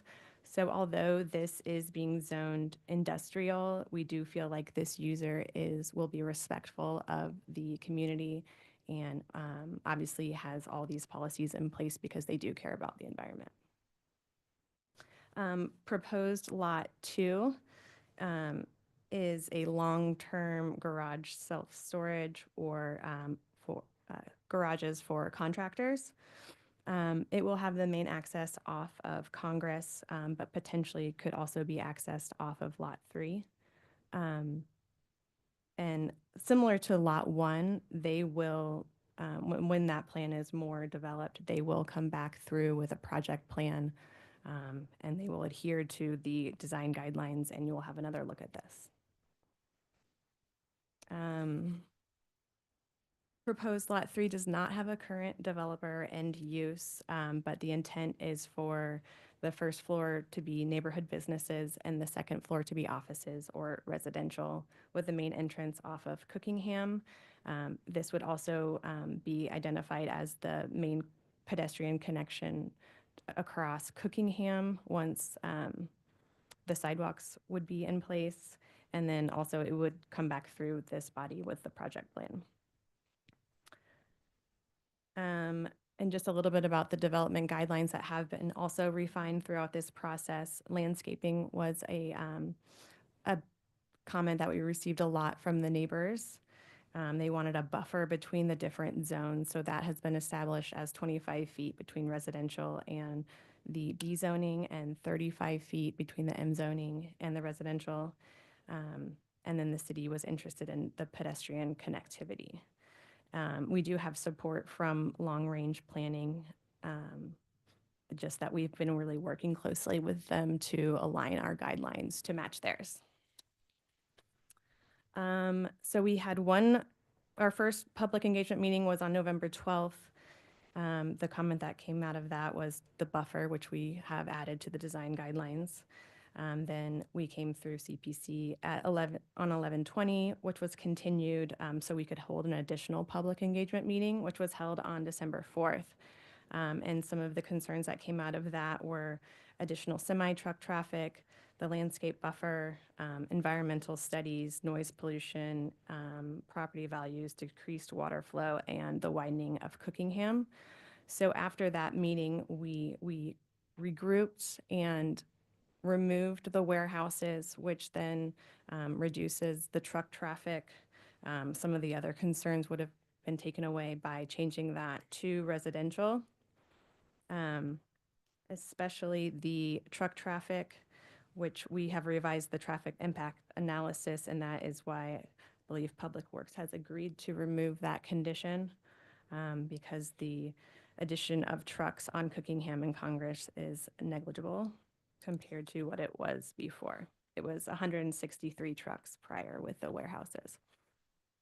And then the KCI area plan calls for this parcel as mixed use community, which is why we need to ask for the amendment for the M2 zoning.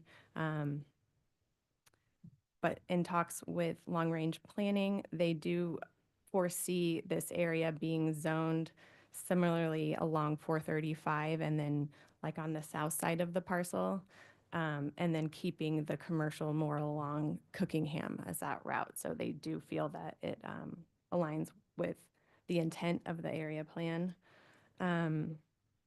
Also, this parcel is within the contiguous development zone, and so it is seen as a priority development area. And then so one of the comments that came up at one of the public meetings that I just wanted to bring up was the water flow to Farrellview, and we did check with KC Water that there is enough water flow to handle this new development. And I believe he also reached out directly to that citizen. So we just really tried to listen and engage with the neighbors and address all of the concerns that we could with this new plan. And with that, I'll open it up to questions. Yeah, thank you. Any questions for the applicant? Oh, can you speak a little bit to the thought process of what could happen at that B3 lot? So I did look into the, if I can jump in, the B3 zoning, and it's mainly for like retail uses, office spaces. It does allow for some vehicle sales and service, but those that are more, that have a higher impact to the neighboring areas do require special use permits. And so everything that fits into that mixed use community that would help benefit the surrounding community is allowed in that B3 area. Okay. And there's a good chance, maybe it just doesn't get developed or for a while. We don't have anything lined up for a while, but the developer of this project, he owns multiple strip centers across Platte and Clay County. So putting some sort of a retail strip center that serves the neighborhood with neighborhood-owned businesses would be ideal for this. Sure. Yep, thanks. Any other questions?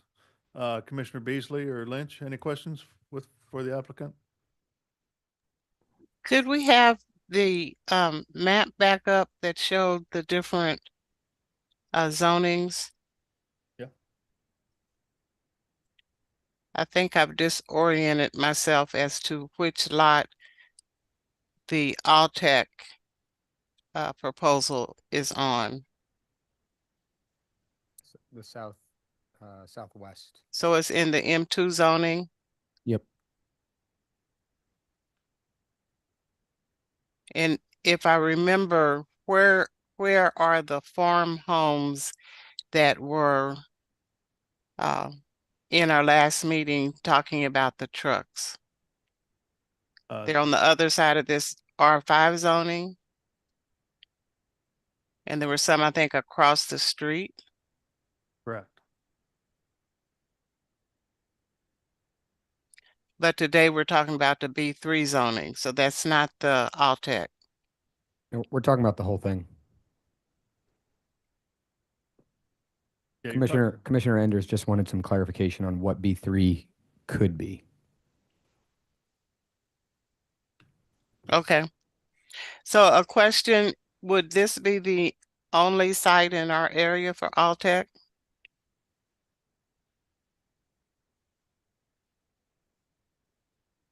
They're currently running their business or their training facility out of the Embassy Suites Hotel off of 29, since it's close to the airport. And so this would be a site that fit their needs, large enough and close enough to the airport. So they're currently operational, they're just moving to a better site. This would be their only site in our region? No, they have a St. Joe. Yeah, they have a regional office, a big regional office in St. Joe. And then do they have anything off?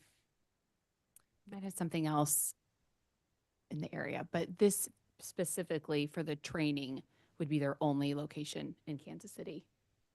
I guess I should say I'm trying to see what real ties they have to the area. That's why I asked those questions. Thank you. There might be someone from Altec online. Okay. Anybody raise their hand if you have more questions for specific to Altec. But again, they will come through with a project plan. This is just to approve the zoning. Yeah. Any other questions, Commissioner Beasley? No, I just needed to get my orientation back. Had confused myself. Thank you. Okay. All right, with that, let's open it up for public testimony. If there's anybody out there that would like to speak regarding docket item 5, please come forward or raise your hand using the Zoom feature and you will be called upon.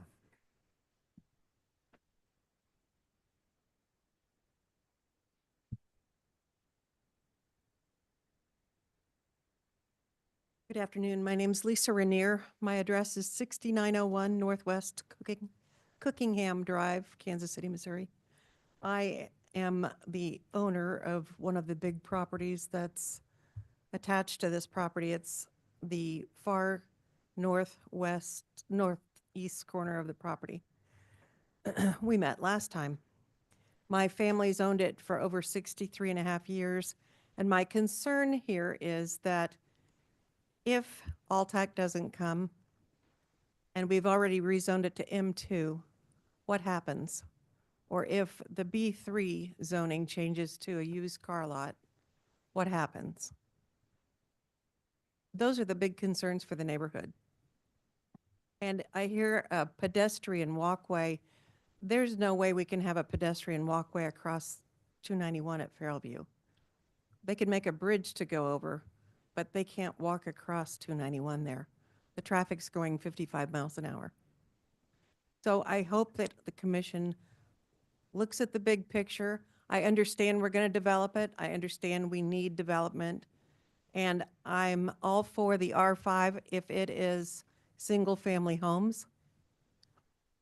But for those of us in the area, apartments, duplexes, townhomes, they're less attractive to us. Thanks for your time. Okay, thank you. Anybody else?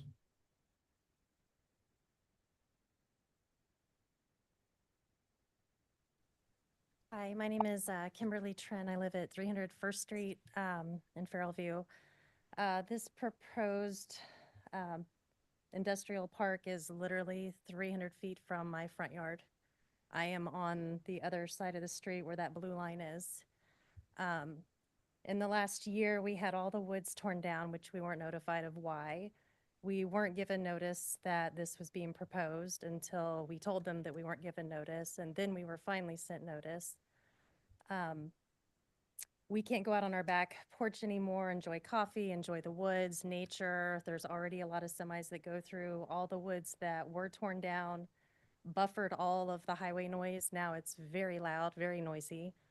My huge concern is with Alltech, if it's to go in there, are there lights going to be shining in on my whole house in the middle of the night? The extra traffic, the extra noise, the extra pollution, the extra car wrecks that are going to be happening outside of my home. There's a lot of issues and a lot of concern with all of my neighbors. It would completely ruin our little town to have an industrial park right there. Like she said, I understand wanting to build up, bring value, but why not it be residential homes? Why not it be fountains, nice, strip center, but not industrial, please? Just imagine if it were your backyard. Okay, thank you. Anybody else? Hello, good afternoon. Can you hear me? Yep, hold on. Yep, we're still working on the folks here in the room. Yep. If you're going to speak, come on up, please. I mean, just kind of make a line or something there.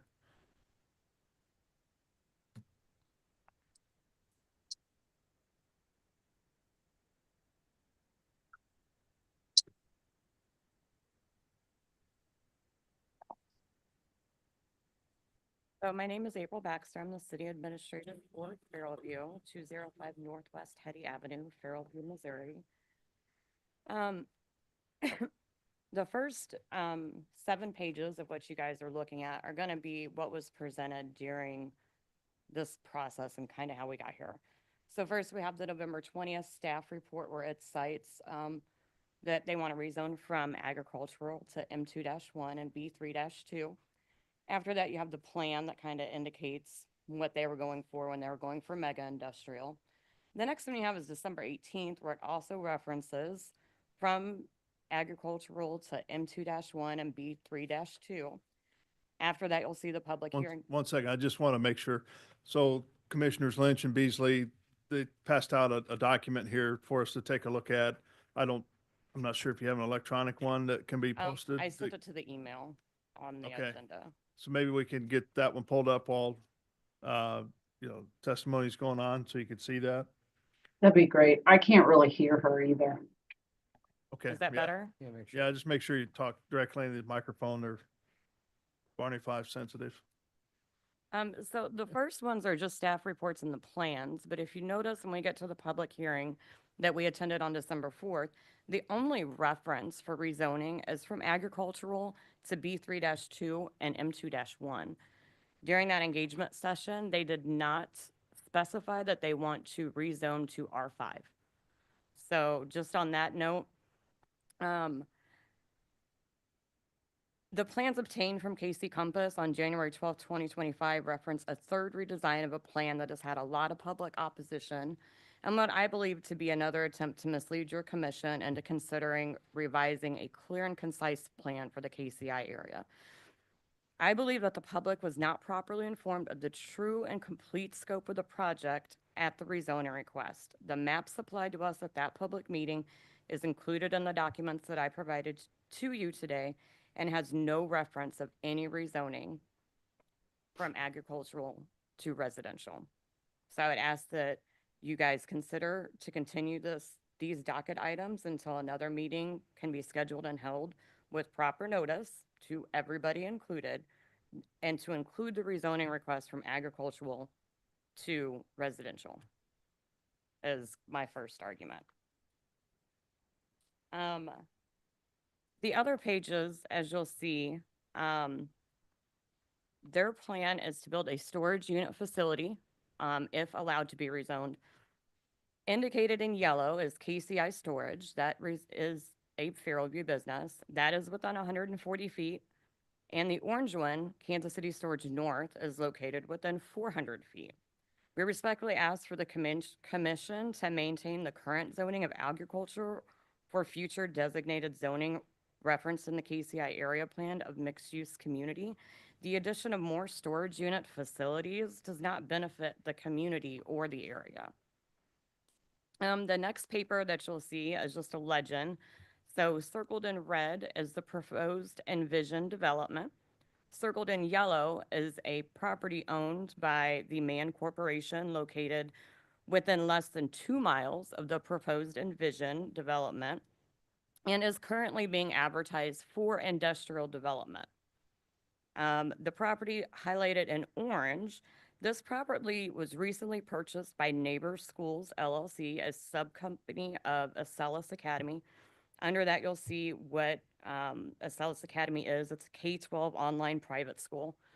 We just received notice that that particular company is inquiring about building a church and low-income, affordable, very eco-friendly housing on that particular parcel.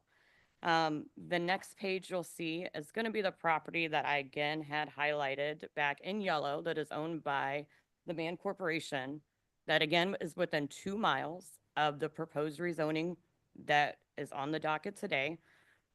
You'll see 2 pictures with that. The first picture depicts the dedicated highway access provided by Northwest Skyview. It is dedicated on and off ramps. The road is already 100-foot wide, accommodating traffic in both east and western directions with a full shoulder. The picture below that is the advertisement sign on that property that is currently being advertised by the Mann Company for industrial development. So we believe that Alltech would be much better suited there, along with the storage facilities, which they said will be storing, I believe, commercial vehicles, maybe for large contractors. They would have immediate highway access to this. The next page is just going to be a little kind of show and tell about what semis have done in our community. These are just 2 of numerous examples. The first one on the top is going to be an incident that happened during snowpocalypse here a couple weekends ago. This was Saturday with ice on the roadway. That is a jackknife semi who hit our newly repaired guardrail. So that semi was jackknifed in that location, I believe, for over 10 hours and shut down the roadway. The picture under that indicates just what one particular semi did that ripped a fire hydrant from our water main on Garrison Avenue and Keith Avenue. That was in September. There was also another incident in actually June of 2020, just 3 months previous to that, where another semi coming out of the substation for KCP&L ripped a fire hydrant out of our water main again on First and Hetty and Second Terrace, causing a huge, huge headache. The other objections we have is the new proposal only has a medium alignment with the KCI area plan. That is noted in the staff report. Mr. Mann removed all the tree line and filled in the natural waterway and pond with his ag license with intent to begin the rezoning process only 9 short months later. Had Mr. Mann got the property rezoned, he would have had to obtain a lot of permits from various resources to fill in that waterway and to fill in that pond. Again, he did farm the land, a portion of it, for less than 1 year. Mr. Mann had ownership of this property in January of 2024, and again, applied for rezoning in September of 2024. So there's no way his intent was to ever farm that land. Widening the roadway will encroach on businesses and residential homes, some located as close as 25 feet from the existing roadway. Although now they're saying that condition has been removed by approval of the city. The road is still, with any additional truck traffic, is still going to need some attention. And one of the areas that's also listed on it is that the project does not currently preserve or create any open space. That is, again, from the staff report that was provided online. If this is approved, Farrell View asks for full communication from KC Water when tap permits are issued. I have spoken with Representative Kirk Rome from KC Water. When they tap that water main to establish that new connection, it will affect service upstream, which is Farrell View and Dearborn, for a minimum of 4 hours, for could be multiple times.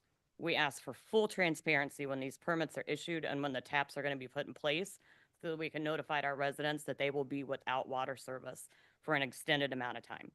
And it's beyond our control. We also ask that you guys expand Congress to include a dedicated turn lane for traffic traveling northbound on Congress and wanting to turn west onto Cookingham. To handle any more traffic there needs to be a dedicated turn lane. And again, if approved, we ask that you remove the condition allowing the presence of a 4-foot berm as the alternative to the 25 or 35 feet buffer zone. I know that they've stated they're going to go 25, 35, but in the plan, it also references that that could be used as an alternative, and we would like that eliminated completely. We believe 25 and 35 feet is a short enough distance that a 4-foot berm isn't going to satisfy anybody. If residential is constructed, this may positively affect the home values in Farrell View, but it will also affect taxation. We have one of the lowest tax levies in Platte County, and we are really proud of that. We don't overtax our residents. We want our residents to be there because Platte County is a very expensive county to live. With our tax levy being low and their property taxes being low, that allows them to attend schools and have resources that they probably couldn't obtain in any other area. So when residential is developed, yes, home values will go up, but we hope that it's not at the sake of people that value the low income and housing opportunities that are available in Farrell View, where they have to move or sell their homes because they can't pay their tax bill. Just in closing, Alltech is a fantastic Christian company. We would be honored to have them in Platte County. Again, I've showed you another great location where they could go with dedicated highway access. They'll provide jobs and training for a very important set of our workforce. And those are the people that are out there keeping our utilities and our infrastructure running. Mr. Mann is a prominent land and business owner within Platte County. He has a vision for the area that is driven by financial gains associated with future development. And that is a quote from his submission. As opposed to the progress and the vision of the city of Kansas City has developed and made public in the KCI area plan. We fully support his vision, but only in areas that the city has already zoned for these uses, like the property that he owns located at 435 in Skyview. And that is it. Okay, thank you. Thank you.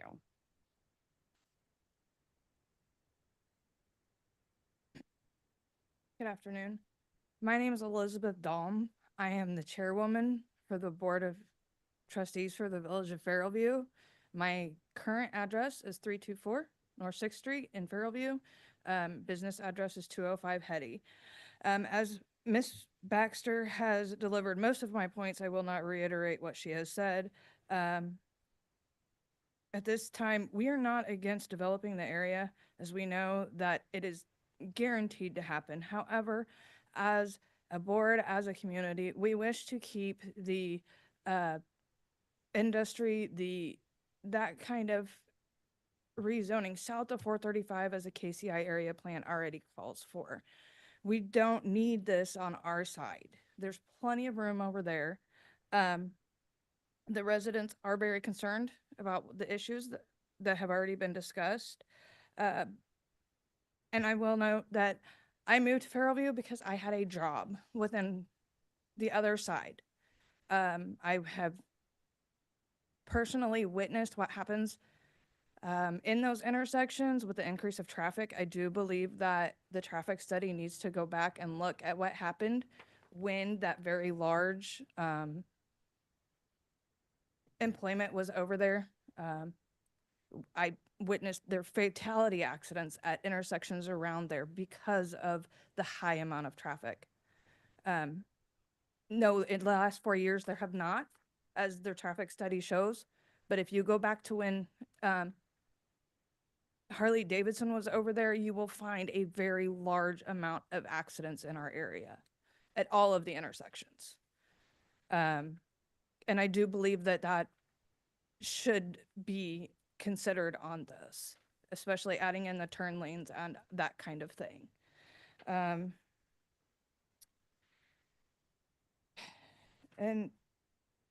I think aside from everything that Ms. Baxter, which I will not, she covered it all for me, so. All right, thank you. Thank you. Anybody else? Okay. Oh, there we go. My name is John Thomas. I'm with the Institute of Science and Technology. Address is 11025 North Ambassador Drive, Kansas City, Missouri. I just wanted to clarify a couple things that Ms. Baxter, I think it is, said. Yes, we have acquired some property in that area. This won't be low-income housing. We do plan to build residential housing there. We are also currently working with Bill Mann on acquiring the portion of the land that he's requesting to have rezoned as R5 with the plan of keeping that residential and building that out in a future date. One of the comments that was made at a previous meeting was the concern that if this heavy industrial was granted, that what's to stop it from continuing to the east? And we have that concern too, so that's why we're engaging with Mr. Mann and trying to acquire that property so that it remains residential as we feel it should be. So, thank you. Okay, thank you. Anybody else? All right, so want to go to the online folks? Yes, we have two people online. First is John. Okay.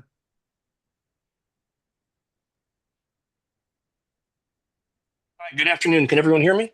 Yes. Awesome, great. What I want to focus on here just momentarily is the Kansas City area development plans that we have, the numerous ones we have across the area here. Again, John, can you yes. state your address, please? Yes, 11308 North Madison Avenue, Kansas City, Missouri, 64155. Thank you. Okay, great. Thank you. What I want to call the commission's attention to here is we can lay out companies left and right and talk about we have these companies set, but we're talking about rezoning here. And once we rezone, we plant a seed. We plant a seed east of 435 that will creep down the Cookingham corridor. Where I live, in the past 5 years, we've had applications for a box store as well as a distribution center. This is an ongoing issue we have here, is the issue of the Kansas City area development plans not being followed. What is the point of having these area plans developed As a matter of fact, the last time this plan was amended was April 2023. If all it takes is a simple vote to turn it into a heavy industrial site within meters of neighbors. The Northland is watching. They're watching what we're doing here. Northland is a great place to live with great residences, great opportunities up here. But people are not going to come up here if all it takes is a simple vote to rezone land from light residential to heavy industrial or medium residential. I ask the board here to err, if you will, and vote on the planning that the Kansas City Planning Commission laid out years ago and not go for the whim of a business owner in the short term. Thank you. Thank you. Next is Stacy Hilton. Hi, can you hear me? Yep. Okay, my name is Stacy Hilton. I live at 116 Francis Street, Barrowview, Missouri.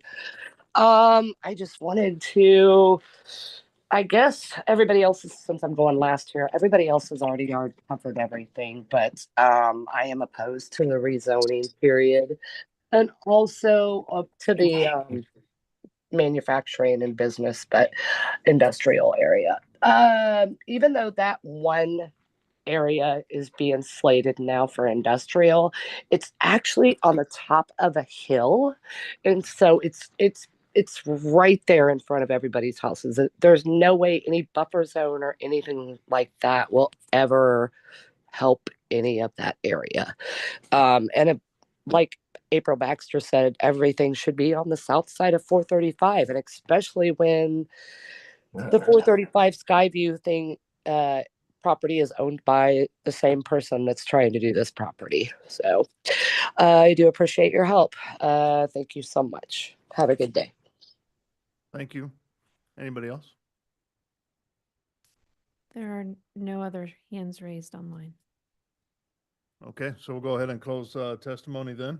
I guess there's a few items that were brought up through the public testimony, and if you all would like to address some of those things, would appreciate that. Okay. The first is that was brought up was fatal crashes and traffic crashes. The traffic impact study analyzed the last 5 years of Northwest Cookingham as well as North Congress Avenue, and found one injury crash at the intersection of Cookingham and Skyview Drive, and that was the only crash during those 5 years in the area.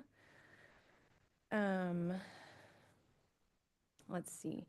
The semi-traffic that was brought up was also addressed in the traffic impacts study. I believe there is 8 trucks per day that this site will generate, and those are not expected to be semi-trucks. Those are more like the box and utility type trucks. The design guidelines that have been established with this development do address things that were brought up, like the outdoor lighting, the landscaping. The buffer is included in those design guidelines as 25 feet and 35 feet. So I think those would counter what they are concerned about with the landscaping. And those will be addressed at the time of a development plan comes through. Right. Which may not necessarily, it's not necessarily today, but down the road when project actually happens. Right. Similar to their concerns about if the zoning passes today, what would happen if Alltech backed out? That plan would still have to come through. So that wouldn't be a concern at this time. The pedestrian connectivity across Cookingham is, of course, a future scenario when sidewalks are developed in Farrellview and along Cookingham. Let's see. The turn lanes were also addressed in the traffic impact analysis, and no turn lanes are warranted at this time. There is a condition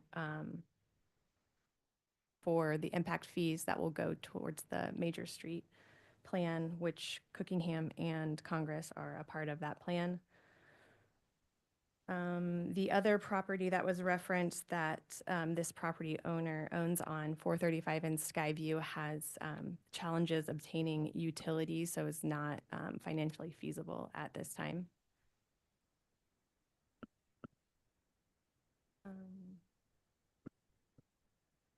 A question on the rezoning at Lot 4.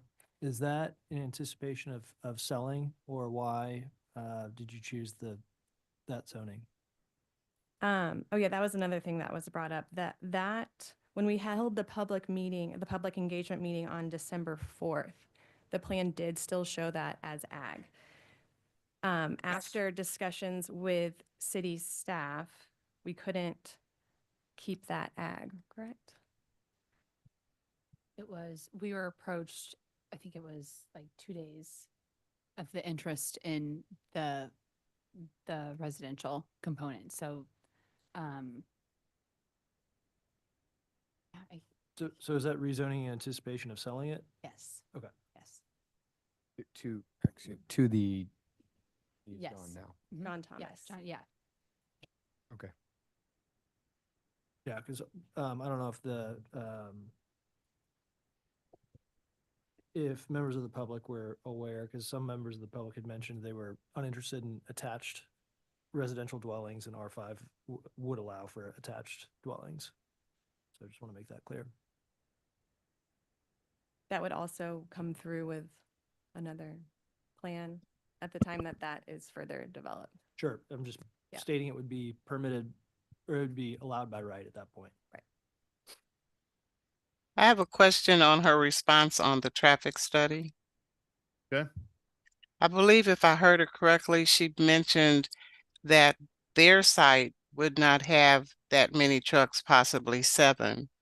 That's not the concern I heard from the public testimony. It's other trucks, semi-trucks, period, using that site, that roadway, along with their example of the jackknife truck that took place during our last snow event. So did your traffic study not include just traffic, period? Or you're just telling us your user would only have an X amount of number of trucks that would use it? The traffic study does include existing traffic. Let me see.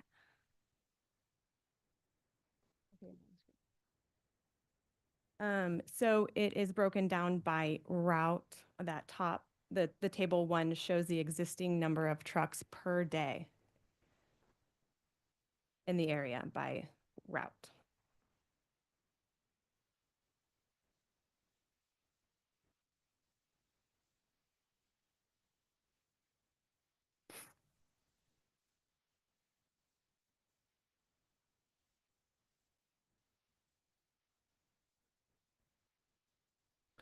So where is it? where is this actually located for Congress northbound and southbound that has the higher number of trucks?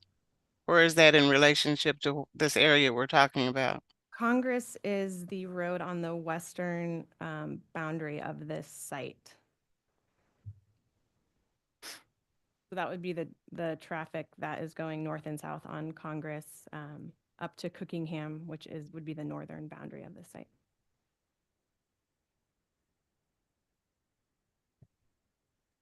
And the street that they're having issues with the semi trucks turning on is the street that runs right next to the site on the, what is that? Is that the east side of the development? The Farrell View is accessed, where do you see the line between phase 1 and phase 2? I believe that is the street that they are experiencing truck issues with. It is, there's a little jog to the north, just east of there, where they can pull off and enter. There's a convenience store on that corner. And then Cookingham jogs a little to the south through there. You have 2 pointers moving. I'm not sure which one you want me to follow.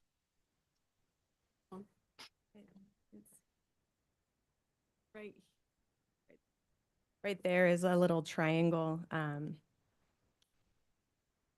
where there's, yeah, there's a kind of an island that I believe was referencing. That those crashes did not show up on Cookingham, so I believe that they are not actually on Cookingham. They are on First Street, which would be the responsibility of the city of Fairview, not the city of Kansas City. I'm but- not referring to crashes. I'm referring to the actual truck traffic. Okay, with the truck traffic that was on the table is the existing truck traffic on Cookingham Drive. And then the traffic impact analysis is a study that looks into the new trips that would be generated by this development, and with the concerns brought up by the city and neighbors, we went in and looked at the percentage of trucks. And that was all included in the traffic study that was submitted to Public Works for review and approval. And you feel your only impact would be 7 trucks a day? Yes, so that is the traffic impact analysis uses the ITE trip generation software they look at sites all across the country to kind of average out typical uses. Will have typical number of trips generated. And it can break it down for truck traffic. I have a question. So there's Northwest Cookingham Drive, then there's Northwest Cookingham Drive West, which I also believe is First Street. Is that correct? It's kind of First Street bends into that, which is just north. There's that median, right? Yes. Is that a one-way traffic or is that two-way traffic? So your access point onto Cookingham Drive is either at the First Street or Garrison? Okay.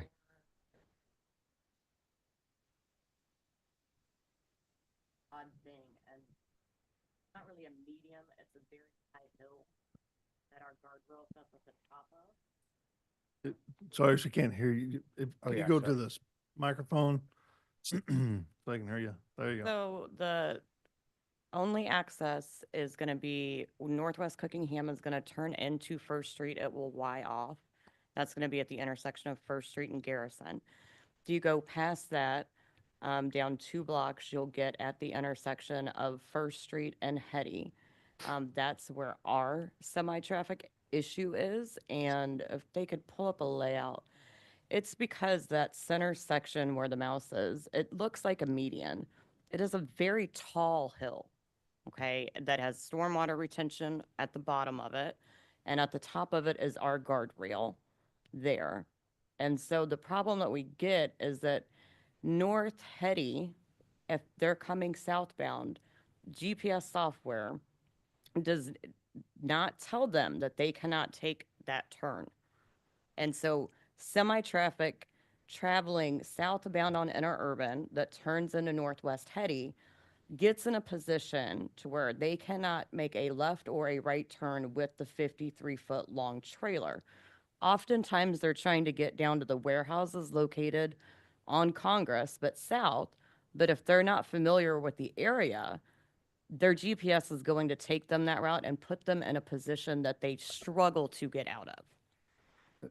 So maybe this is a question for Public Works. Could we not make the stretch of Hetty from Northwest Cookingham or First Street, whatever, up to Second Terrace one way going north, which would allow for any residents on there to go the opposite direction, but not let commercial traffic to go south?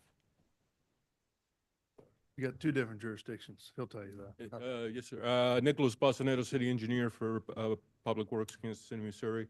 Yeah, I think there's several issues with that roadway that kind of splits off, and like the applicant said, they will be paying into the arterial impact fee district for this area, so they will be putting money, and there's other money that going on. And I am more than happy to work with is it city or town of Fairview?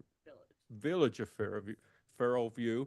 I'm more than happy to work with you guys to come up with some solutions for these sort of weird intersections that we have there to address the existing traffic. And then also, at some point, the city is going to have to come in and rebuild Cookingham and rebuild Congress to make it more acceptable to trucks. So from Public Works, I'm more than happy to work with you to address some of these issues. I don't think all these issues are, especially now with the residential instead of industrial warehouses that they change. I don't think it's all on these developers. I think it's an existing issue that more than happy to work with you.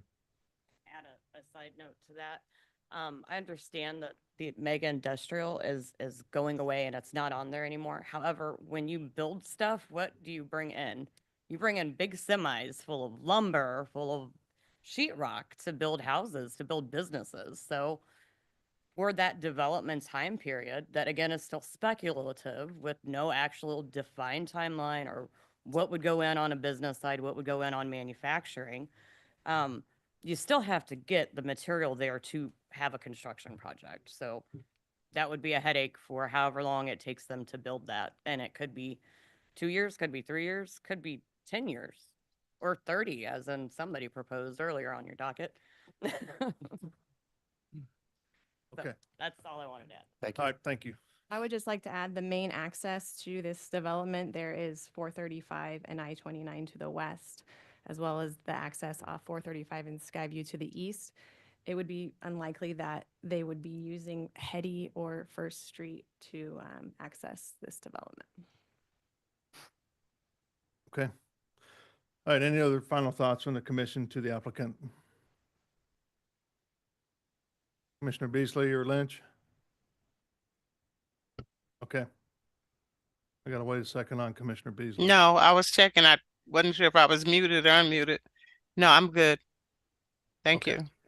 All right, so we're closing all testimony at this time and speak amongst the commission. If there's anything to discuss.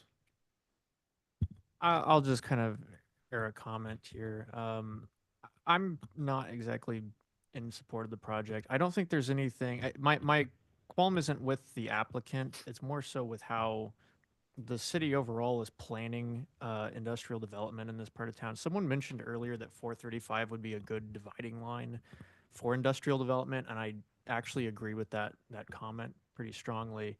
It just, I don't think there was much thought put into how this kind of zoning will impact smaller communities along here, and specifically with Fairview here.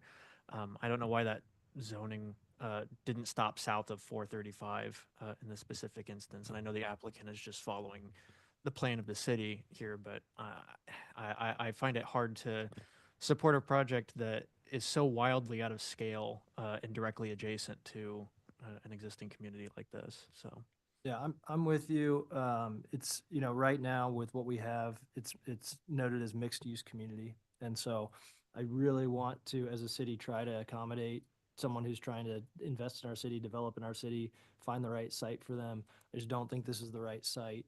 And it's having a really big impact on 2 other lots that we're now speculatively trying to rezone when it doesn't seem like it's the appropriate time to rezone based upon the context of the area. We've got some really, the way it is right now, a good gradual change from residential low, residential medium, mixed use, highway, and then commercial industrial. And it doesn't seem right to rezone 3 different parts of this for one applicant. Yeah, I'm definitely on the fence. I appreciate the applicant's efforts to kind of appease or hear the neighborhood and kind of separate that line with some sort of commercial for the neighborhood as well as residential. But I kind of do agree that 435 it was a line that was drawn for a reason. Yeah, I'm still up in the air on this, but I'll let other people talk. Okay. I'm with Commissioner Hasek and Taylor. I feel like the city has a plan there, and like John was saying before, one of the taxpayers. I just don't feel why we need to go and review and change the city's plans for zoning. So on this one, yeah, I echo the voice of the other commissioners. Anything, Commissioner Lynch or Beasley? I'm not hearing a really compelling benefit to the community that's outweighing the detriment to the neighbors that I'm hearing. So I don't think I can support the project. Okay. Beasley? I will make it also, well, I can't say unanimous. We haven't heard from everybody. I'm not for this project. I'm hearing how they're trying to make concessions so that it will fit, but I still see too many issues that are more dangerous in many different aspects that I'm not voting for it either. Okay. My comment is I sympathize with Fairview and everything that's happening there. I think, with the plan, we asked them to go back and make some changes to put a buffer in between some industrial and the city of Fairview, and they did that with the commercial, even though we don't know what's there or planning to be there. I think it's a good compromise, and having residential outside of that. We still don't know exactly everything that's going to be there except for maybe Alltech. But there's still opportunity for all of it for, to come back and take a look at what those developments are going to be, what's really planned to be there. They're trying to get something there just to show a picture of what could be there at this point in time based on what they know. And so it'll be something later. So I guess I'm in favor. I'm the minority here, but so with that, I'll take a motion, please. Chair Crowley, I move to recommend denial of docket items 5.1, 5.2, and 5.3. Second. Okay, so we got a motion and a second for denial of docket items 5.1, 2, and 3. Margaret, can you take roll call on that motion, please? Arkin, Aye. Beasley, Aye. Prowl, No? Enders, Aye. Hasek, Aye. Lynch, Aye. Helia. Aye. All right, looks like that motion passes then 6-1 for denial. All right, thank you. Okay.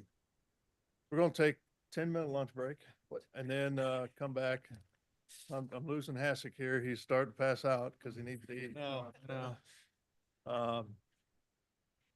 Yep.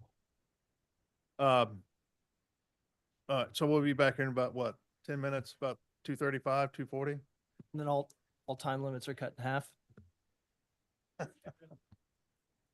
Yeah. So and then we have the 4 cases to finish up afterward. 5. One is continued. Oh, Five. nice. Yeah, number 9 is continued. Oh, no, but we. There are 5.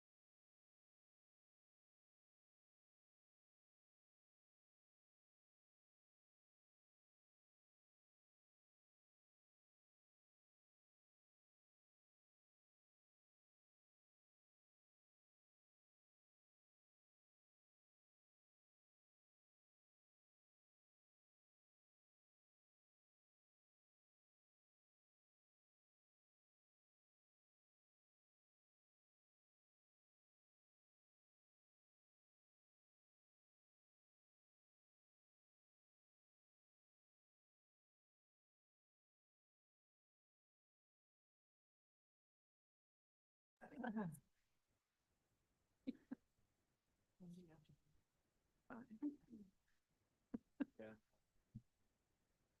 Whatever one it was, we were the only ones.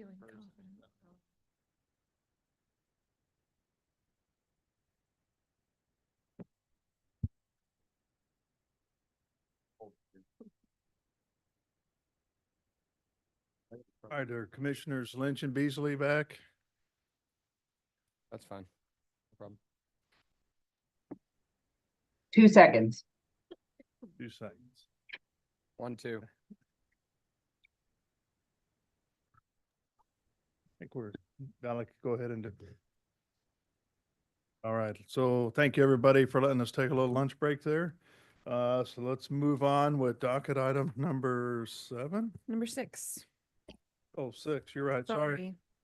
To burst your bubble there. Item number 6, case CD CPC 2024-169, a request to approve a rezoning from District AGR to District R 7.5 to allow for a residential development on about 56 acres, generally located at North Line Creek Parkway and Northwest Old Stagecoach Road.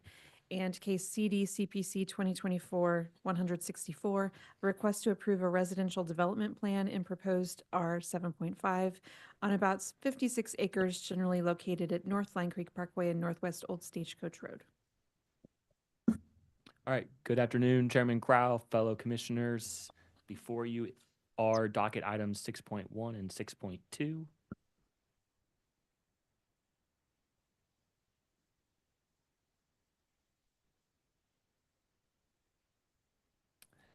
Docket item 6.1 is 2024-169, which is a rezoning, and then docket item 6.2 is 2024-164, which is the residential development plan at 9600 Northwest Old Stagecoach Road.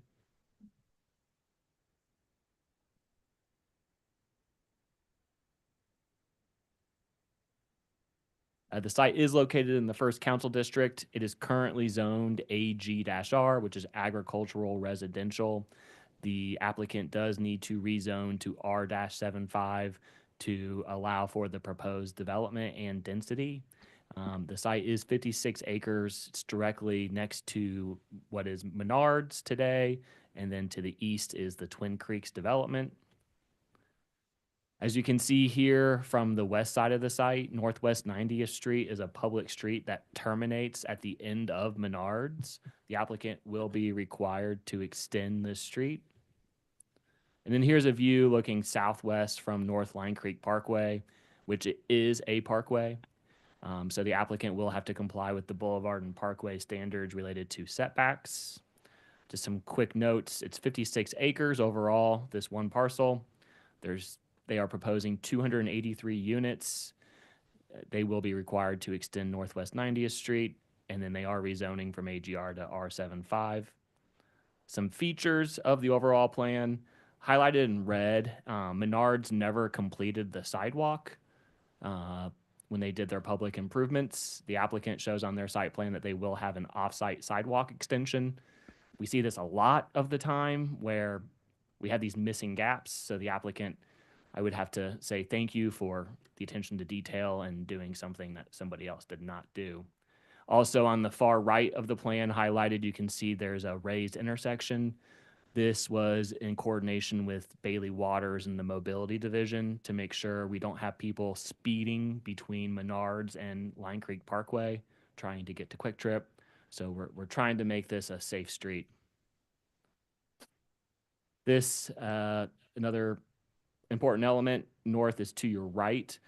The zoning and development code does require, if you're on a parkway and it's a detached home, that you have to provide, at the end of the day, a 90-foot setback. The first 30 feet are maintained by the city. The next 30 feet of this landscape buffer would be maintained by the property owner, and then the buildings have to have a 30-foot setback. This is to visually not have the rear ends of buildings right next to a parkway. And the applicant is complying with the code.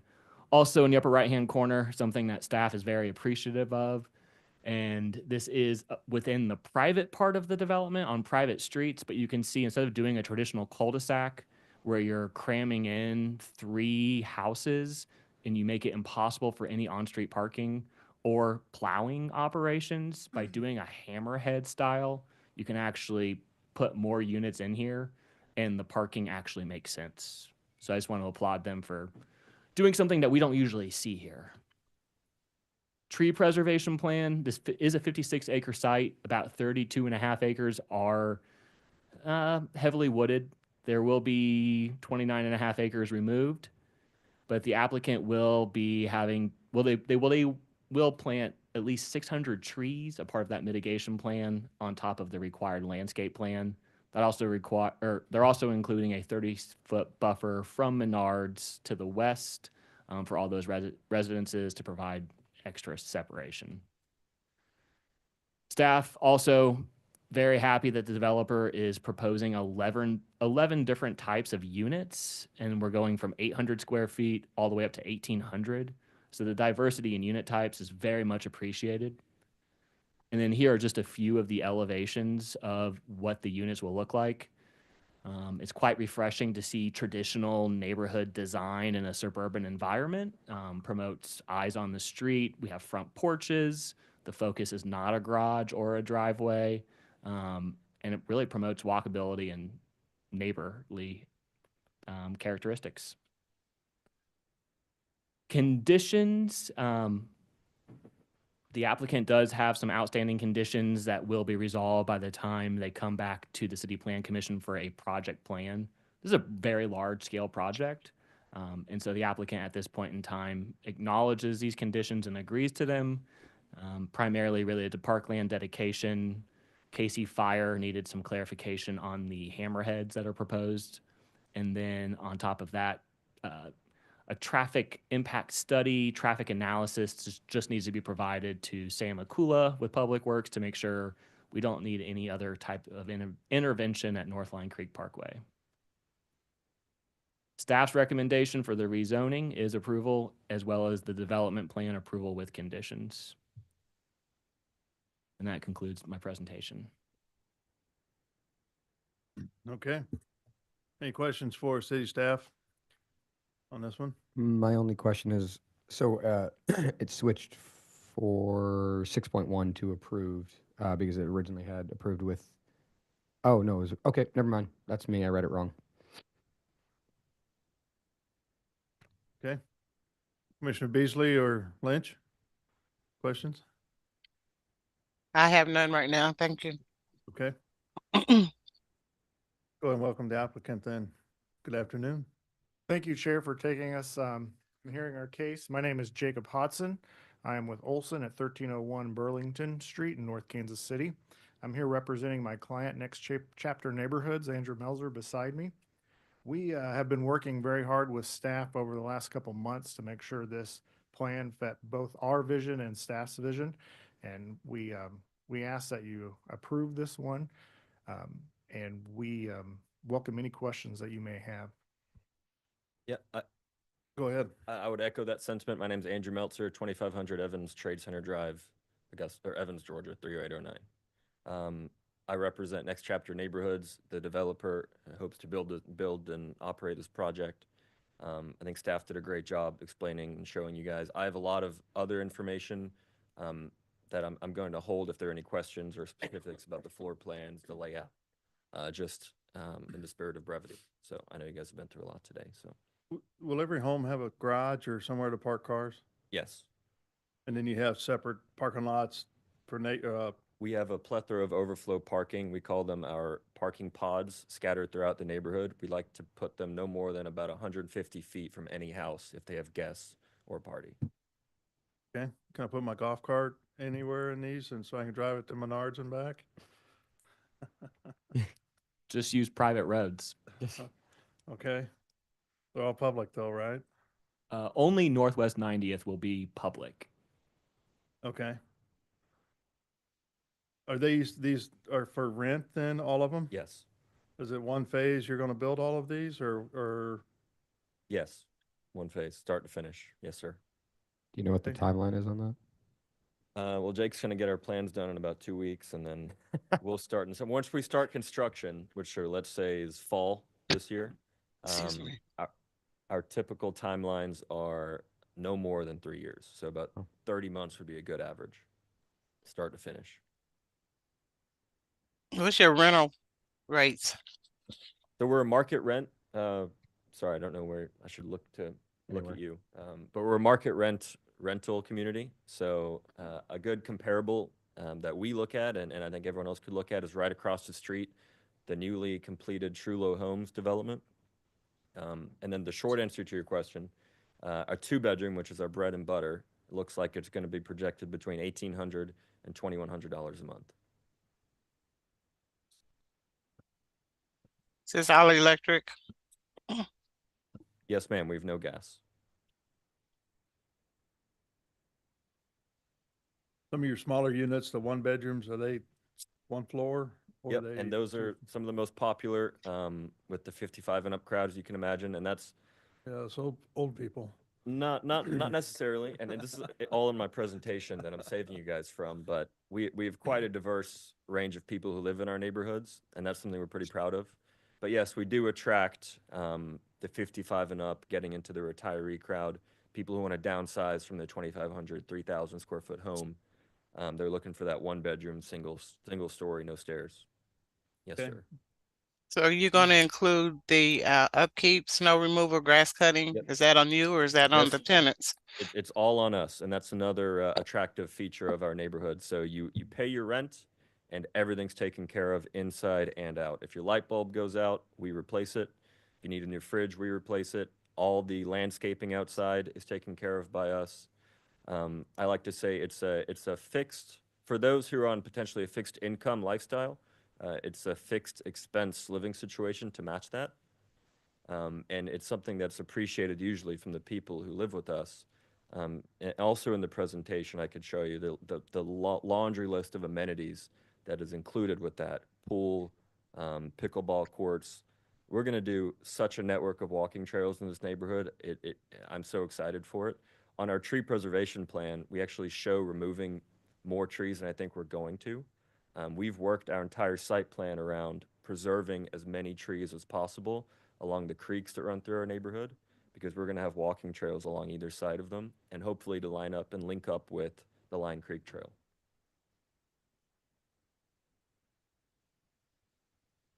Sounds like all I need you to do is pay my light bill. We've at the request of our district councilman Willett, we met with 2 neighborhoods to the south. We also had our formally obligated neighborhood meeting. Great feedback all the way around. A few people have actually already reached out to get on a wait list, so there's been no specific negative concerns that we've had to address as a result of those. You kind of alluded to people being on fixed incomes, and most people take that to be seniors. But I have a different saying. Everyone's on a fixed income. Your pay does not change unless you do overtime or change jobs. I understand that. Yes, ma'am. Yes, old people 55 and up, he said. I know. Yeah. I don't know. I think I saw the breakdown though. There was a chart where your bread and butter was 30 to 50. I think was the majority of your. Yeah, and that's what I said a minute ago. We have quite a diverse range of people who live with us because it's this new term that I think we've coined, renters by choice. And I'll give you the 2-second version of it. There we go. There's a whole conversation to be had about renting and owning, and that's one that we appreciate. What this product appeals to is primarily people who have had that deliberation and already decided, okay, I'm going to rent somewhere. When you've made that decision, what are your options, right? A traditional stacked apartment complex, a random landlord off Zillow, maybe there's something in between, but historically, not a lot of good options. And what we're providing is essentially a better mousetrap in that regard. This is something that hasn't existed across the country and has really only popped up over the past 5 years or so. And most people who are doing it other than us, they're not doing it like we do it. And you can just look across the street for an example of what everyone else is doing. They'll take a 20, 30 acre piece of property. The units will be attached. They'll try to get as much density as possible for obvious reasons. And the neighborhood feel and aesthetic goes completely out of the window. Our neighborhoods, on the other hand, we sacrifice density for what we think will lead to long-term occupancy and retention rates. One last question for me. Do you have there'll be an on-site staff 24 hours? Great question. Yes, sir. On-site staff, full-time, 24/7, 2 maintenance people. This one might actually have 3 for the 283 homes. Full-time leasing staff and professionals, 24/7 call. Yes, sir. I've seen this model elsewhere, actually in North Carolina most recently, and they had not quite this, but they had squatters in one of the places, and no one knew about it because they have no on-site management. A So lot no of one people was checking anything. They do that too, and they do that with the self-tour options. Yeah. It's to cut costs, right? But no, everything we do is on-site. Wonderful. Thanks. All right, with that, let's open it up for public testimony. If there's anybody out there that would like to speak regarding docket item 6.1 or 6.2, please come forward or raise your hand using the Zoom feature and you will be called upon. There are no hands raised online. Okay, we'll go ahead and close public testimony then. Anything else you'd like to add? No, sir. Okay. With that, we'll close testimony and speak amongst the commission, or I'll take a motion. Chair Crowell, I move to approve docket items 6.1 without conditions and 6.2 with conditions. Second. I've got a motion and a second for approval, docket items 6.1 and 6.2. Margaret, can you take roll call on that motion, please? Arkin, Aye. Beasley, Aye. Rao, Aye. Enders. Aye. Hasek. Aye. Lynch. Aye. Padilla. Aye. All right, looks like the motion passes. Thanks for bringing this in. Thank you all. Look forward to seeing it pop sir. up. All right, let's move on to docket item number 7, please. Number 7 is case CD CPC 2024-165, a request to approve a residential development plan acting as a preliminary plat on about 0.68 acres generally located on East 10th Street between Van Brunt Boulevard and Elmwood Avenue. All right, good afternoon again. Larissa Chambi, City Planning and Development. This is the residential development plan for Embrace Your Shine. And once I share my screen, I'll go ahead and get started.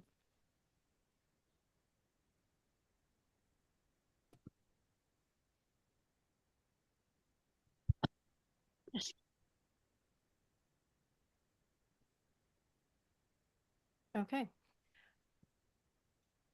This is the location of the property. It is in the historic northeast of Kansas City, Missouri. The subject property is highlighted in red. The applicant did go through a minor subdivision in order to separate it from that southern property that you see highlighted in yellow.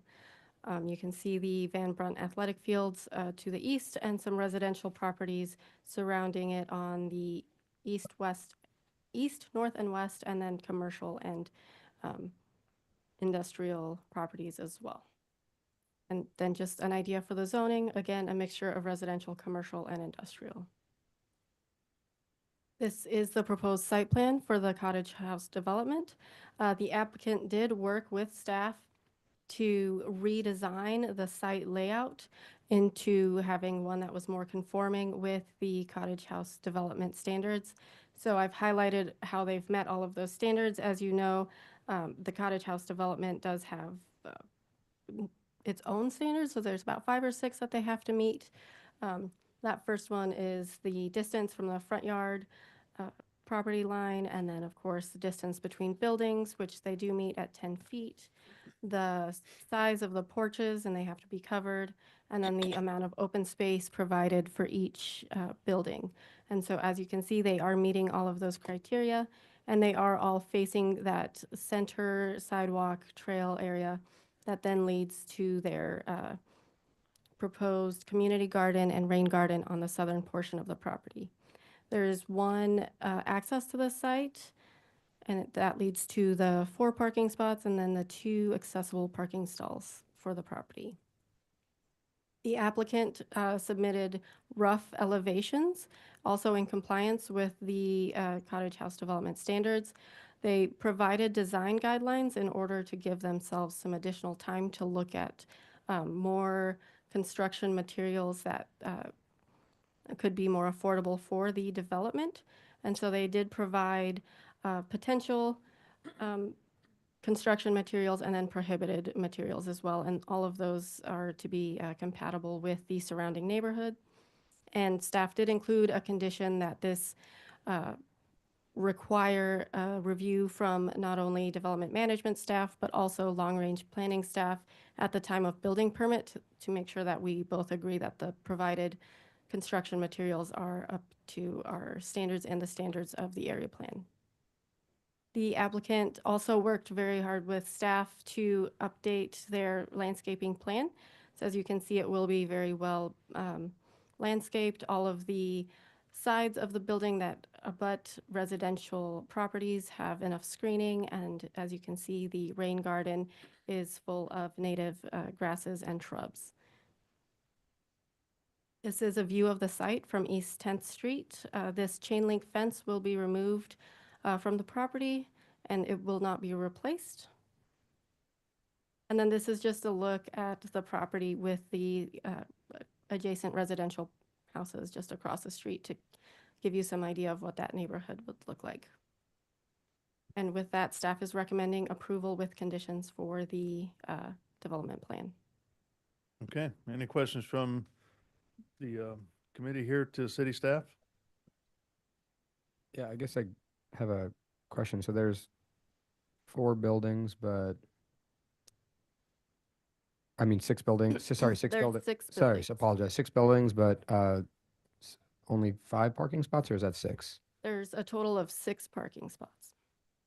Well, including the 88. Right. Okay.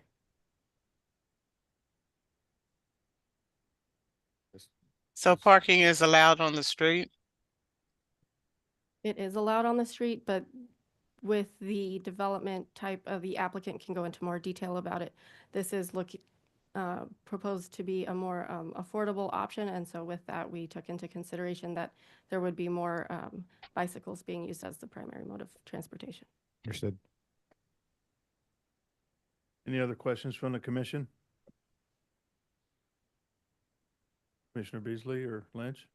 Well, no, I was thinking we always want to look at parking, not just for residents, but when they have guests. So no, that's my thought right now. Okay. All right, with that, let's welcome the applicant then. Good afternoon. Thank you, Chairman and fellow commissioners. My name is Jake Hodson. I'm with Olson at 1301 Burlington in North Kansas City.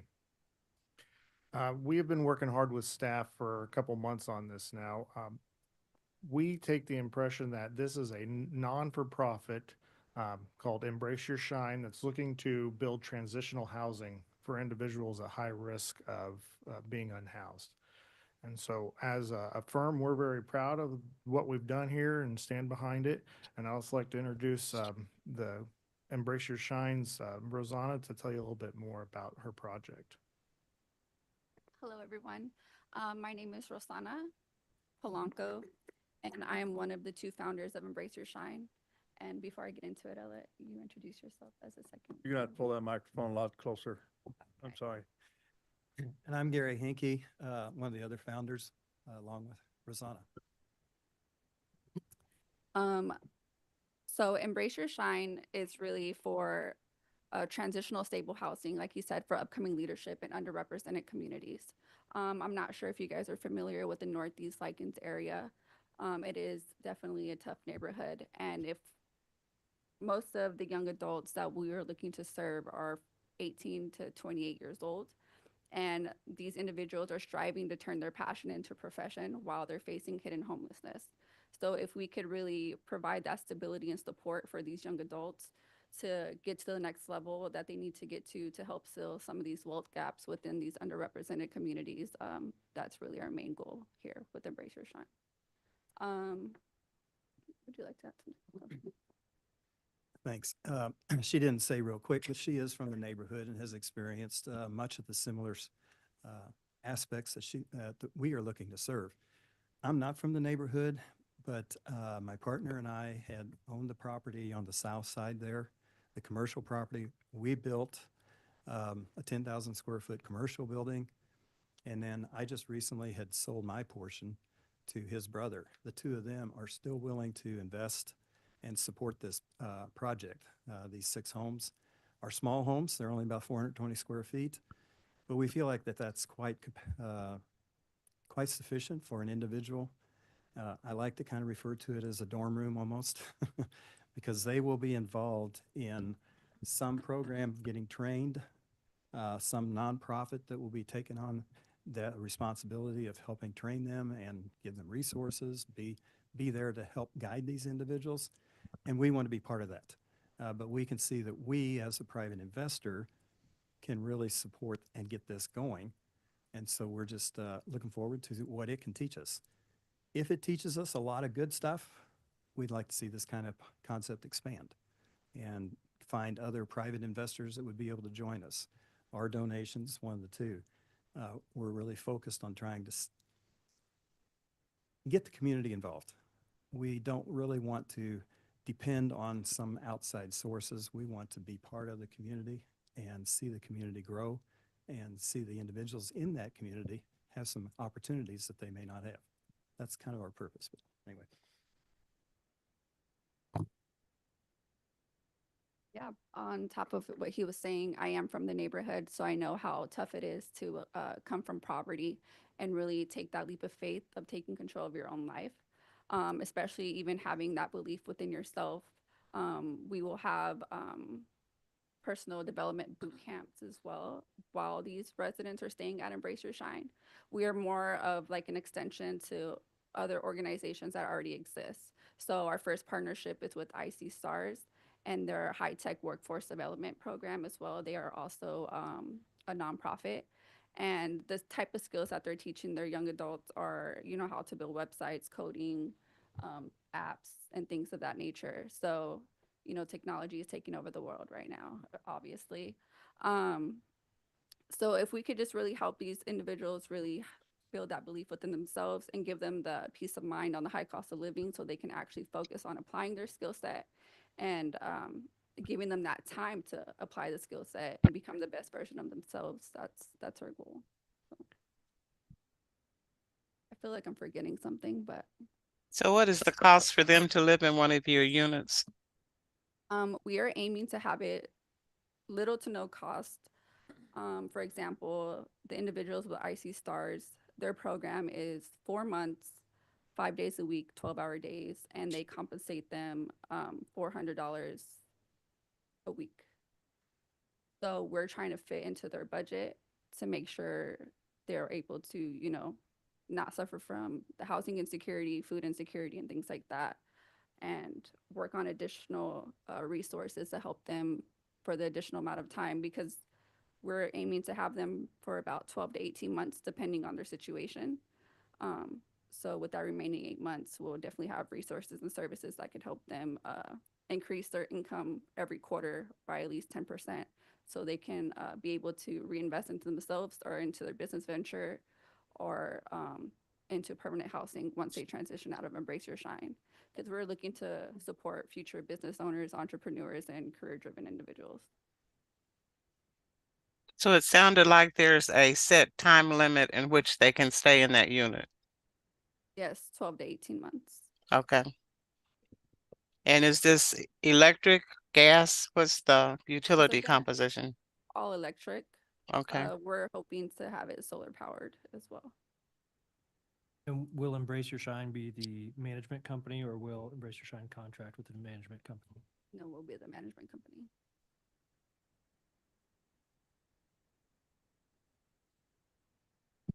Okay. Any other questions? All right, with that, let's open it up for public testimony. If there's anybody out there that would like to speak regarding docket item number 7, please come forward or raise your hand using the Zoom feature, and you will be called upon. There are no hands raised online. All right, so we'll close public testimony. Anything else you'd like to add on this? One thing I would like to add too is working with individuals like this can be a challenge, but we both have had opportunity to work with individuals, not exactly like these. We specifically had experience with 2 or 3 who have come out of prison, around 25 years old. And in the process of working with these individuals who've really shown a lot of promise, just tremendous promise, and I'm really encouraged, they made the comment and they said, you know, having a place that they can call their own gives me a peace of mind. That impressed me so much as I learned more and more about their dilemma. If they're couch surfing, they don't know when they got to move. If they have some place that they're harboring their stuff, they don't know when they come back it's going to be there.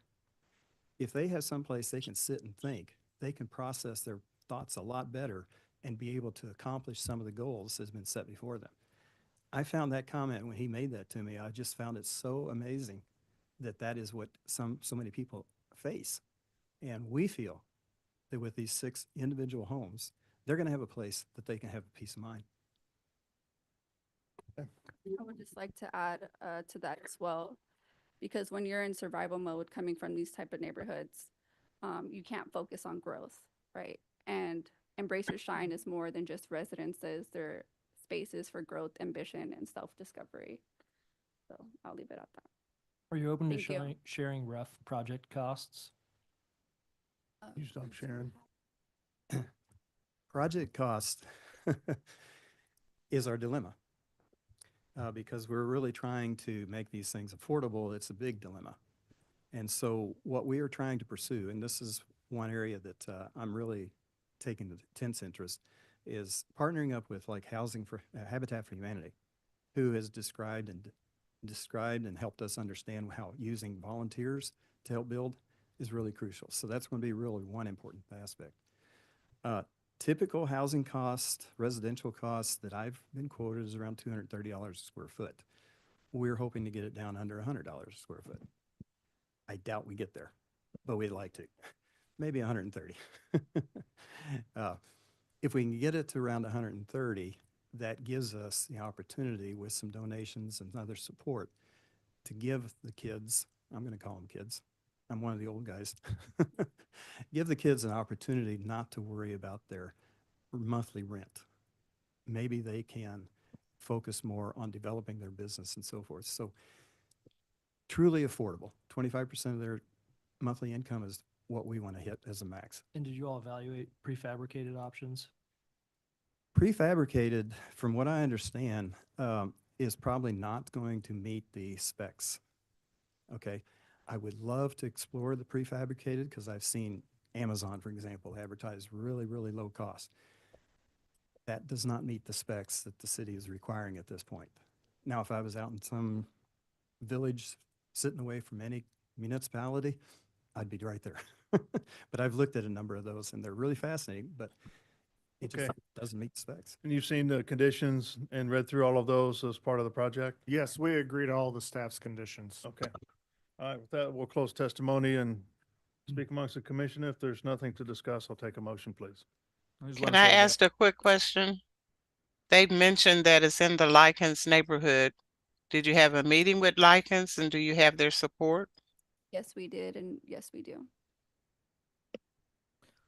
I was just gonna say that I know Rosanna and I know that she has been working for a long time and hard to help this community, so I'm in favor. Yeah. Project. Chair Crowley, move to approve docket item number 7 with conditions. Second. Motion and a second for approval of docket item number 7. Margaret, can you take roll call on that motion, please? Harkin, Aye. Beasley, Aye. Prowl, Aye. Enders. Aye. Hasek. Aye. Lynch, Aye. Padilla. Aye. All right, looks like motion's approved for the project. Thank you and guys so to much. move Thank you forward. very Yeah. much. Yeah. Thank you, Chairman. Thank you.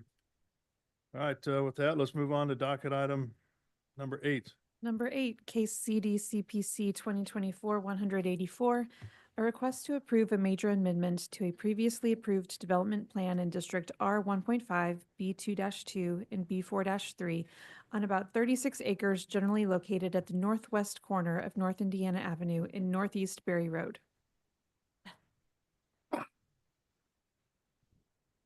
That's what I said. I saw that folder. I'm like, oh my gosh, we're gonna be able to. I will promise you, I've got case numbers 8, 10, and 11.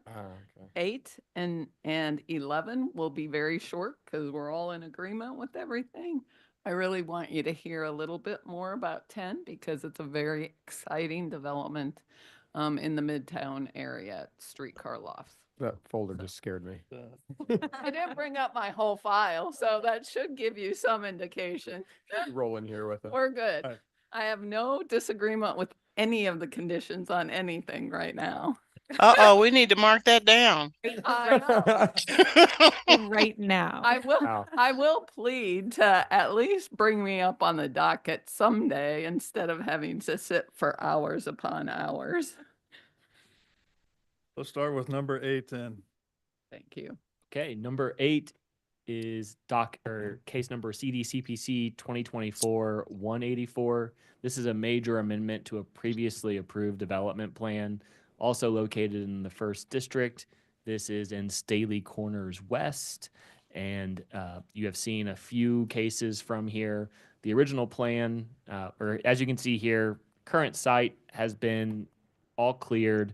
Public Works has installed the sidewalks, curb, gutter, streetlights on North Indiana, as well as Berry Road. The previous plan called for this to be flex retail office uses.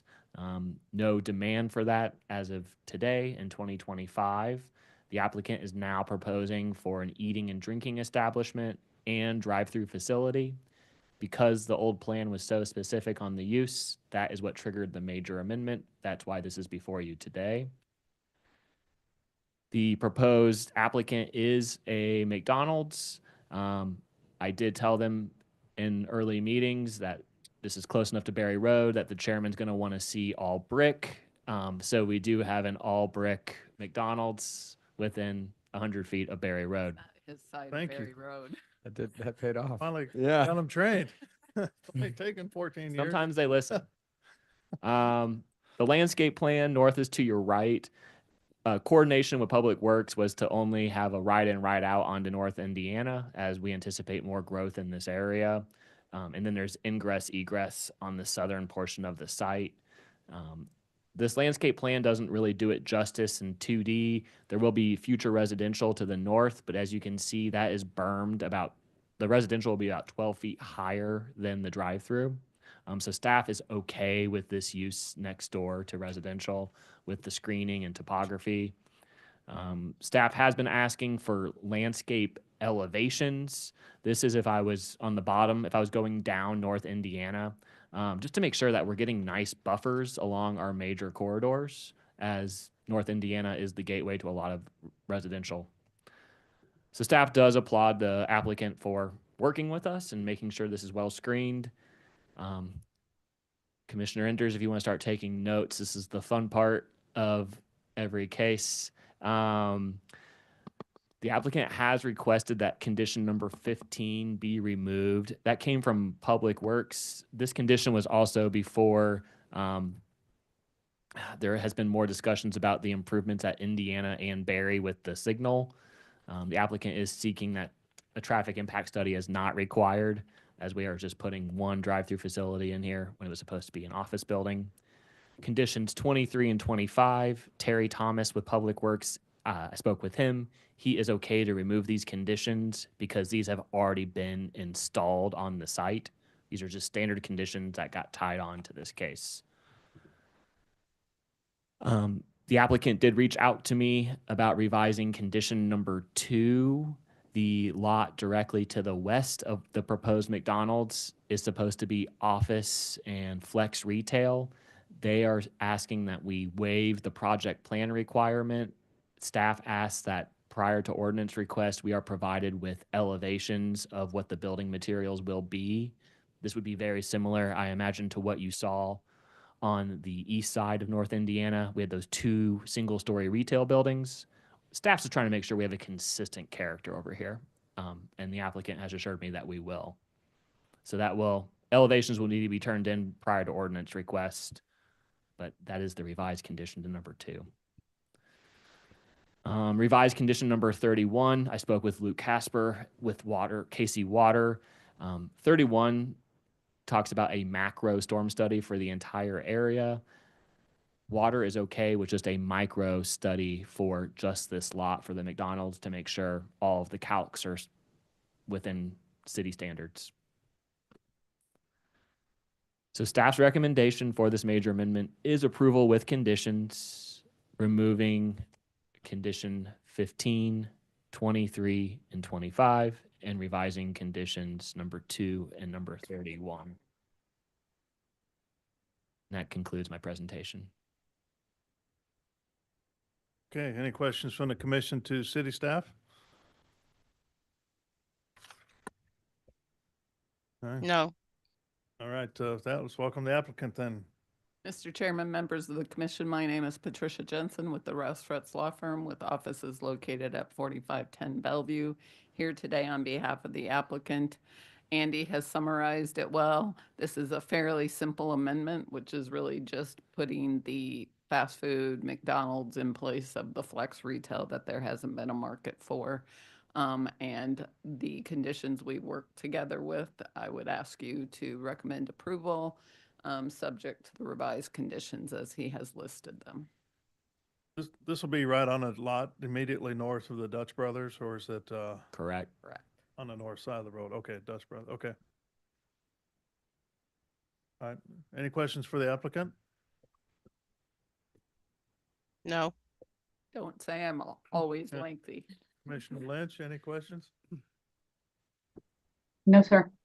Okay, all right, with that, let's open it up for public testimony. If there's anybody out there that would like to speak regarding docket item number 8, please come forward or raise your hand using the Zoom feature and you will be called upon. There are no hands raised online. Okay, so we'll go ahead and close public testimony. Anything else to add? No. Okay. I'll take a motion, please.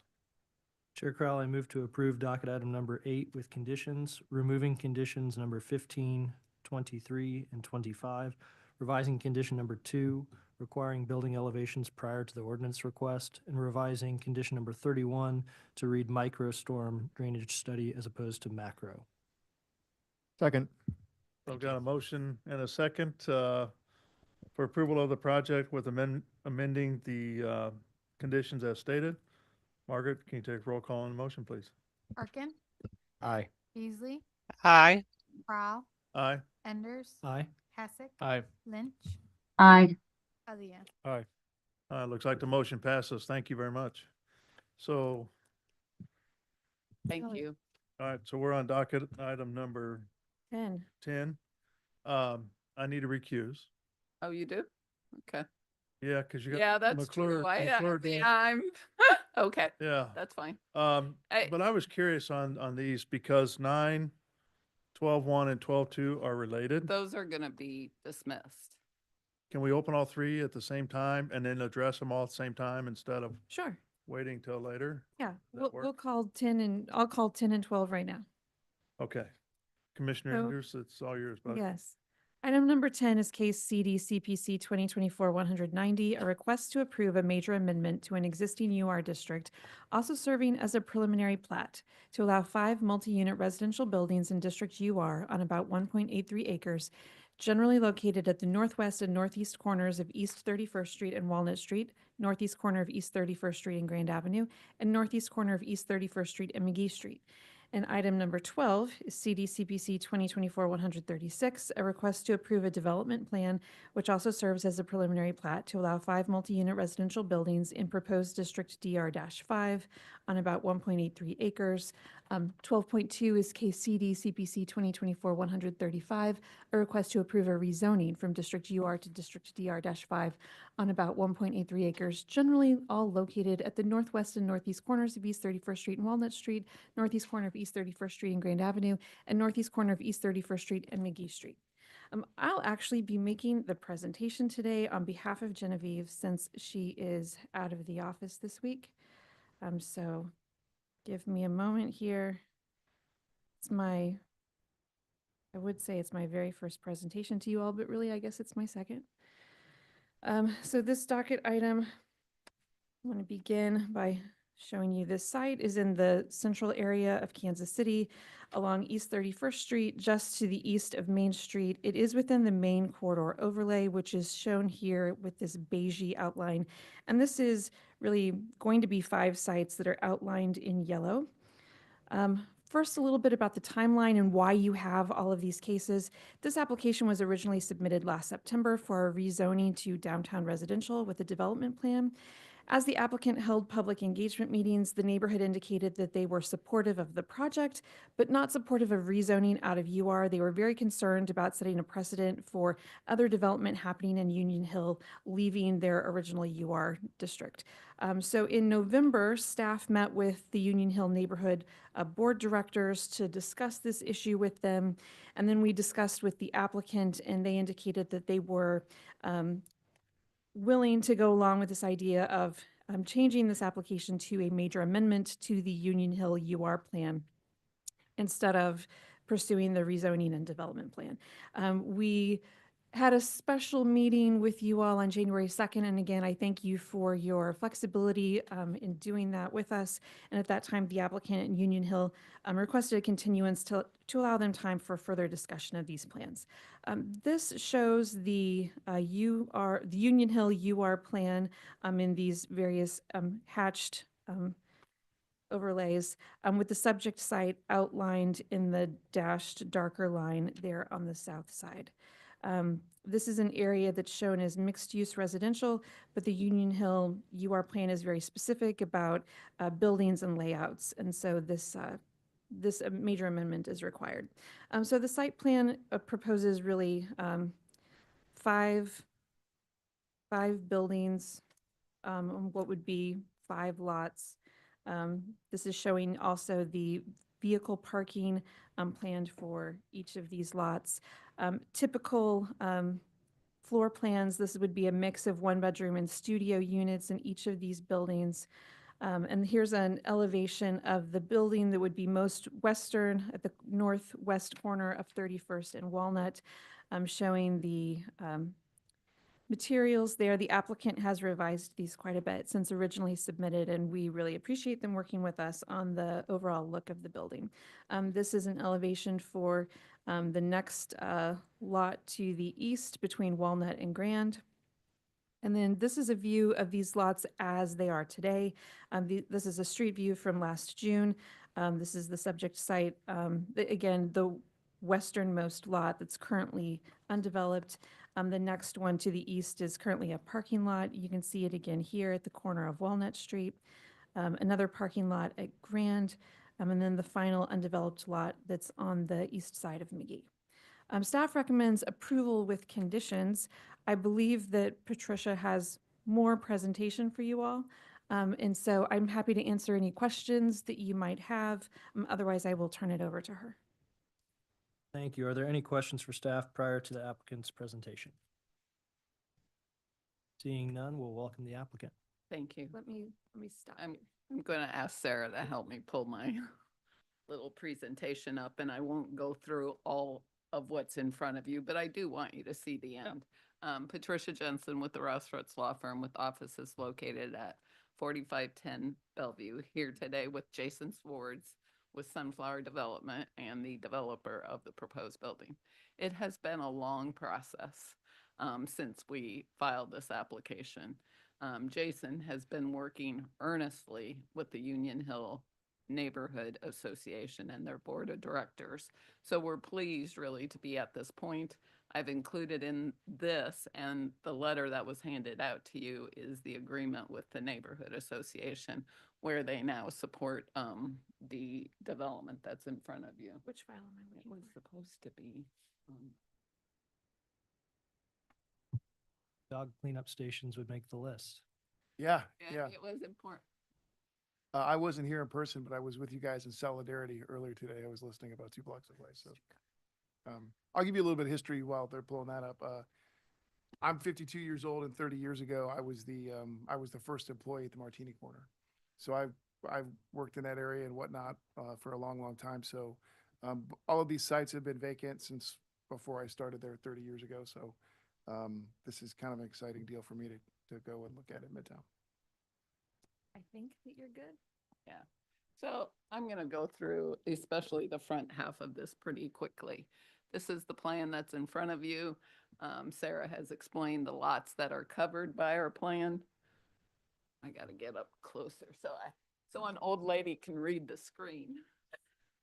I think you're familiar with the photo or the image that's in front of you because last year when you were considering the Union Hill time extension and the certificate of completion, this was Sarah. done. I don't think we're sharing online.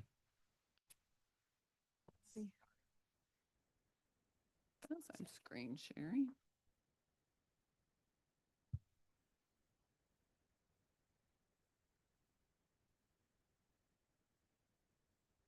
Thanks.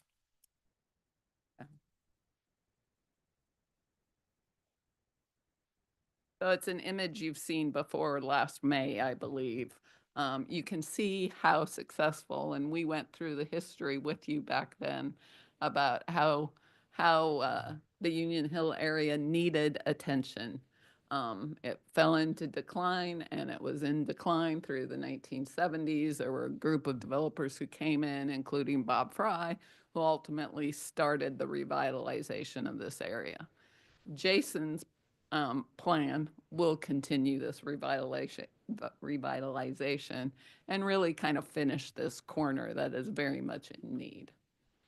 So Sarah's already shown you a bunch of pictures. The sites that we're developing are parking lots, which is not a good use for the Midtown area. So I'll just quickly go through those images. And then this is actually north is on the left side of the screen. These are these properties as they lie within the UR zoning district. And yes, we had a discussion with the neighborhood. The neighborhood did not want us to rezone to DR, which is downtown residential. They wanted us to stay within the UR zoning district. So ultimately, we came to agreement. We then filed this case versus the ones that are in front of you for dismissal. And these are the plans we filed with all of the design guidelines. There's a preliminary plat. Here are the images of what the site design is going to look like and some of the landscaping along this area. These are the elevations that Sarah showed you. And these are floor plans. We have revised so that the unit numbers match the number of parking spaces that are in the underneath portion of each of the buildings. So you do not have to go to a different building to get to your car. And then these are the images along the street. This is along Grand of what the building will look like, buildings will look like. And there's another image that you see. And then Jason can talk to you about all of the work he's done with the neighborhood. He has had, I don't know how many hours of meetings, a lot. It's all good. So- We the neighborhood has been actually great. We had a meeting with their board last Friday, discussed these conditions, and then I presented back to the neighborhood at their quarterly meeting last night. So we executed I'll call it a good neighbor agreement yesterday, and we believe that we have their support. So yeah, we're happy to be at this stage. So I'm happy to answer any questions anyone may have. And with us are engineers and architects if anybody has any questions. I do know that the big concerns has always been parking, but again, these parking lots, we're not putting more cars on them today than what they actually already hold. So essentially, we're not creating that much more density. So we're excited to move forward. Thank you. And also Sarah and Genevieve have been great to work with during this process. We've worked through all of the conditions. So the conditions that are in front of you, we are in agreement with, we have no issues with. And then, of course, we are very appreciative of the fact that you were willing to hold a special meeting. We just weren't able to come to agreement at that day. So that's why we continued it to allow us further discussions with the neighborhood. And with that, that's it. Just a quick question. So currently 31st Street has some line bump out or line marked bump outs and plastic bollards. Is the plan to replace those with concrete solutions? And So along 31st Street, and I'm not completely up to speed, there's a redesign of the entire street that's going to happen where there's going to be parking and planting put in there. I've been in touch with Councilman Ray, who's been kind of leading that. we'll work in, when we get to a permittable set of drawings we have, we'll work with the city so that we're not going to put in something new that they tear out or vice versa. So there becomes literally on-street parking with concrete bump outs and landscaping along the 31st Street. Okay, so the plan is for you to do that investment in conjunction with the Correct. city. Yeah, the Okay. city is currently doing a 31st Street improvement. They're using some of the money from the Union Hill TIF plan to do that. So they have funded that plan and they're working on finalizing those plans. Yeah, and part of the issue with these sites is because there's been nothing there for 30 years. Like the city has or Public Works has a power station for the stoplight that's actually not on city property and there's no easements. Evergy has power lines running along the property that they have no easements. So it took us 6 months to kind of clear up a lot of these issues to figure out how we could get it done. But that's really, that was a big piece of it of why we've been here. Okay. and chasing for And then another question I have too is currently along the sidewalks on at least the northern portion of 31st Street, there are non-ADA compliant sidewalk issues where there's street lights or power poles that are in the middle of the sidewalk. Is the plan for those to be resolved as well as a We'll part be of this required project? to bury all the power there in that area. That's what, and Evergy, we've discussed that with them. The neighborhood. Jason, can I get you to speak a little more into the mic? Yes, ma'am, sorry. Yes, we're gonna bury the power lines. Okay. And the city's working on addressing where those power poles are in the middle of the ADA. I had just a quick question.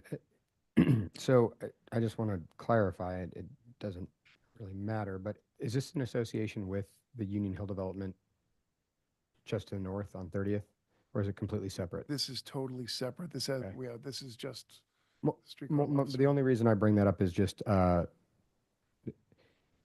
through traffic. So they've kind of patched their way through purchasing land as they could, not the Union Hill development, like the actual Union Hill, all that. And I actually lived in one of their apartments, and there was quite a bit of like cross traffic through there that caused some weird parking situations and stuff like that. So I just wanted to make sure there wasn't that happening. Nope, this is totally separate. Okay, just making sure. So can I get you to confirm, I did hear that it is underground parking for the tenants? It's not really underground. Well, The slope of the property, it goes, it elevates from really the southwest corner of building number 1. And as you go to building number 5, it elevates all the way up further into the northeast corner. So you'll be able to visibly see the parking on building 1 much more so than you will be able to see it at building 5. Because it's kind of buried into the elevations, the existing elevations there. But yes, these are 4 stories of apartments built upon 1 story of concrete. So I would call it a pseudo underground or podium style, depending on which building you're in. And you get And is there accommodations for visitor parking within that? No, there is not. We are working with Kansas City Public Television to lease or to have an agreement, since we're buying 2 of these lots from them, for some potential parking in the evenings and weekends. But we do meet the city's code requirements, which is 1 parking space per unit. Yeah, I understood that part. So essentially everything in the cast stone base is your parking. Anything in the lighter color is parking, yes, sir. And these are rentals. Can I get your range of rates? As of today, I don't know exactly where we're going to be, but we're going to be pushing $2 a square foot more than likely. By the time we get this done, this will be an 18 to 20 month build. My best guess is that we start sometime late in 2025 this year. So we will be north of $2 a square foot per unit. And I thought I heard that I might be confusing it with a previous case. Your mix of unit style, 1 and 2 bedrooms, or was it studios and 1 bedrooms? We have a small number of studios, but the majority is 1 bedrooms and then 2 bedrooms as well. Okay. So we're about, I would say we're 70% 1 bedrooms. Okay. Thank you. Yes, ma'am. And I appreciate you giving me a timeline too. That's good to know. Any other questions for the applicant? No, I'm done. We're going to go ahead and open it up to public testimony. There are a couple of hands raised online. So I'm going to promote Stacy Garrett and Lisa Colvin. As you accept the invitation and unmute yourself, please go ahead and state your name and address for the record, and then you can begin. Lisa has accepted the promotion, and I want to start with her. All right, Lisa, once you're able, please take yourself off of mute and introduce yourself with your name and address for the record, please. Thank you. All right, I'm Lisa Colvin, and I'm at 3032 Grand Avenue. And we are the entire neighborhood is very concerned about the parking. Most of us don't have garages or driveways, and we're very concerned about when the new tenants have visitors over, they will be taking our parking spaces, which is our street, and we will have nowhere to park at all, to be honest. So the entire neighborhood is very concerned about that. And we were told there really wasn't a good traffic study going on 31st Street, which is already jam-packed. Starting about 3:30 in the afternoon, it's a solid line, and we're just concerned about that. Thank you. Thank you, Lisa.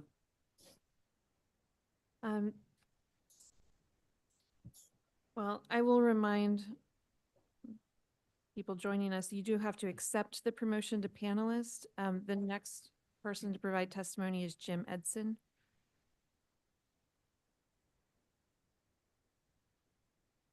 Jim, once you've unmuted and accepted the promotion, please state your name and address for the record, please.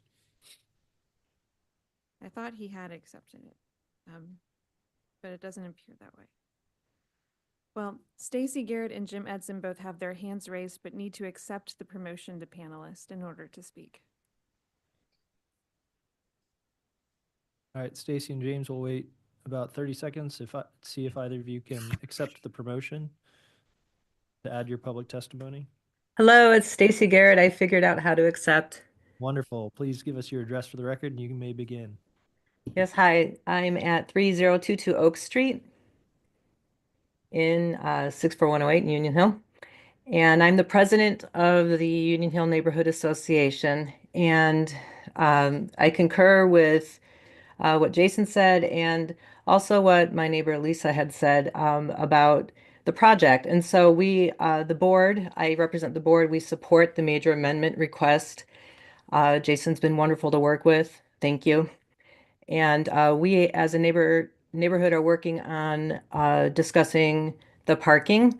And we realize that that's something that we could work on as a neighborhood together, as well as with any developer to resolve. So thanks, I'm done. Thank you so much for the testimony. And then Jim Edson.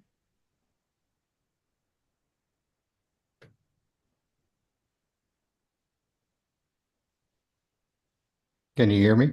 We Yes. can. Welcome. Okay, thank you. Yes, I'm a member of the board of Union Hill Neighborhood Association. Appreciate the comments about the parking. I don't believe the whole neighborhood's concerned about it, but certainly some of the folks who are closest to this development are. We understand that Jason has met all the requirements of the development per the URD and the city's ordinances, and feel like we can address the parking issues, as Stacy mentioned, as a neighborhood. A lot of people are also concerned about the streetcar generating more parking. So it's a popular topic these days. Thank you, Jim. And could we have your address for the record? I'm sorry, I'm at 204 East 30th Street. Thank you very much. Thank you. There are no other hands raised online. Great. We'll go ahead and close public testimony and turn it back to the applicant to, although it's already been addressed well, if you want to just add any additional thoughts on parking. So We own 3 large apartment complexes here in Kansas City, Missouri, and we run around 92% occupancy. So generally 10% of our units are vacant, and we see about 90% of our folks not having cars. So we expect to have a handful of spaces available, but we won't know that until we actually get open and we get leased up and we see what's out there. But I am more than open to work with the neighbors, the neighborhood and anyone over there, as I said last night, to look for parking solutions to make the least impact in their neighborhood. We did mandate as part of the agreement that we would require, if you rent a 1-bedroom apartment and you have a car, you mandatorily will have to take a parking space. So we're trying to work with the neighborhood on that. And if you're not at capacity, is there a process for which guests are able to park in the garage? That'll be a management issue that we handle once we get open, but yes, we will allow that. Great. And any other comments you all would like to add before we close all testimony? No, again, we request that you recommend approval subject to the conditions. Great. We'll go ahead and close all testimony and can discuss the project. I'll just note that I'm extremely excited by this project. It's nice to see such a contextual project, both in the architecture, the scope, the scale, the lot lines. It looks like it's meant to be there. It's exciting to see, again, the scale of these buildings. It feels very much at home in Union Hill, at least to me. And it's nice to see that a developer can both have the scale for a project they need to make it successful while also making something that feels like it's the appropriate scale for the community. That was those guys, not me. I'll add to this too. I'm very familiar with this area and this neighborhood. And I'll say there's a reason I don't go towards these sites currently after midnight. And I think not only will this help that issue, I think it'll entirely solve that problem. I think that, and in conjunction with the apartments that are going on further to the west of this, are going to really transform this area. So I really appreciate this project. Thank you. If there isn't any other discussion, then I will welcome a motion. Vice Chair, I move to approve docket item number 10 with the conditions. Were there any additional conditions that we needed to amend? Okay. Nope. At the same time, though, if you'd like to dismiss docket items 12.1 and 12.2, we can do that all in one motion. And 9, or is that incorrect? No. 9 is not related. Okay, I'll go ahead and amend the motion then. Vice Chair, I move to approve docket item number 10 with conditions stated and to dismiss docket items 12.1 and 12.2. Second. Great. It's been moved and seconded to approve docket item number 10 with conditions and to dismiss docket items 12.1 and 12.2. Could we have a roll call vote, please? Arkin, Aye. Beasley, Aye. Enders. Aye. Pasek. Aye. Lynch, Aye. Pavia. Aye. Great. The project has been approved 5-0. Thank you very much. And good Thank luck you all. with the Thank you project. very much. I'll see you later. Okay. Okay.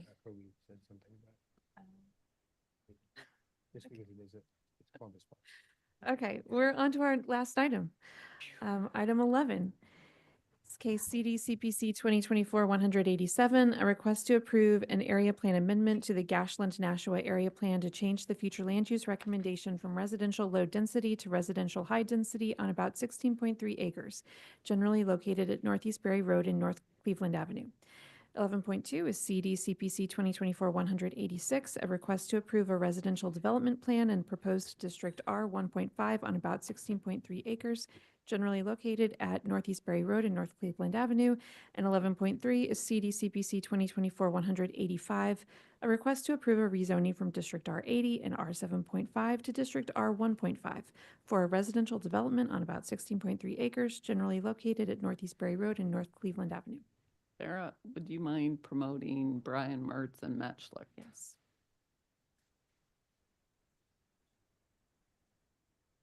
Okay. Good afternoon, commissioners. This is the final docket item today, and they are items 11.1, which is an area plan amendment. Then case 2024-186 is a residential development plan, and case 185 is a rezoning. And the site is at 4001 Northeast Berry Road. I just want to make it clear, this is Old Berry Road, not New Berry Road. So pre-152 being improved. I found out there was a difference, so. Yeah. So the site is actually 3 different parcels, and it does cross North Cleveland Avenue, which will need to be vacated prior to any building permit being issued. As you can see here, behind me is an existing church, but looking southeast is North Cleveland, also known as North Antioch. The street is a dead end because of when 152 was improved. Here we are looking east from North Cleveland. The site has very rough topography and quite a bit of existing mature vegetation. This is another view looking east from Berry Road. And this is at the far eastern edge of the site. When you're looking east on Berry Road, you can see the Berry Road is offset. This is a major concern from the city engineer, which I will get into greater details, but that's just an important feature to keep in mind. Currently, the project area, the Gashland Nashua area plan calls for residential low density. This plan does require an area plan amendment because it's being rezoned to R-1.5 to allow for the townhouses and the proposed density. So it will now be a residential high density. Long-range planning staff was supportive because the site is on 2 dead ends and next to a highway. There will be a total of 29 fourplexes for a grand total of 116 dwelling units. Like I said, there was an area plan amendment proposed here from low density residential to residential high, and then rezoning the existing area to R-1.5. Here is the tree preservation plan. Out of the 16-acre site, about 13 acres have existing trees. Just over 8 acres will be removed. The applicant will be planting 114 2-inch trees for mitigation. The city engineer was here before this case was heard, and I believe he might be online, but we have discussed with Public Works that a cooperative agreement will need to be entered into between the Public Works Department and the applicant. Northeast Berry Road needs a lot of work on half street improvements. There's also a gully to deal with, and there's also a water line that was constructed that makes things extremely complicated. So there's going to be a lot of juggling for these improvements. So that will be a whole nother project outside of entitlement. Again, Condition 31 has been revised to add language that the developer enter into a cooperative agreement because they are required to do half-street improvements because Old Berry is not on the major street plan. Half-street improvements are on the developer. So they need to enter into the cooperative agreement in order to not have to complete the half-street improvements prior to the final plat being recorded. I do need to remove condition number 8. The developer did submit a revised tree preservation plan. And if you read the staff report, there were some last minute conversations that occurred between the snowstorm and when the staff report was due to get this project to a point where staff could recommend approval. So we do recommend approval for the area plan amendment and for the rezoning and approval with conditions for the development plan, removing condition number 8 for the tree preservation plan, and then revising condition 31 that the applicant needs to have a cooperative agreement related to the half-street improvements that are required. And that concludes the last case of the day. Sorry, can you restate 31 again? Yes, to the developer shall enter into a cooperative agreement with the Public Works Department. Okay.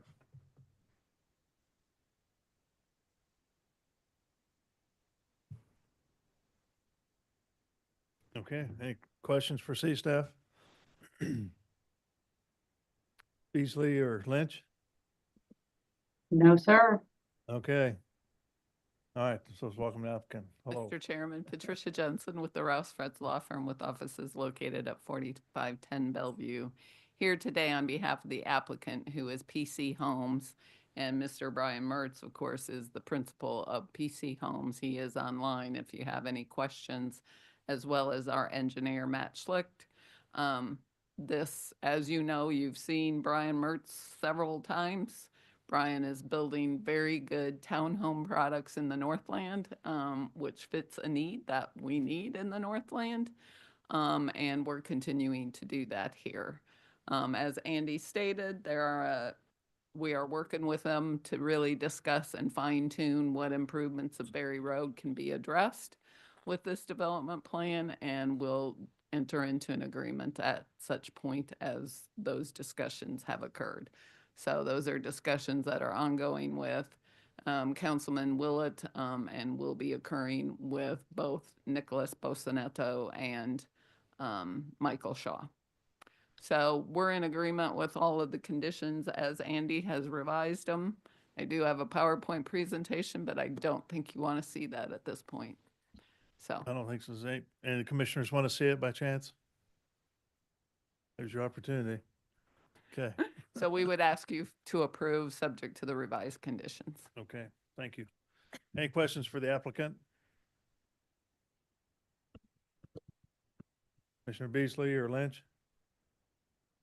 No, I think I'm good. It'll be close to a future McDonald's. Yeah, the one we just did, Yes, and the Dutch Boys. that's right. All right, seeing that we don't have any questions for the applicant, let's open it up for public testimony. If there's anybody out there that would like to speak regarding docket item number, what are we on now? 11. 11? Please raise your hand or come forward and you'll be called upon. There is one hand raised online, Sean Hall. Okay, You are being promoted to panelist. all right.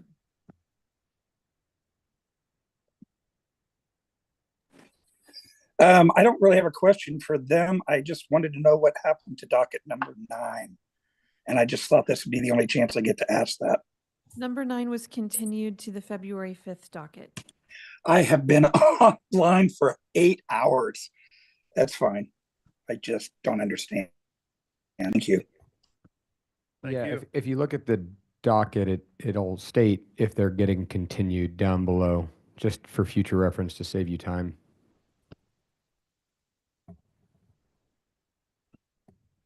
Yep. Okay, anybody else? There are no other hands raised online. Okay, so we will close public testimony then. Anything else you'd like to add? No, Appreciate your patience being here today for a long meeting. I'm just promoting myself at one day at being called early. Yeah. Yeah. All right, with that, we'll close testimony then, and there's nothing to discuss. I'll take a motion, please.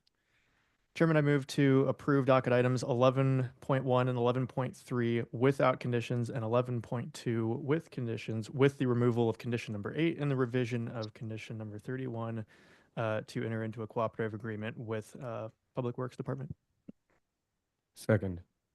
I've got a motion and a second for approval of docket items number 11, 1, 2, and 3 with modifications to the conditions on docket item 11.2 as stated. So, Margaret, can you take roll call on the motion, please? Arkin, Aye. Beasley, Aye. Prowl, Aye. Hassick, Aye. Lynch.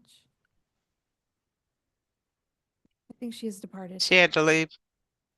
Okay. Aye. Aye. Looks like that motion passes 5-0. Thank you very much. Thank you very much. Yep. Commissioners, oh, go ahead. I was just gonna say in 2026, April 1st will be on a Wednesday, and that's when we can put her on the beginning of the docket.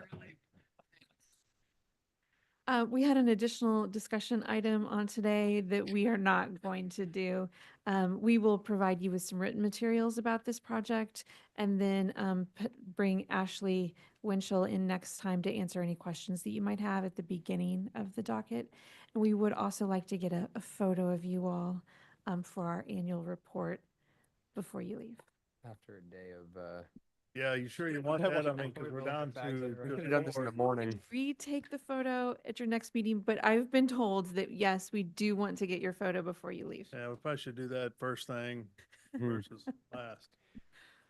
My hair is all over the place. I'm like sweating. Oh, All right. When we have hope in our eyes. Yeah, when it's been removed. But that is That's all for today. You sure? Okay, if you want to, then I guess we will. So with that, motion to adjourn. So moved. All right. Meeting's over.